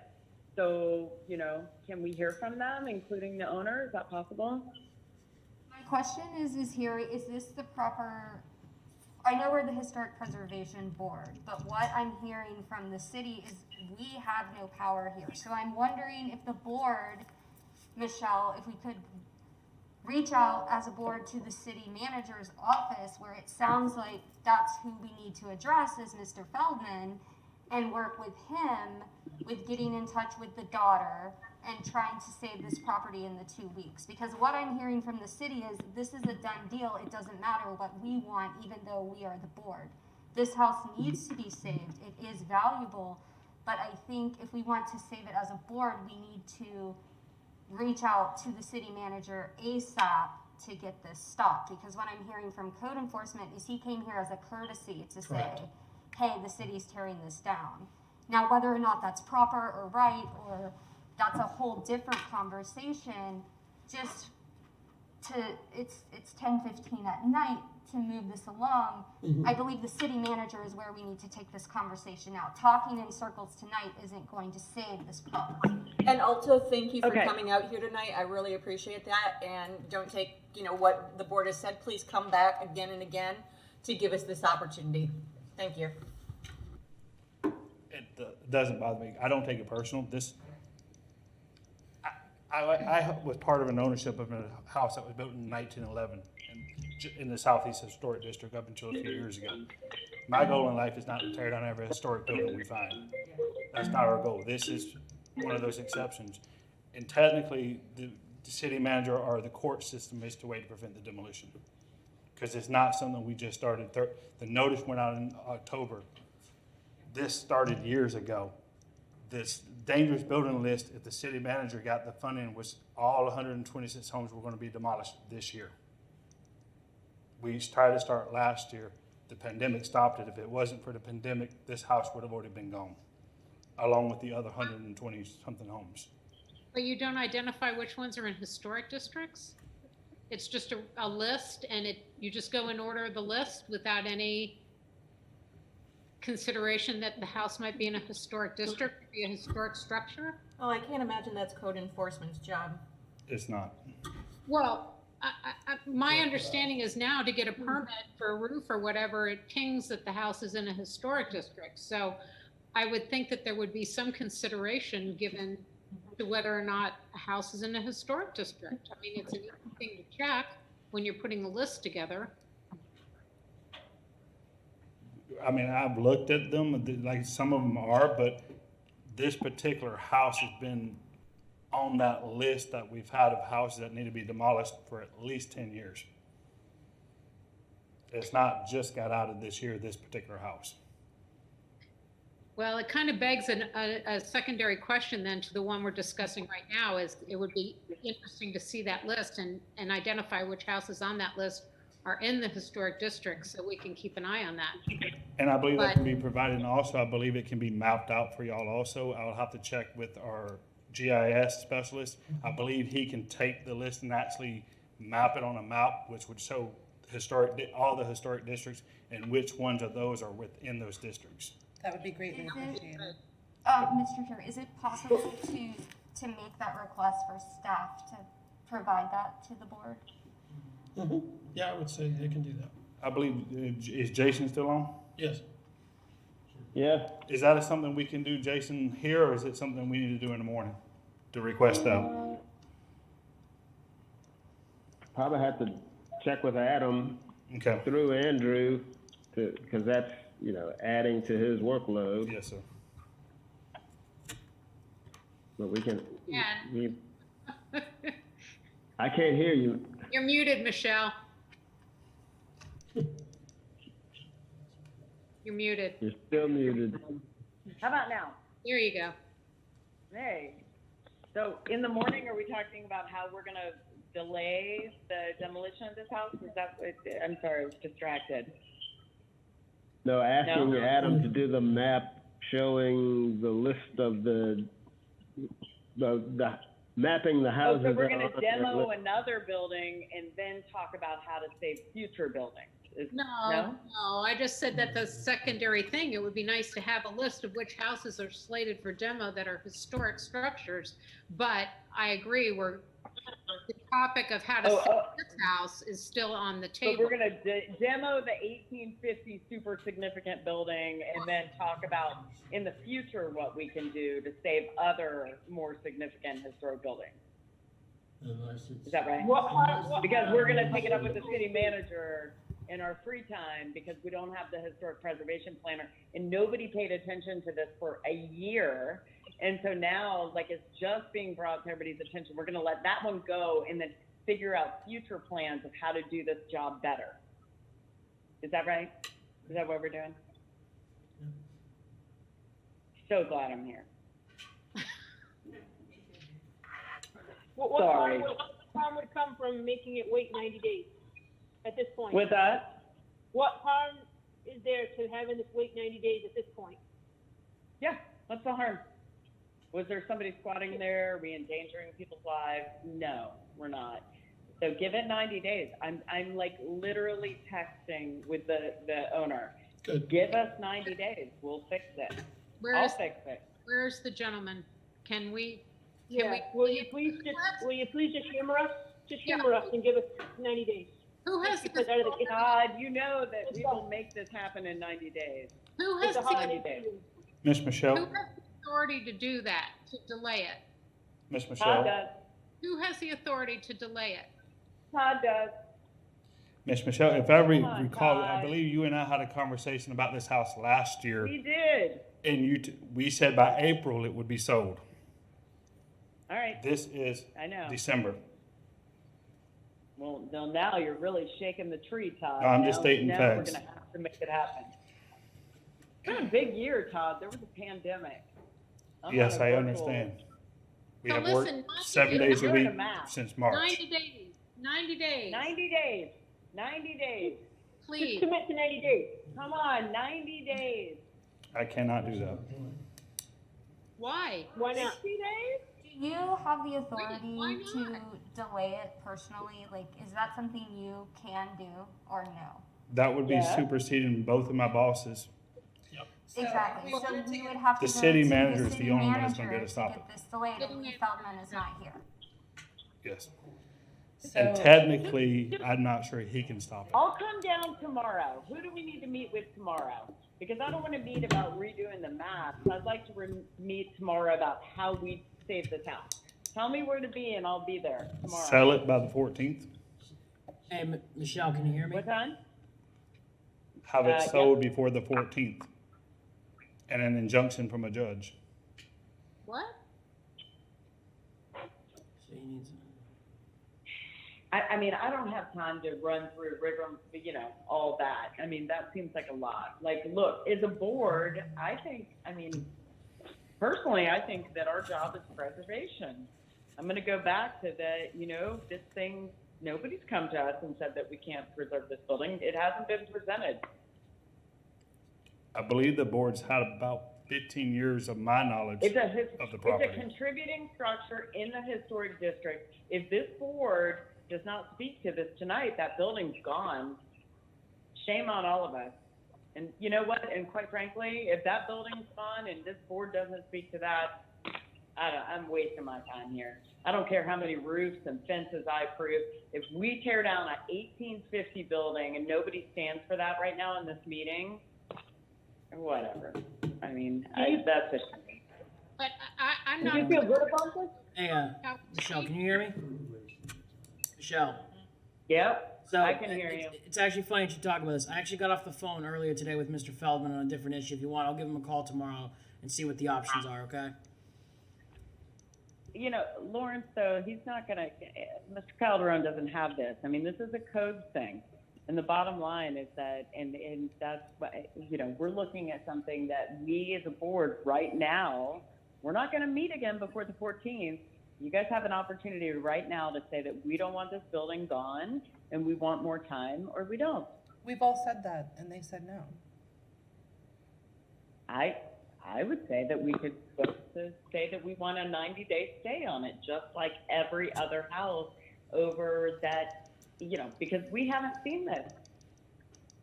We want a 90-day stay. We as a board have a right to ask for that. We are a historic preservation board. I'm We sure have the a city right. could spend the money somewhere else in the meantime. I'd like to make a motion that we save this building and give it a 90-day stay. How about that? I'd second that. I say we take a roll call vote.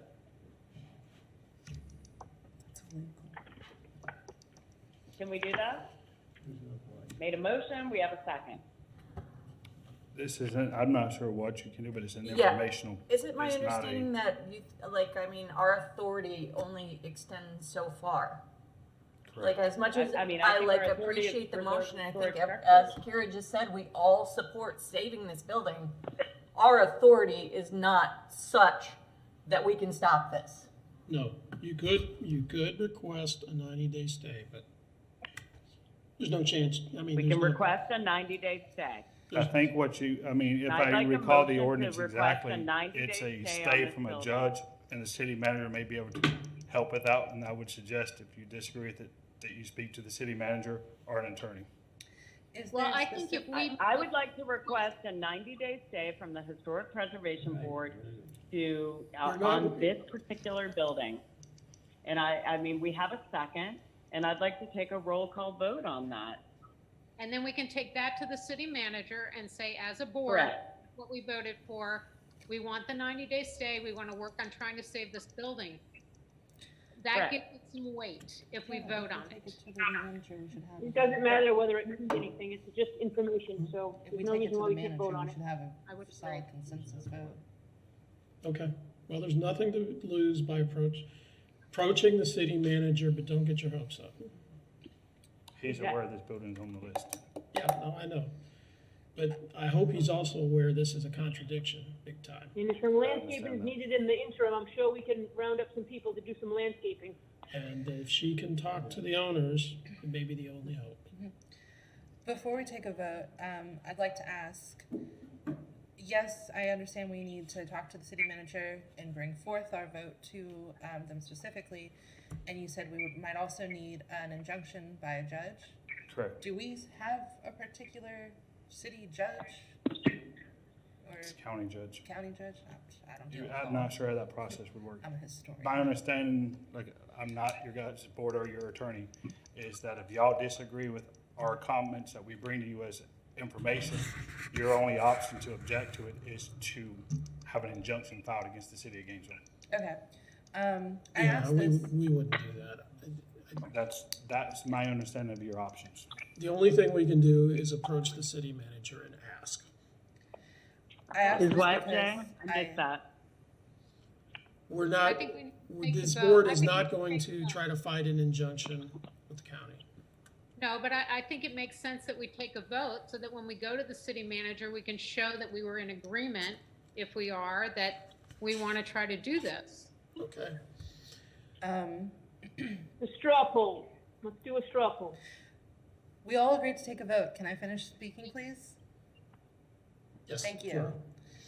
I understand that it's very unlikely that this will be saved, and we're going to try to save it regardless. Now, with that said, Michelle and everyone else, if we can save it, we should at least ask to extend the time so we can document it. Yes? Is that agreeable? If they say, no, you can't stop and save it, can we Absolutely. at least agree to ask for Absolutely. that? Absolutely. I mean, that's what that 90-day stay is for. I think you are absolutely right. I can Yeah. tell you that that building's really unique in that it has like, I'll defer again to the architects in the group, but you know, it's not plaster walls. It's like the wood, like, what do you call that? When they make the Yeah. batten walls, whatever. Exactly. Yeah, it's really So cool. we should go in there Mhm. with a plan B of asking for time to document. Okay? But by all means, that's why we need more time, right? We need at least 90 days so we can document. One of the If they want to coolest knock it buildings- down, you should at least try to salvage, or someone should try to salvage some of the, historic things that are salvageable in there. If you're just gonna destroy it. It's probably gonna be a problem because demolition companies are not gonna wanna have salvors. All right, there. well, We can't loot private property. let's Exactly. All the more reason we should save it versus like, getting the big front end loader in there, All right. ripping it all apart. Are you supporting asking the commission, the city manager? Are you making that motion, Michelle? made a motion. I'm sorry. Am I making the motion to what? To request from the city manager a demolition delay to attempt to convince the owners to sell. Correct, that's correct. Or at least time to document. Do we have a second? I second. Okay.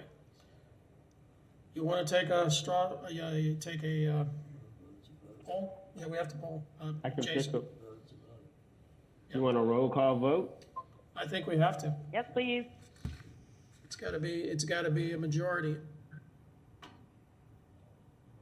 Okay, roll call vote. Michael Hill, Aye. Elizabeth Hawk, Aye. Nicole Nesberg, Nay. Elizabeth Hausauer, Aye. Danielle Massey, Aye. Kyra Lucas, Aye. Michelle Hazen, Aye. Bill Warner, Aye. Aye. Jay Reeves. Aye. So motion passes 8-1. Okay? This will have to be done quickly. Fast. Can Do I we ask have Jason 90 to put So me on what the do we do list? from here? Do we have 90 days, or is this pushing it through and making it to the city manager that that's our recommendation? I think it means we have to go to the city manager and tell him that that's what we voted and ask for 90 days. And that has to be done before the 14th, obviously, to give the city manager I'll time be to down respond. there tomorrow. So who, Okay, Jay. if that's, what do we do? I'd like to say something. I'd like to know when the meeting is. If some of you are going to assemble with the city manager, I'd like to be present, or at least know in case I can be there. Technically, we can't as board members assemble. Oh, yeah. Well, somebody has to, so are you saying only individuals can meet with the city manager? Yes. Okay. Yeah, no. Well, I guess maybe I can make an Otherwise, appointment. it's a public, it's a meeting. Right, I understand that. Okay, This- well then, No, I'll no. make an appointment with them. Let the request from the Okay. historic board be officially made before you attack the city manager, okay? Could always make a petition. Because we need to see what kind of response we're gonna get, okay? Because this is a long shot at best. Well, if he can see the significance of the building, and it's not harming anyone. No, it's a question of It's not harming will he anyone. support seizing the property? That's it. There's no other question. Unless Michelle can convince them to sell. So is Michelle gonna only have a I'm private? on do it, that. on it. I'm on it. I'm hanging up from this call and talking with the owners immediately. All right, We'll put the sale sign out in front of it tomorrow. you have an opportunity, go for it. Let's do this. But Let's you save know, this house. this Let's is let what- Todd go. This is what, if Thank you. people are complaining that all we're doing is windows and roofs, and the city commission doesn't see the value, then this is what we need to be doing. This is what we're here for. Correct. You know, What we do to people. Exactly. We're done. And fences are a finger in the dike. Saving historic houses. That's what we do. Let's do it. Move to adjourn. Good night, Bill. Unanimous, Good night, Bill. we're done. We're done.